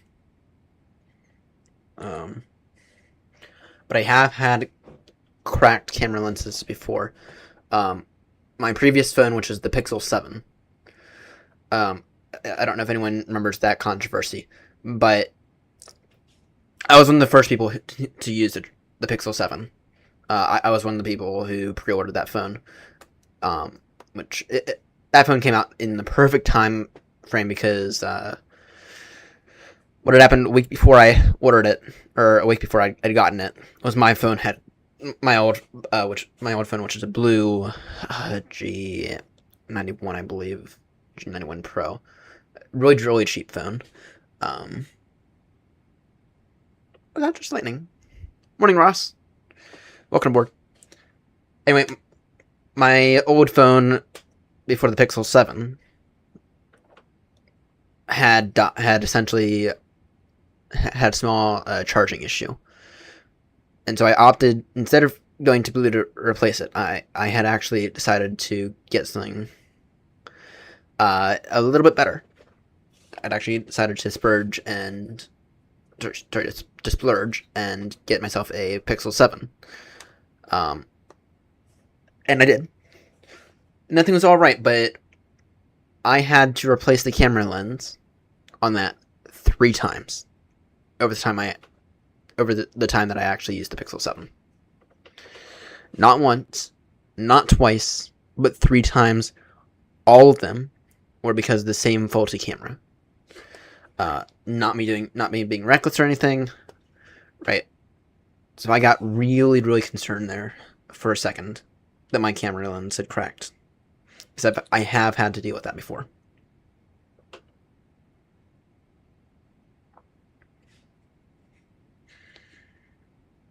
And it's not fun. Fortunately, the camera lens on the Pixel 7, fortunately, it was really easy. It was really, really easy to swap out. It was just a matter of carefully peel it all off, drain the camera in and out with isopropyl alcohol a few times, and you were off to the races. And then it was like stick the new camera glass on.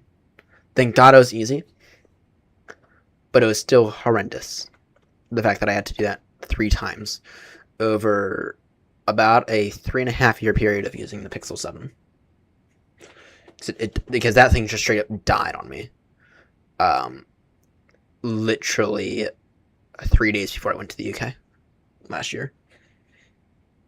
That thing literally died on me. Like 3 days before I went to the UK.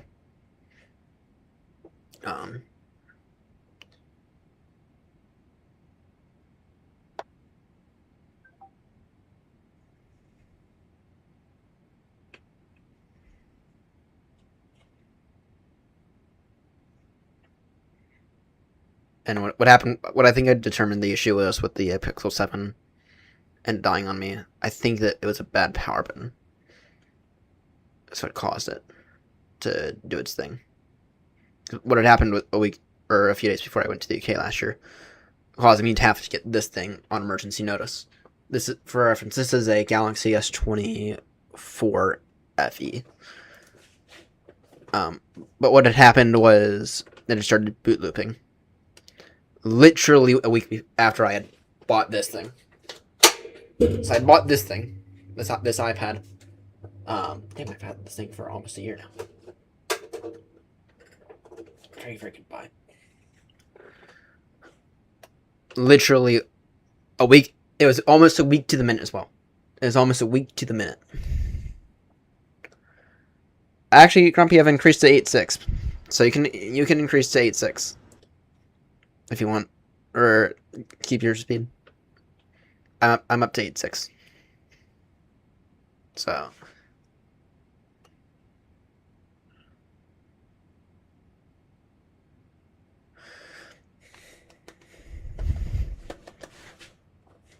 It's gonna waste an extra half a ton of fuel.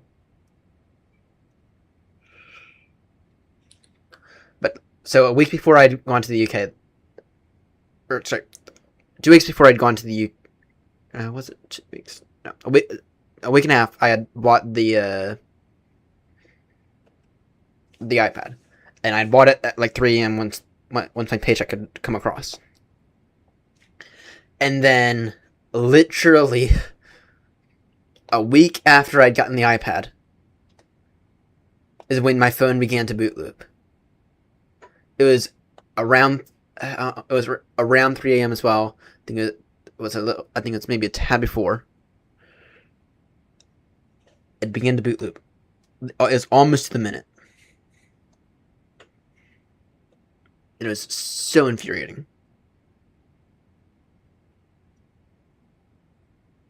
It was so infuriating when that happened. Because I just spent all the money. What gate? I have no clue yet.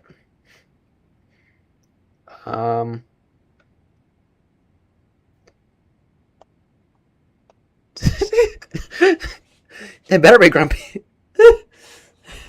Yeah, that 787 better be that back on the table. That 787 or 747. Or actually even the triple. The triple is good as well.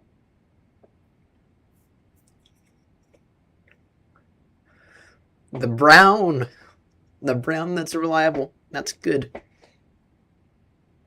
In terms of gate, I don't know. Actually, where does BA park? Does BA even operate flights to Honolulu?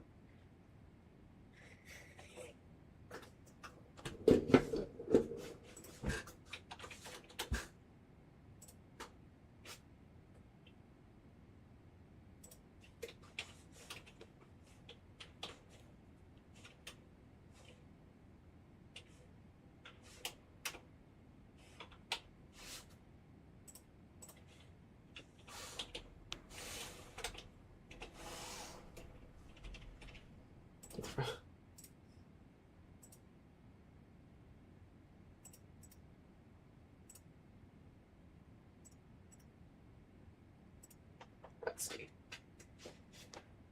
Does VA even operate? They do not. VA does not operate flights between Heathrow and Honolulu. It's done with American.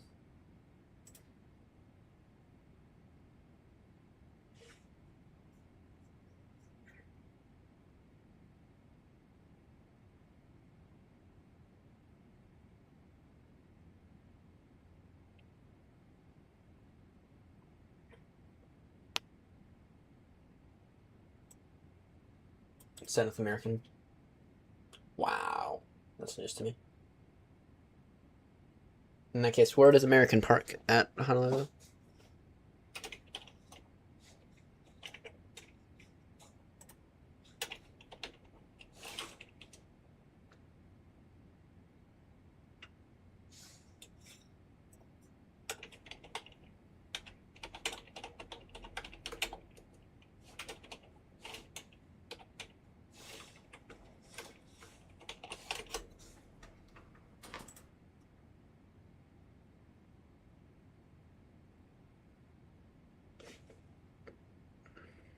They operate in Terminal 1 by the looks of it.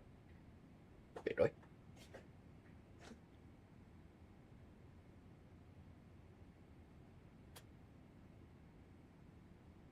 You're going Gulf 5 and Gulf 6. Yeah, I was thinking something about the same, maybe.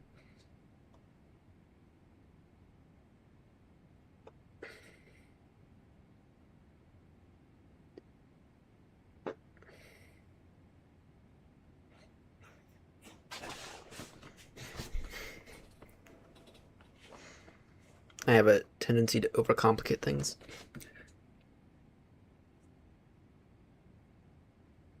I mean, we could go for 08 right. Oh wait, that doesn't have an ILS. Damn it.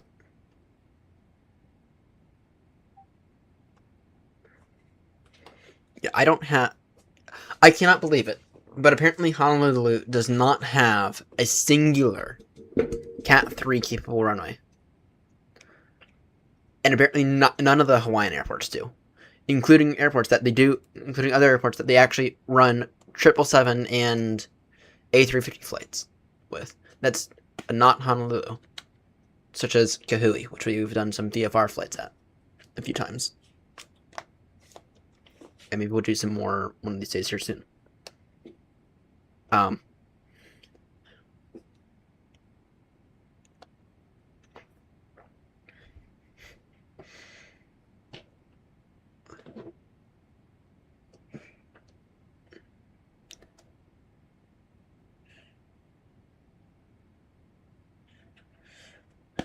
Yeah. Yeah, no, we're not. Let's not do that. Is my delay gotten that bad? We could go Alpha 1 / Alpha and Alpha 4. Could go over in that direction, I think. So here, what does that simulator say?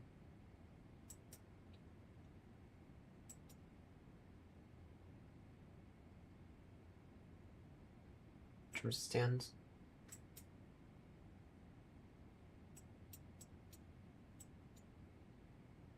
Yeah, we could go. Don't do me.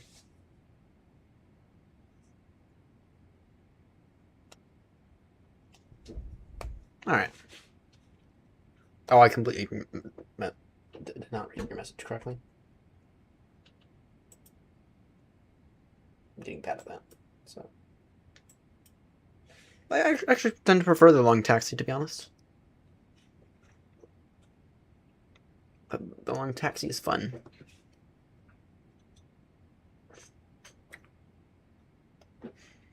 Especially at Heathrow. I mean, especially at Heathrow. I absolutely hate. Go echo. Get off it. Thank you. Wait.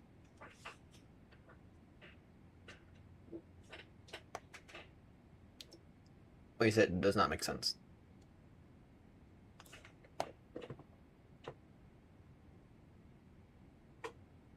So. Yeah, let's just settle for Gulf 4th or 6th or something like that. I'll probably take Gulf 6 just for separation. Just because you and I both have pretty large wings.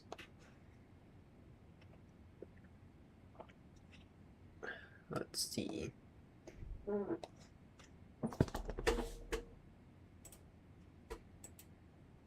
Yeah. Knowing me, I'll most likely get off at Yankee, if not November. Knowing the way I fly, or knowing the way I land. I'll most likely end up getting off at Yankee or November or something. Really don't see myself making it down to a hotel, let alone Kilo. And hopefully I don't use the entirety of the runway. Otherwise I get to do some taxiing on runways. On other runways.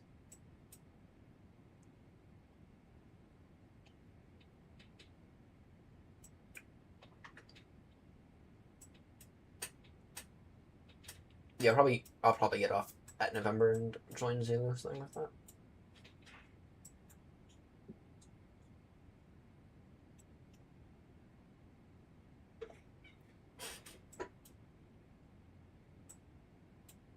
So we could go up here. So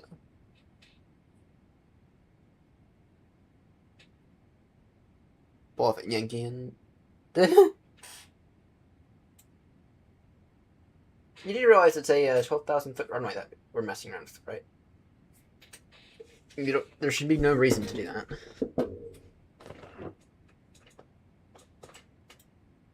It's a 12,000-foot runway. Both of our aircrafts can easily stop in 7,000 feet. I've stopped my 777 in 3,000 feet. Actually, I've stopped it in 2,500 feet. And remember, it does all the time in the world for maintenance. So. Speaking of, probably have some maintenance to do in the flight factor.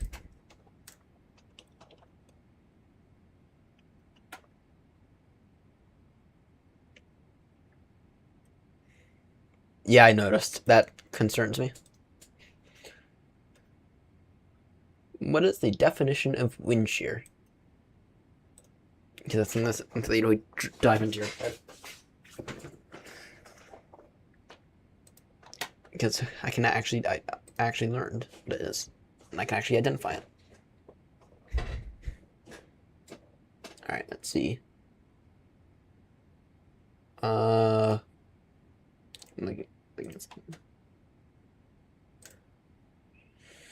look at that! I might need to replace these tires yet again. Oh wait, this is not the same one. Oh, that's good. Probably need to replace these tires yet again. Or I'll have to replace these tires once I get there.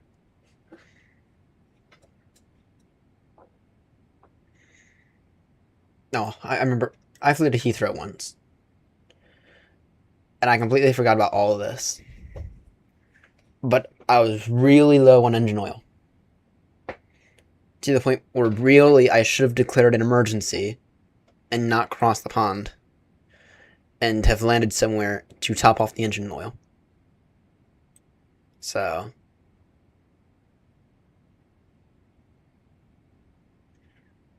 yeah. I will have to replace the tires when I get there.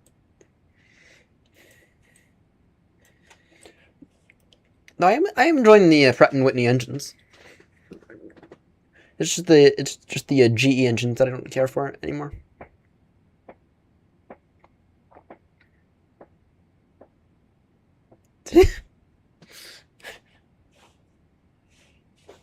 Oh, did I not? I did not. Maybe that's the reason why ETA is off.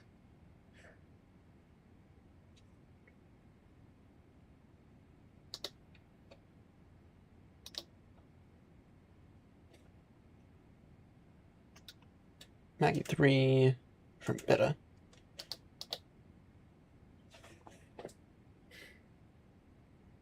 That makes it worse. So.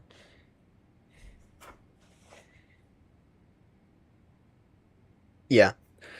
I have been enjoying the these Pratt & Whitney engines. I mean, the Rolls Royce. I mean, the Rolls Royce are also nice, but and I do prefer those, but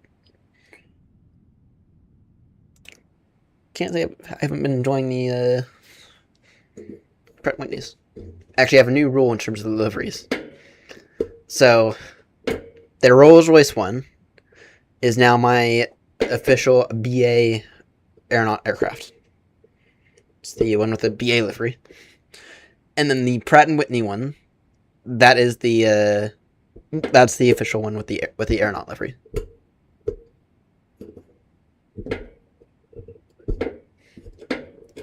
Yes, can we agree on that? Because that's what I've kind of said. Right, so whenever I do my next cross the pond, which will be tomorrow night, I'll bring back the Rolls Royce from that'll be in the BA livery. But then the next one will be with the Pratt & Whitneys. And then with the Pratt & Whitneys, that'll be in the aeronaut livery, even though I fly BA.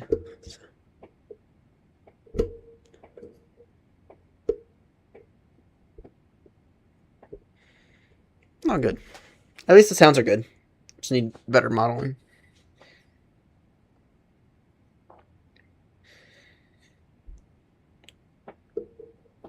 how long are you going to give it before you have to give up on it, though? Or is the texturing a complete deal breaker for you? Because, I mean, the texturing in the A330-900, that might be a deal breaker for me.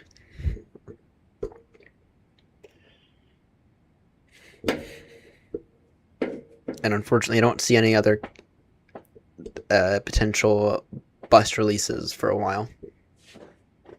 At least not long haul. I haven't heard any news about anyone aside. Well, actually, that's a lie. Any builds with their A380, but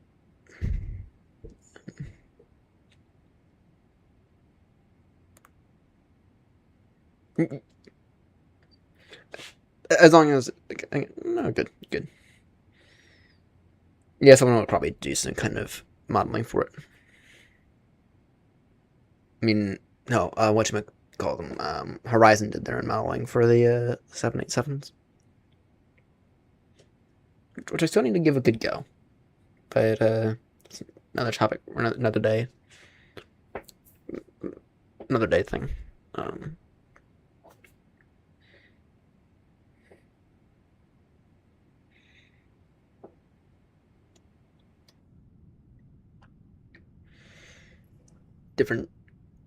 Different thing, different day. I think the current plan for the rest of the week.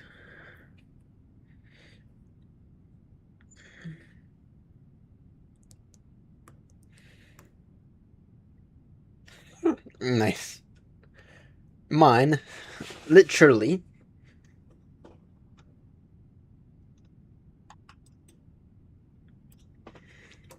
here's all I have to do.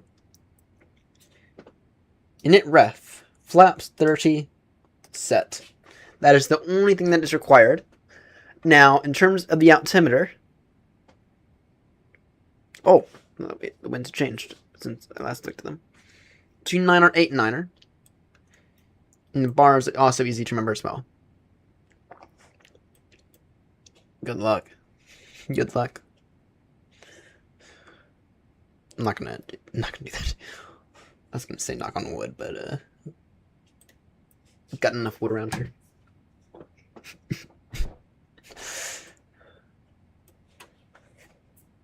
I'm not gonna say I would, but I have wood. I'm gonna stop now before people get mad at me. Alright, borrow is... Why do I not have the approach? ILS 08 left. Final. I think it's 213. That's what I saw earlier. Yeah, that's what it is.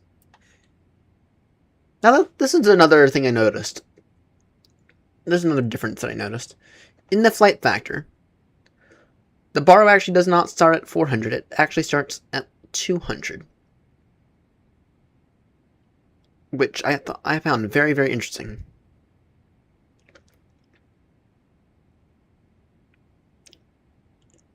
So when you begin to turn the dial, in the flight factor, it starts at 200. And not 400, like in the P&G. I found that very, very interesting. I don't know. I'm beginning to think that this thing might be absolute shit. That's what I'm getting to think. I mean, even from the modeling standpoint, I mean, this thing, there's supposed to be an EFB right here, which PMGG has given us. They've also given us something even worse.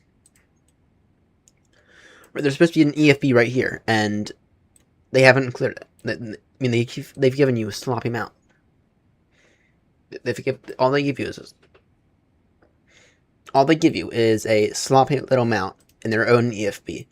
Rather, in basically every other 777, including the real world ones, there's actually like its own separate EFB right here, one that's built into the aircraft. So, and the Flight Factor has done a good job with modeling it. So, P&G, step up your game. because this thing, once I figure out pushback, and once I actually have some more practice flights in the flight factor, this thing is probably going to be in the hangar. Which are words that I could never say out of my mouth.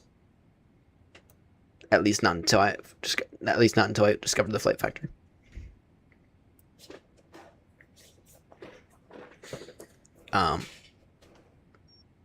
Yeah, when this thing's done, once I learn the flight factor, this thing is most likely going into the hangar for good. Because the flight factor is about 15 times better with my experience. Not to mention you have accurate PAPIs everywhere. Not to mention you have accurate taxiways everywhere, and you have accurate physics. I mean, the outside doesn't look 100% great, but that's fine. The inside of it looks better than this, to be honest. So, I need to ask James a question with the 767. I don't know if he's tuned into the stream. Ask him if he thinks the 767 is good. Because I would like to fly a 767. And if I find it to be good, I might ask for one in the fleet.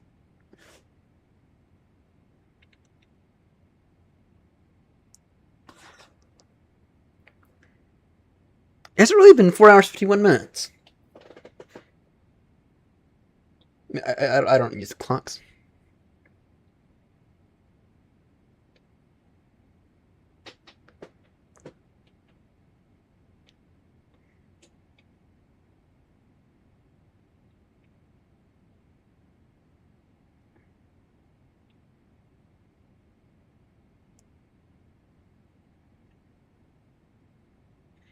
I guess it has.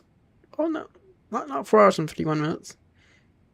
41 minutes ago, maybe.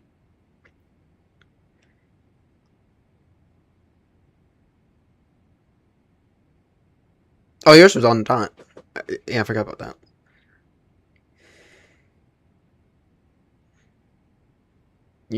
Well, yeah. I do not set the chrono.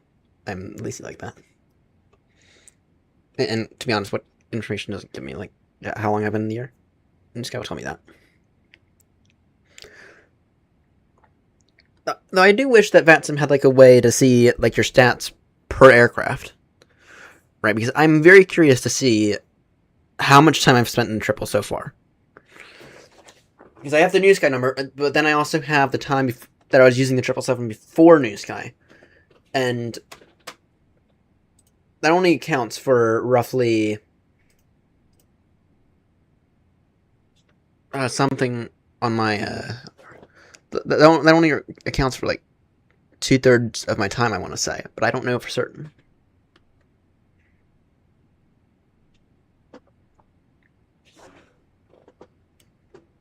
So, according to New Sky thinks I've spent only 350 hours in the 777. Though I can guarantee you, I've spent at least closer to 600 or 700 hours, bare minimum, in the 777. Bare minimum, I've spent at least 650 hours, if not a lot more. How many hours am I up to on VATSIM again? No clue.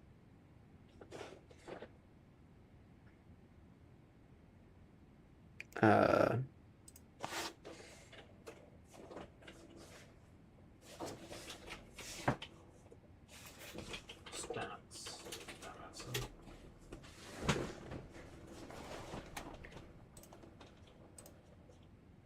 Actually, what's this?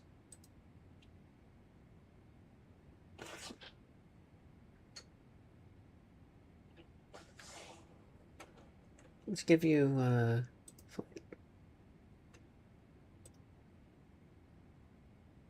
VATSIM ID. What's my VATSIM ID again? I need to do what you did and put a label on one of my screens with my VATSIM ID. And try this new website.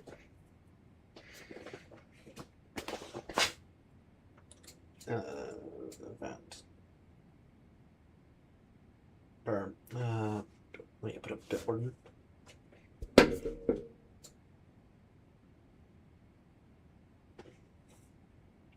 One 6 or 1864447.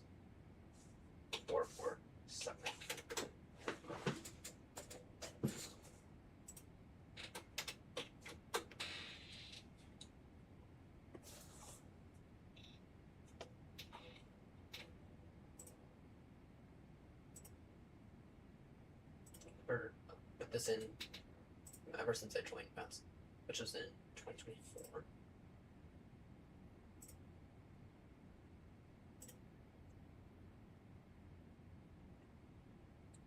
This might actually be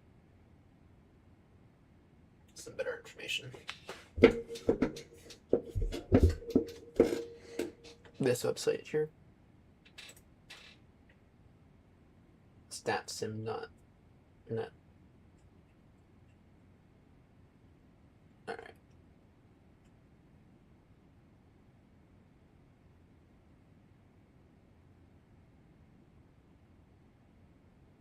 Then, of course, there's a bunch of these that, wait, what? Why do they not have...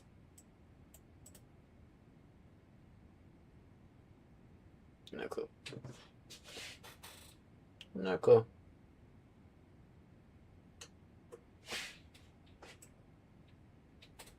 List of all my flights.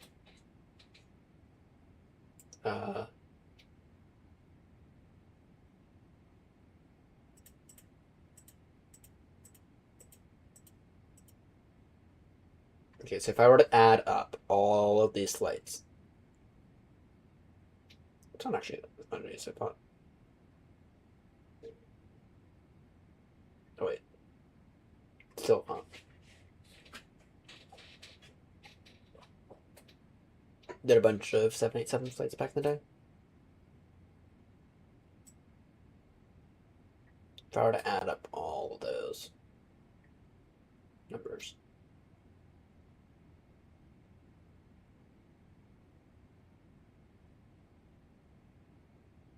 To there.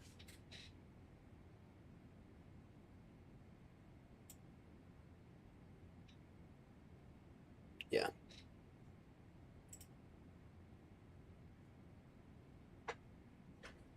Is there another way to see it?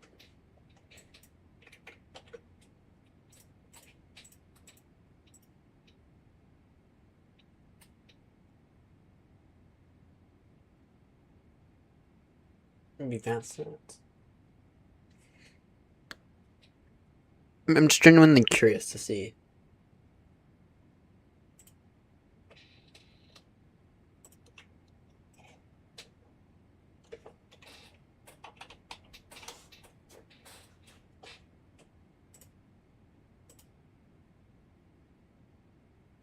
No, not bad stats.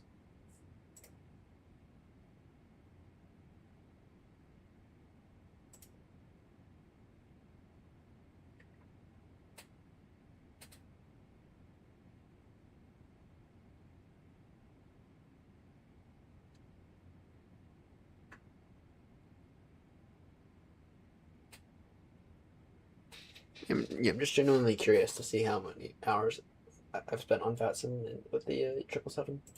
Wish someone had a way. Okay. VATSIM stats in aircraft.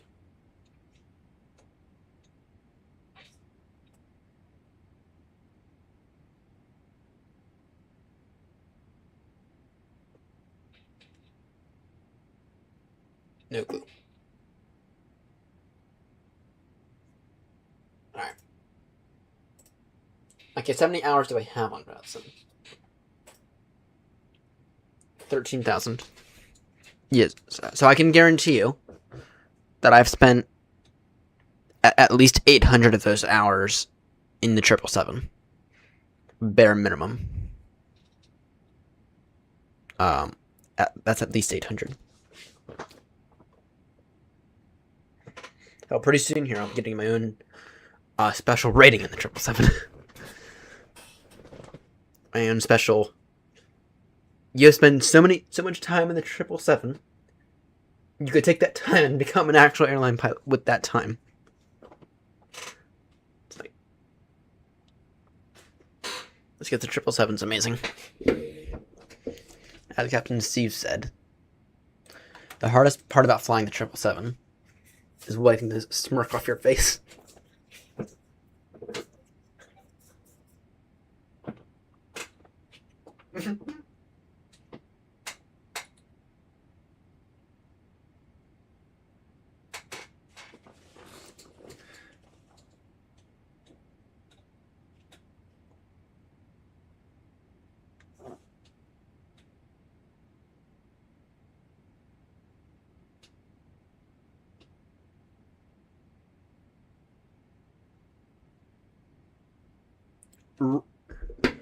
Ronald Reagan Airport evacuated Concourse D after finding suspicious package. What on earth?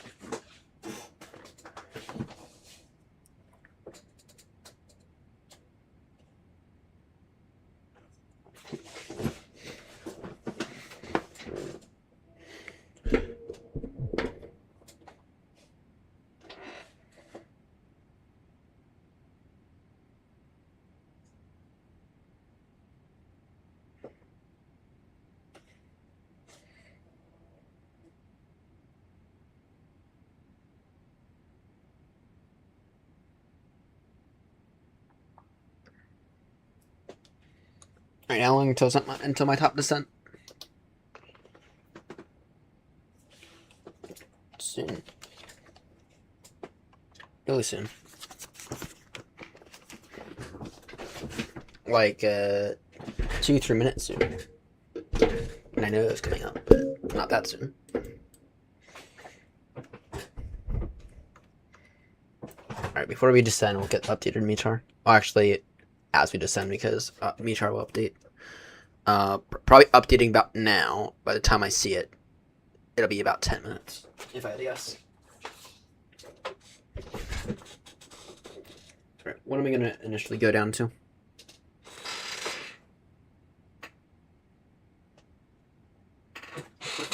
What's the CTAF frequency as well? I think it'll be 18.1 if I had to guess.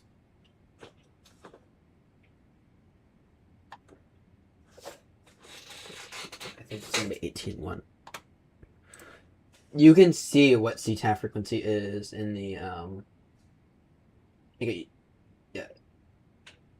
You can technically see what CTAF is, or what the tower frequencies are in the charts, but it sometimes doesn't tell you which. So whenever there's two, I find that the Jepson charts doesn't actually tell you which one's which. So you have to just type in CTAF and it'll tell you which one to use.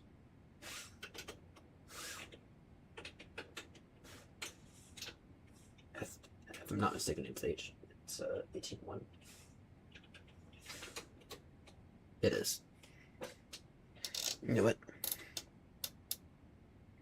I think Baltimore might be the same way as well. I think Baltimore might have 2 tower frequencies.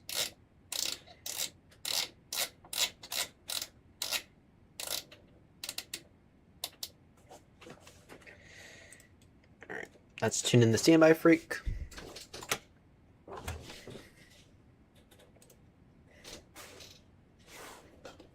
So, 18.1. 118, 100. 08 left. Apparently in the US you're not actually supposed to say the 0. Even though, I mean, Seb's gotten mad at me before for saying 0. And now I just do it to troll him. But there are genuinely times that I forget. Or that I forget it's not 0. That UK training at its finest.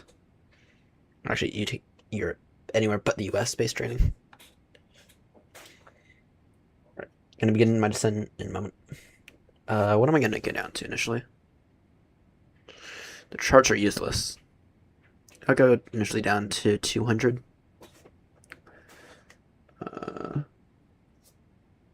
Level Maggie, I think. Be good. Yeah. No, go 150 level. No. Give me 240 level Maggie, I think is the best option.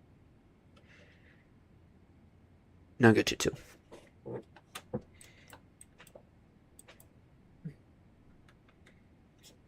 What's this recommending? Actually, no, that's recommending 3-1. I'll go initially descent. Flight level 2-0.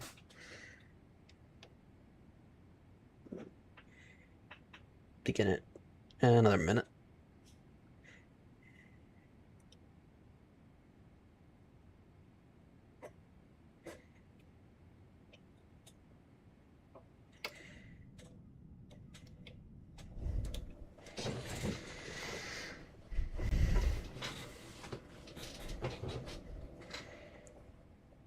Honolulu traffic, Aeronaut 36 Romeo Heavy, going to begin descent now via the Maggie 3 arrival, beta transition, expecting ILS approach, runway 08 left, going to begin initial descent now down to flight level 220, Honolulu traffic.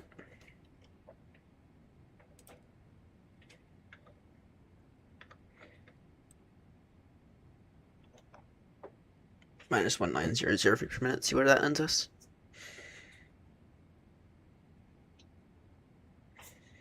We'll maintain Mach 8.6 for now. Until we convert over to knots, and then we'll maintain it 320. I go very, very fast in my descents.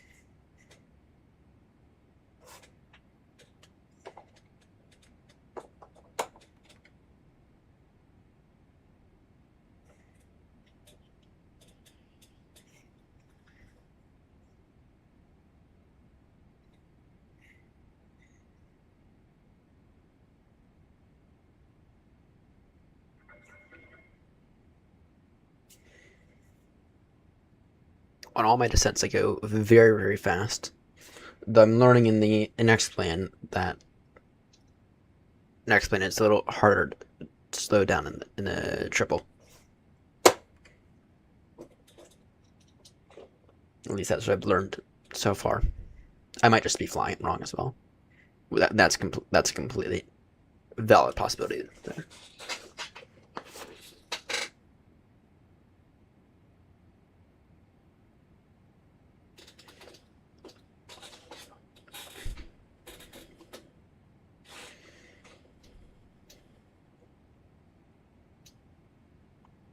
At least that first landing in the triple next plane was actually pretty damn good. Though my second one into Duke Out, I'm gonna have a video at some point up with that, and yeah, that one was very much landed on the one wheel, and then we kind of leaped forward and landed on the other two wheels, so it could have been a go around. Honolulu traffic getting knots, 56 Tango, top of descent and descending to flight level 100 at Grittle.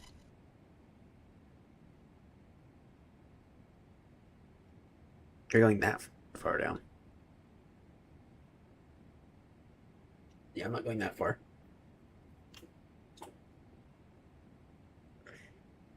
Actually, I might be late on this descent. In that case.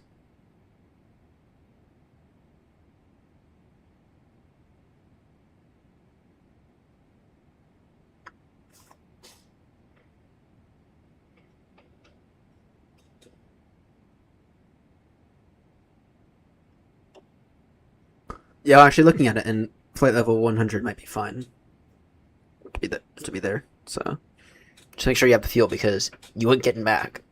Yeah, if you have to do 5 go rounds, you have to do 5 go rounds. Because you ain't getting back. And what's even worse is that you can't have the plane land itself, because the runway is not Cat 3.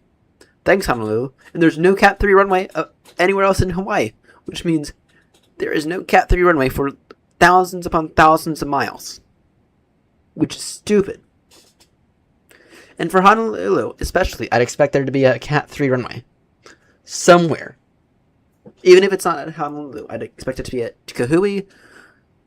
I know I'm butchering that name. Or one of the other airports with an ILS approach. But no. For the entirety of Hawaii, and I've looked now, there's not a singular Cat 3 runway. I need to expect there to be one because of, I don't know, volcanoes? Volcanoes causing smoke?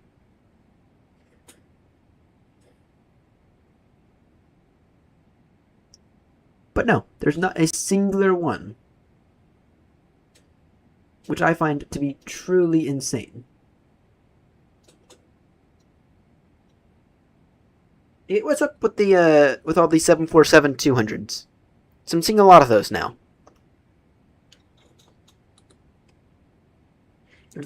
We have a departing. Oh, the bastard. There is a departing Air Force One 747-200.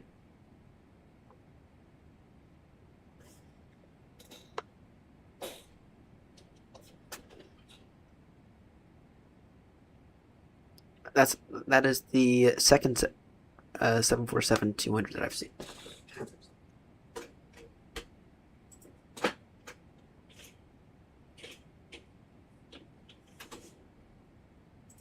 Speaking of, there's any update on PM2G because I feel like they are due for a few updates.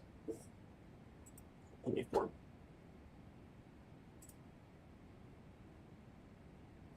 Oh, there is one actually as of yesterday.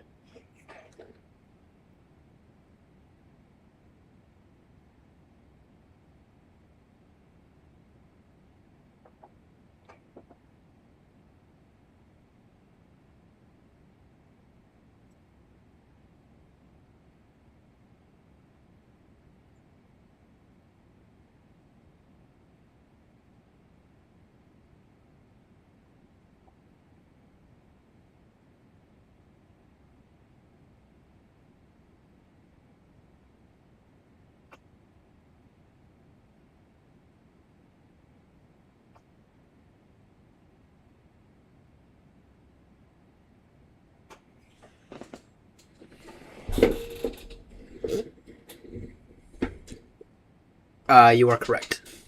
You are correct. Transition altitude is always, no matter where you go in the U.S., it is always 180.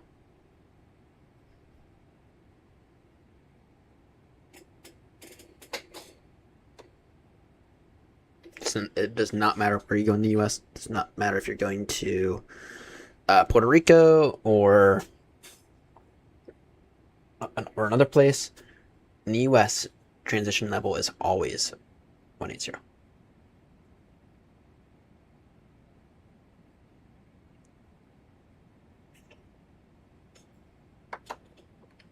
Well, I mean, it does make it easy. It does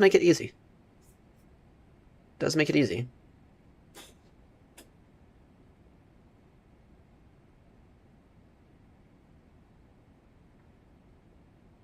I can see I'm getting off my V now after some path for the wrong reason, so I will go ahead and nose-add the aircraft for a bit.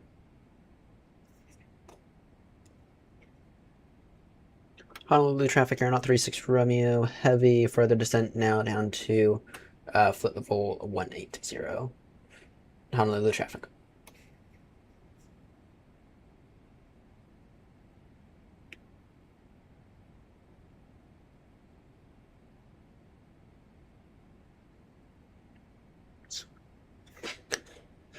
I mean, I like the idea that that there's a standardized transition altitude, though.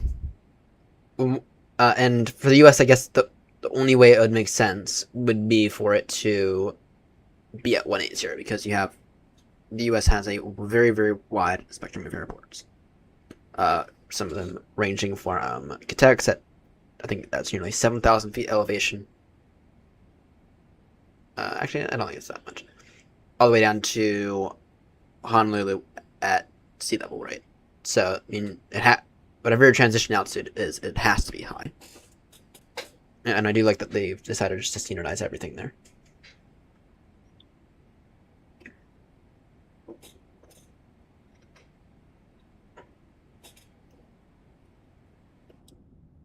I can't see it. What clouds? I can't see any clouds.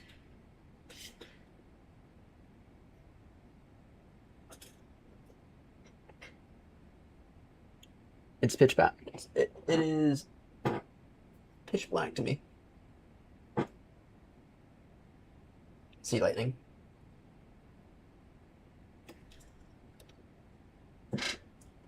You know what?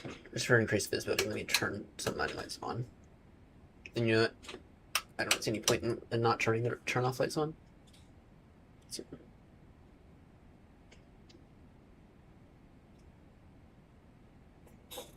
Oh, the neck is definitely in them because I definitely cannot see any stars. I can see some. Wonder how many whales are going to get electrocuted.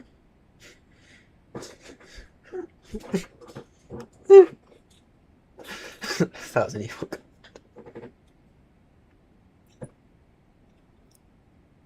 Oh, we have. Caution, we have a departing A380. Or, no. Oh, my word. There is a departing AN225. And by the looks of it, I don't know if they're going to actually take it. But by the looks of it, they're going to take 04 right. My goodness. We have some interesting aircrafts on the ground at Honolulu today.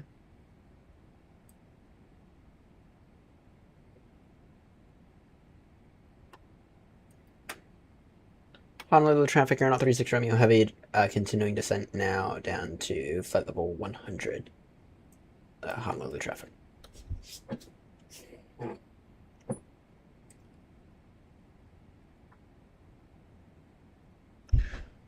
I think it's 6. Actually, I can tell you for certain. It's 6. Remember, I went the expensive route when I bought my copy of Microsoft Flight Sim 2024, and I went with the Aviator edition from Airsoft, and I went with the limited collector's edition, which meant I got a bunch of cool stuff, including a model of an AN225. Right, updated METAR as of 13 minutes ago. Surface wind 130 degrees, 7 knots. Nice.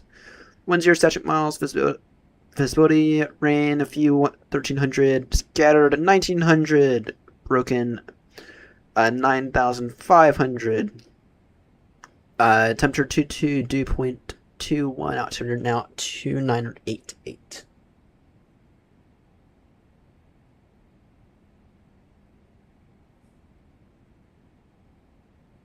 I want to pick up my rate of descent, I think.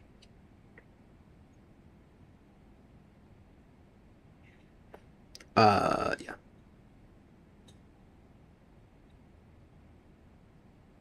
Gonna leave this waypoint. Cocoa Head. With a heading of... I'll just go straight downwind. Leave it with a heading of 259 degrees.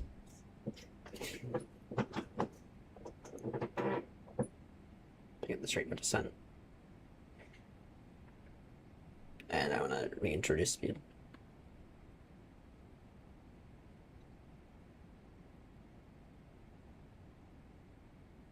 Honolulu traffic, Aeronaut 36 Romeo Heavy, reducing now to speed 270 knots.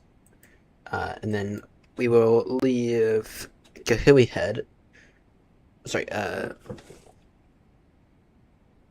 We will leave Cocoa Head with a heading of 260 degrees. Honolulu traffic.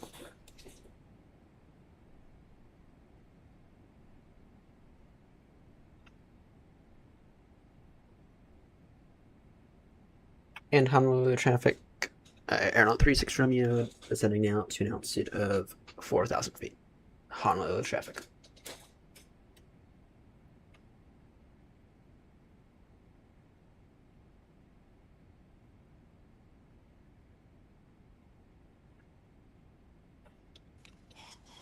Honolulu traffic, Air 056 Tango slowing to 250 knots.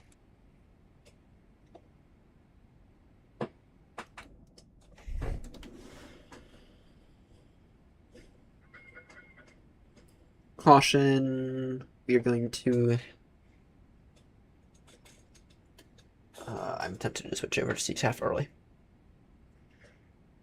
Because this 747 is going to want to depart in a moment.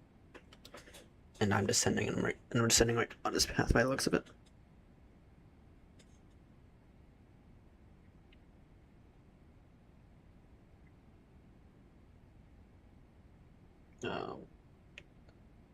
Honolulu traffic, Aeronaut 36 Romeo is reducing the altitude speed of 250 knots. We are going to, due to traffic separation reasons, we are going to switch over to the CTAF frequency now of 118-100. Honolulu traffic.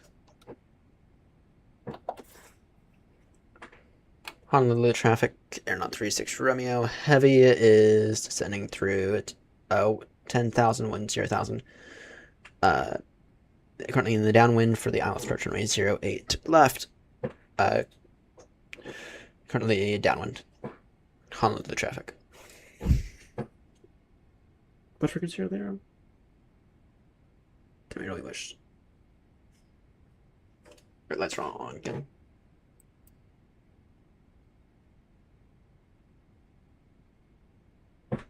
Currently I'm reducing to speed to 30 knots for now. And I might need those extra vectors, I think. That should be fine.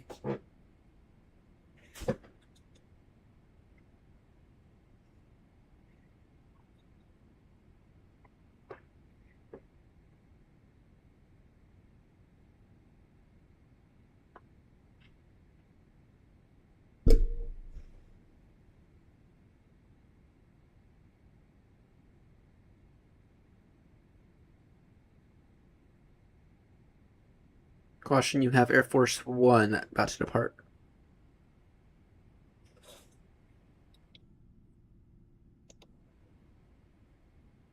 Oh great, this weather radar's coming in handy for once. Yay.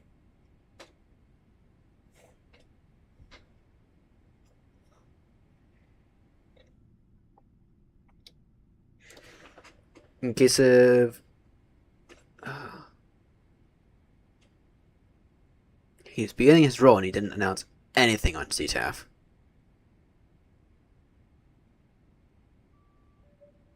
To caution, you have an idiot.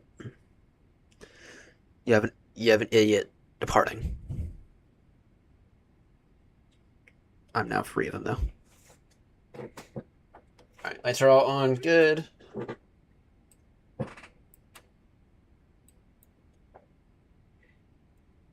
gonna go down. Do a short. Honolulu traffic, Aeronaut 36 Romeo is descending now to an altitude of 3,000 feet, reducing now to speed of 200 knots. We are about to make the base and then final turn. We're about to make the base turn then for final for the Isle Stretch runway 08 left. Honolulu traffic.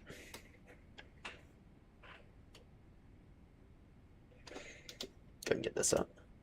Actually, no, I'll go radar vectors, I think. Straighten out for a moment. 255 degrees. That'll give me a moment. I don't care about the weather too much, I do care about the train.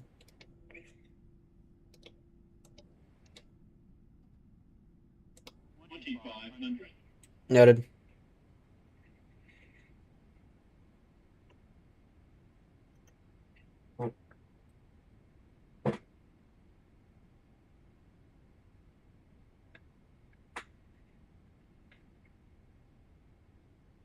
Honolulu traffic, Aeronaut 36 Romeo, reducing now to speed of 180 knots, turning now at the heading of 010 degrees. This is our base turn for the Alpha Stretch runway 08 left. Maintain 2,000 to establish. We'll descend Alice glide path. Honolulu traffic. Fair.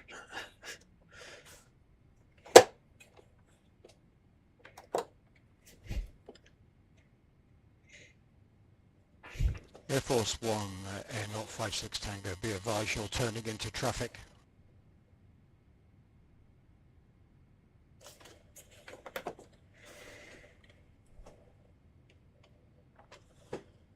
Are you getting RAs?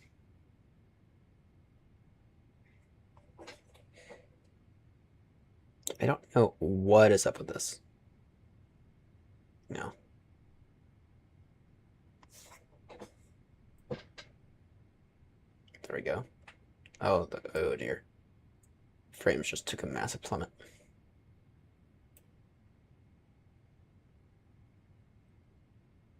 Honolulu traffic, Air 36 Romeo, heavy. Now, local lines are established, runway 08 left. Reducing speed 160 knots until Fort Amy. Honolulu traffic. Alright, go Autobreak 2. Air Force One, Air 056 Tango, who you've just underflown. Thank you for the TCAS warning. It's very nice of you to wake me up. Next time, watch where you're going. Oh dear. Get the gear down now.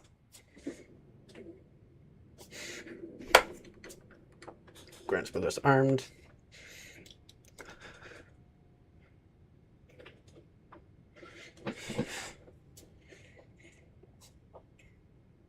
Gear down and locks. Those. Alright, lights are all on. Good. Bar set. Good. Grand spoilers armed. This will be fun. Gets ground to flat pattern. Oh, actually, we'll fly this into misapproach. Honolulu traffic, Air 36 Romeo, heavy, now 5 mile final runway at 08 left. Honolulu traffic.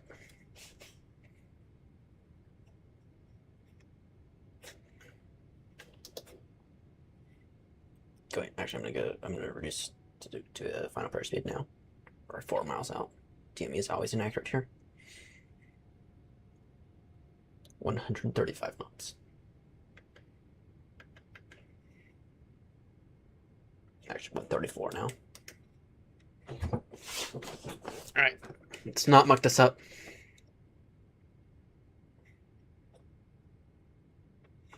We are getting plenty of wind shear. Final call, Honolulu traffic, Air 36 Romeo now, short final, runway 08 left. Final call, Honolulu traffic.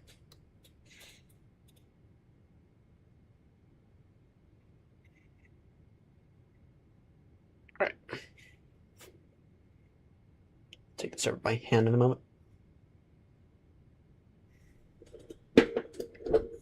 Alright, lights are all on, good. Grand spoilers, check flaps full. Approaching 08 left. Alright. My controls.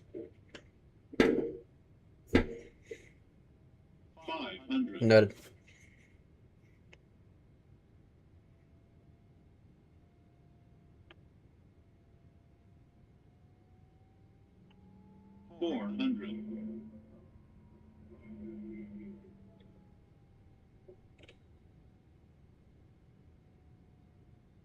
The auto throttle just fucked me there. 300. Approaching minimums. Sync rate. I'm going Sync around. rate.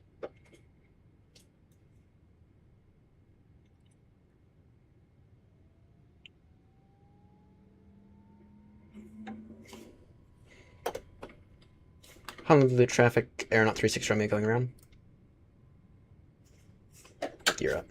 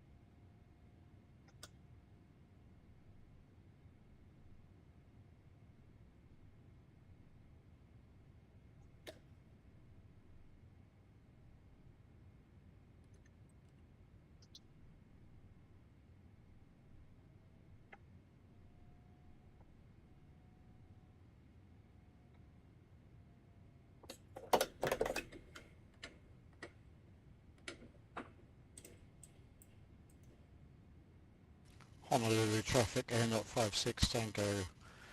Downwind leg for 08 left, 12 miles to run. Will call when established ILS. Honolulu traffic.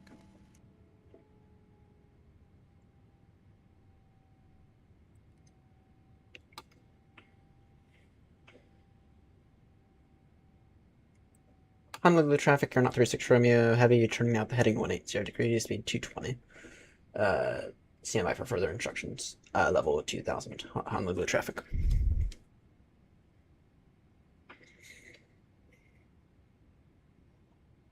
That was go around. Shit. Autopilot's good, on, good. I'm very happy I went around there.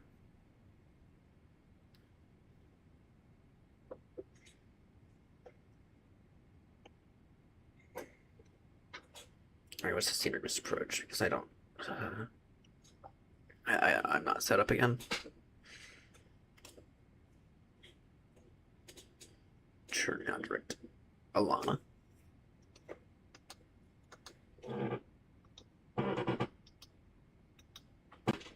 Honolulu traffic, Air 056 Tango, turning base 08 left, 17 miles. Good luck.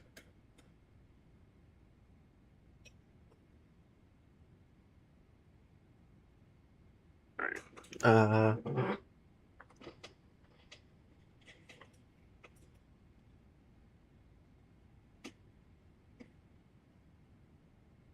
Might let the aircraft hand flight or fly its way down to minimums, then take it over. Right. I think that's a better plan.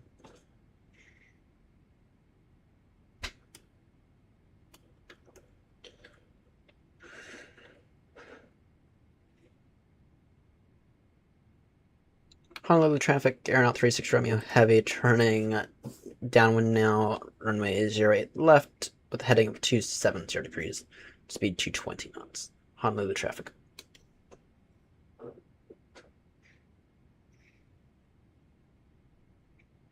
In case anyone needs it, the reason for a go-around was unstable approach. Honolulu traffic, Air 056 Tango, turning final, reducing speed 200. In the UK, they don't give a shit whether or not you have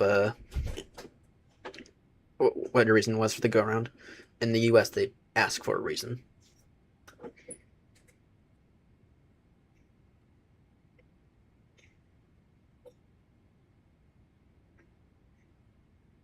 I'm going to take it from Sealick this time.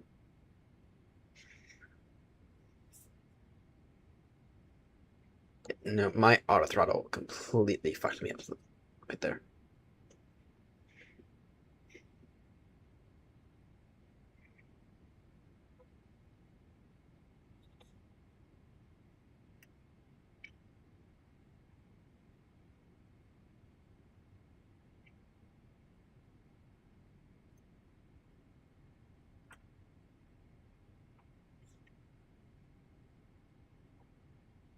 Alright, bar is still... That's... I think that's wrong, actually. Yeah, no, it's 28988. Honolulu traffic, Air 056 Tango, established ILS, runway 08 left, 13 miles.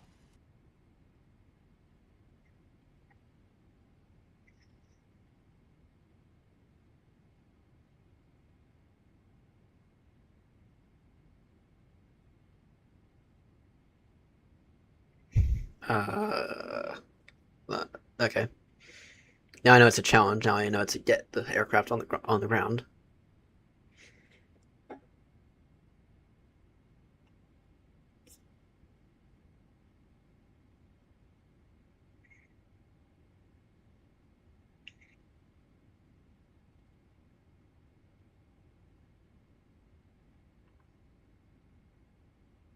Let me speed 1.8. Sure now.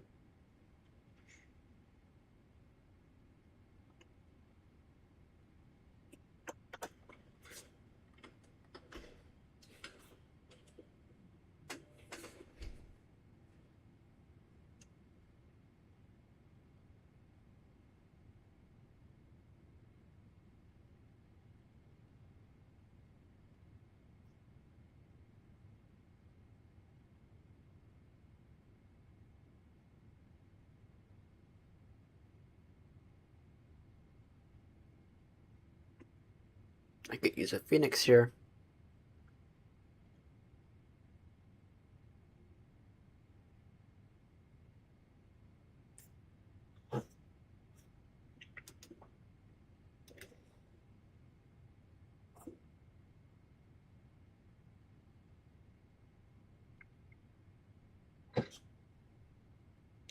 Honolulu traffic here, not 36 Romeo Heavy.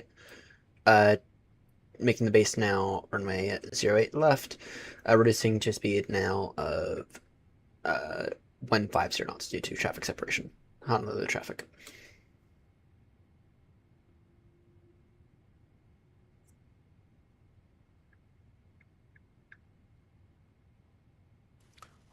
Honolulu traffic going up 56 Tango, short final 08 left, 5 miles, reducing final speed. Get direct figure. Honolulu traffic here, not 36 Romeo, turning now direct figure. Foxtrot Golf, Tango Romeo Echo. Honolulu traffic.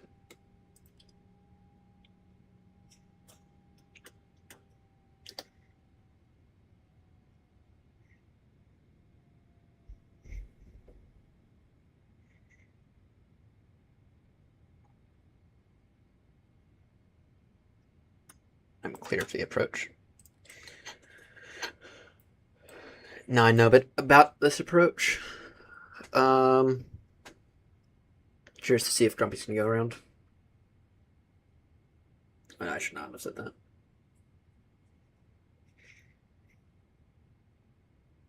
Only 130 degrees 7. Don't know why it had such an issue there.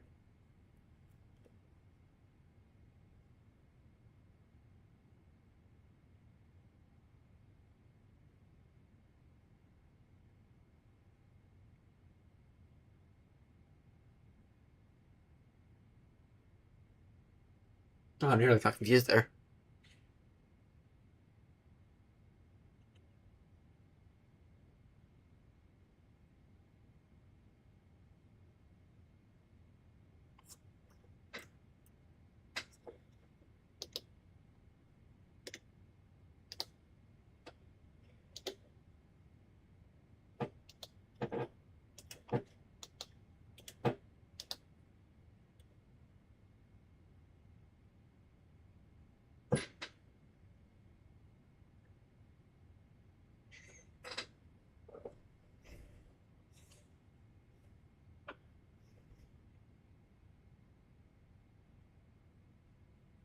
Alright, lights are on. Good.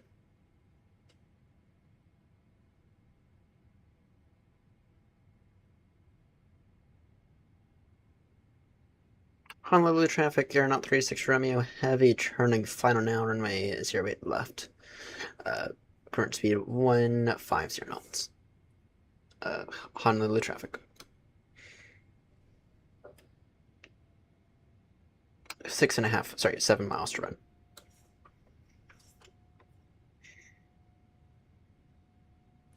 Honolulu traffic going up 56 Tango, 08 left, vacated, taxiing to Golf 5 via Yankee and Zulu. Nicely done. Bit long, but I'm down.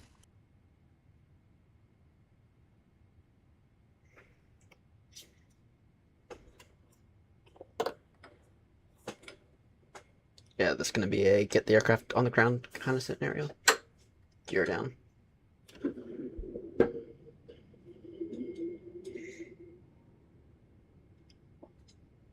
Don't know where they're getting these winds from, but these winds are horrendous. Alright, I'm gonna let this thing hand fly. I'm gonna let this thing deal with itself all the way down, essentially to minimums.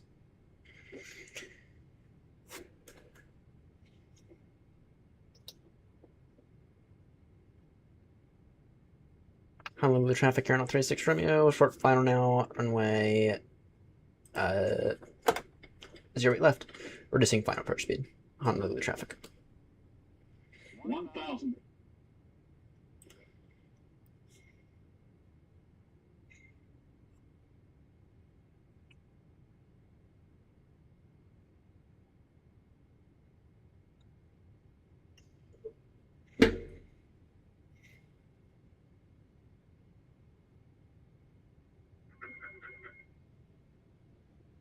Approaching 08 left.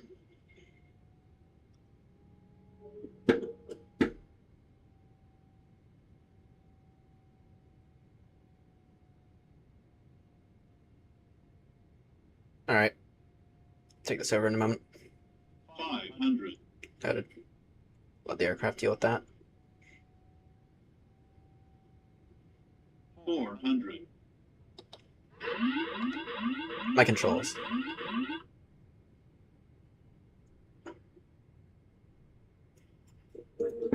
300. Approaching minimums. 200. Minimums. Continue. 100. 50. Glide slow. 20. 10. There we go. Now I'm down. Down with some success. Now, if New Sky has an issue with that, with this approach, then New Sky can shut the fuck up because that's as good as you're gonna get.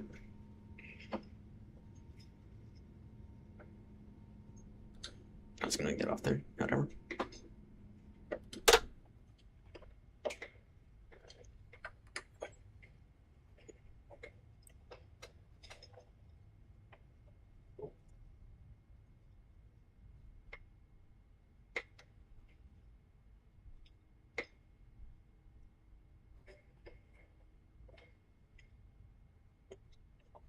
It really cleared itself up after about 600 feet.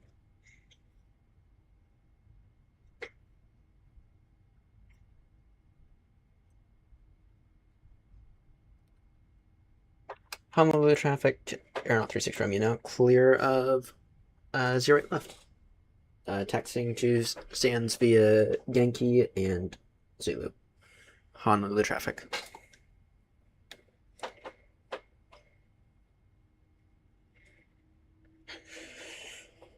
Yeah, that was really a mess on short final. Up until about 600 feet. That was a complete disaster. And I'm very happy I went around the first time. I think around 600 feet is when the winds began to clean up a little. Though there was still a little bit of turbulence around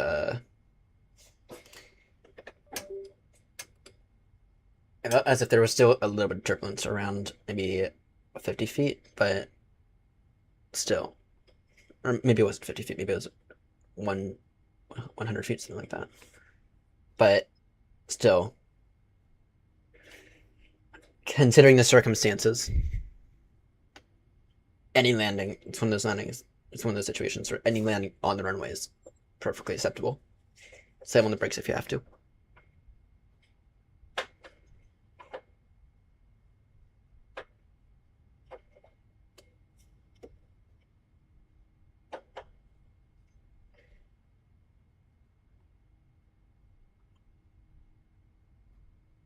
I'm still shaking after that landing.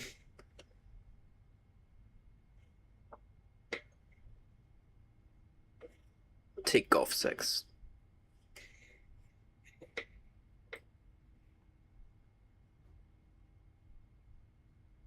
That's the end. We have that one. Then I'll take this one.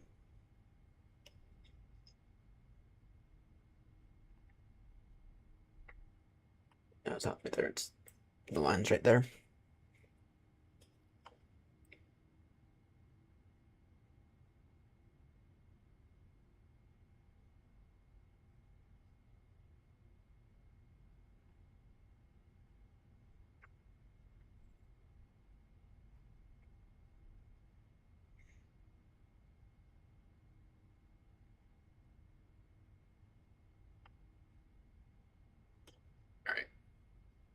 Get those off.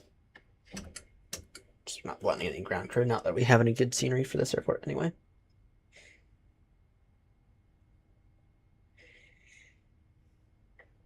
Yeah, I know, right?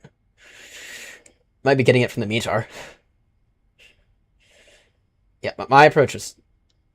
I might end up with a 10.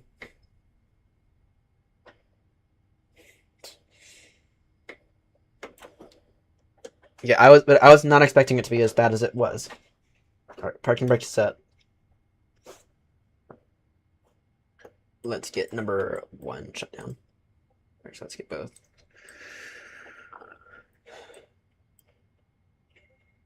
Keep the strobies off. Yeah, I was not expecting it to be that bad. And I think that's why I went around. I mean, I was definitely unstable, though, that first approach. That was definitely a go-around. Oh, yeah. Oh, yeah. I've known about this. Oh, great, I forgot to get the flaps up. Whatever. Whatever.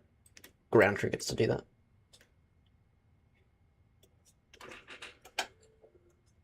Alright, what's the damage? I'm gonna guess it's gonna be a 10, actually. And it was. It was a 10. What a good way to end this off, even if it was a bit of a challenge. So, 1.22 Gs, which I don't... That landing was one of those landings where if you get anything, if you get the aircraft on the runway, it's fine. I don't know why. I don't know where it said normal. I don't know why it's saying normal conditions. I've had worse conditions that have said, or I've had better conditions that have said challenging. So, all right. It is currently 5:36 in the morning. That is the end of this tour. Tomorrow night, we are most likely Heathrow to Baltimore. Most likely around 10. Grumpy, always a pleasure. Actually, before we disconnect, as you already did, let's get a screenshot. Just realized you don't have the triple, so you don't have the livery.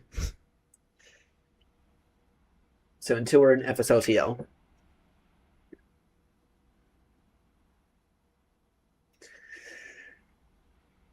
yeah, it was a bit long.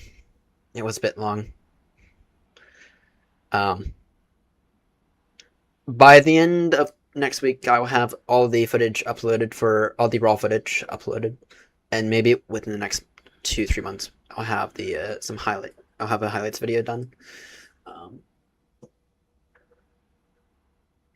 The next tour is going to be the Australian one, but that'll be some time. Thinking middle of April for that. Gonna take a bit of a break here. Gonna focus on some Baltimore Heathrows. Maybe some repositioning flights. But anyway, it's now 5:40 in the morning. That is going to do it for me. Thank you all so much for tuning in for this tour. Thank you all so much for tuning in for today's challenge. And I'll see you all in the next one. So long.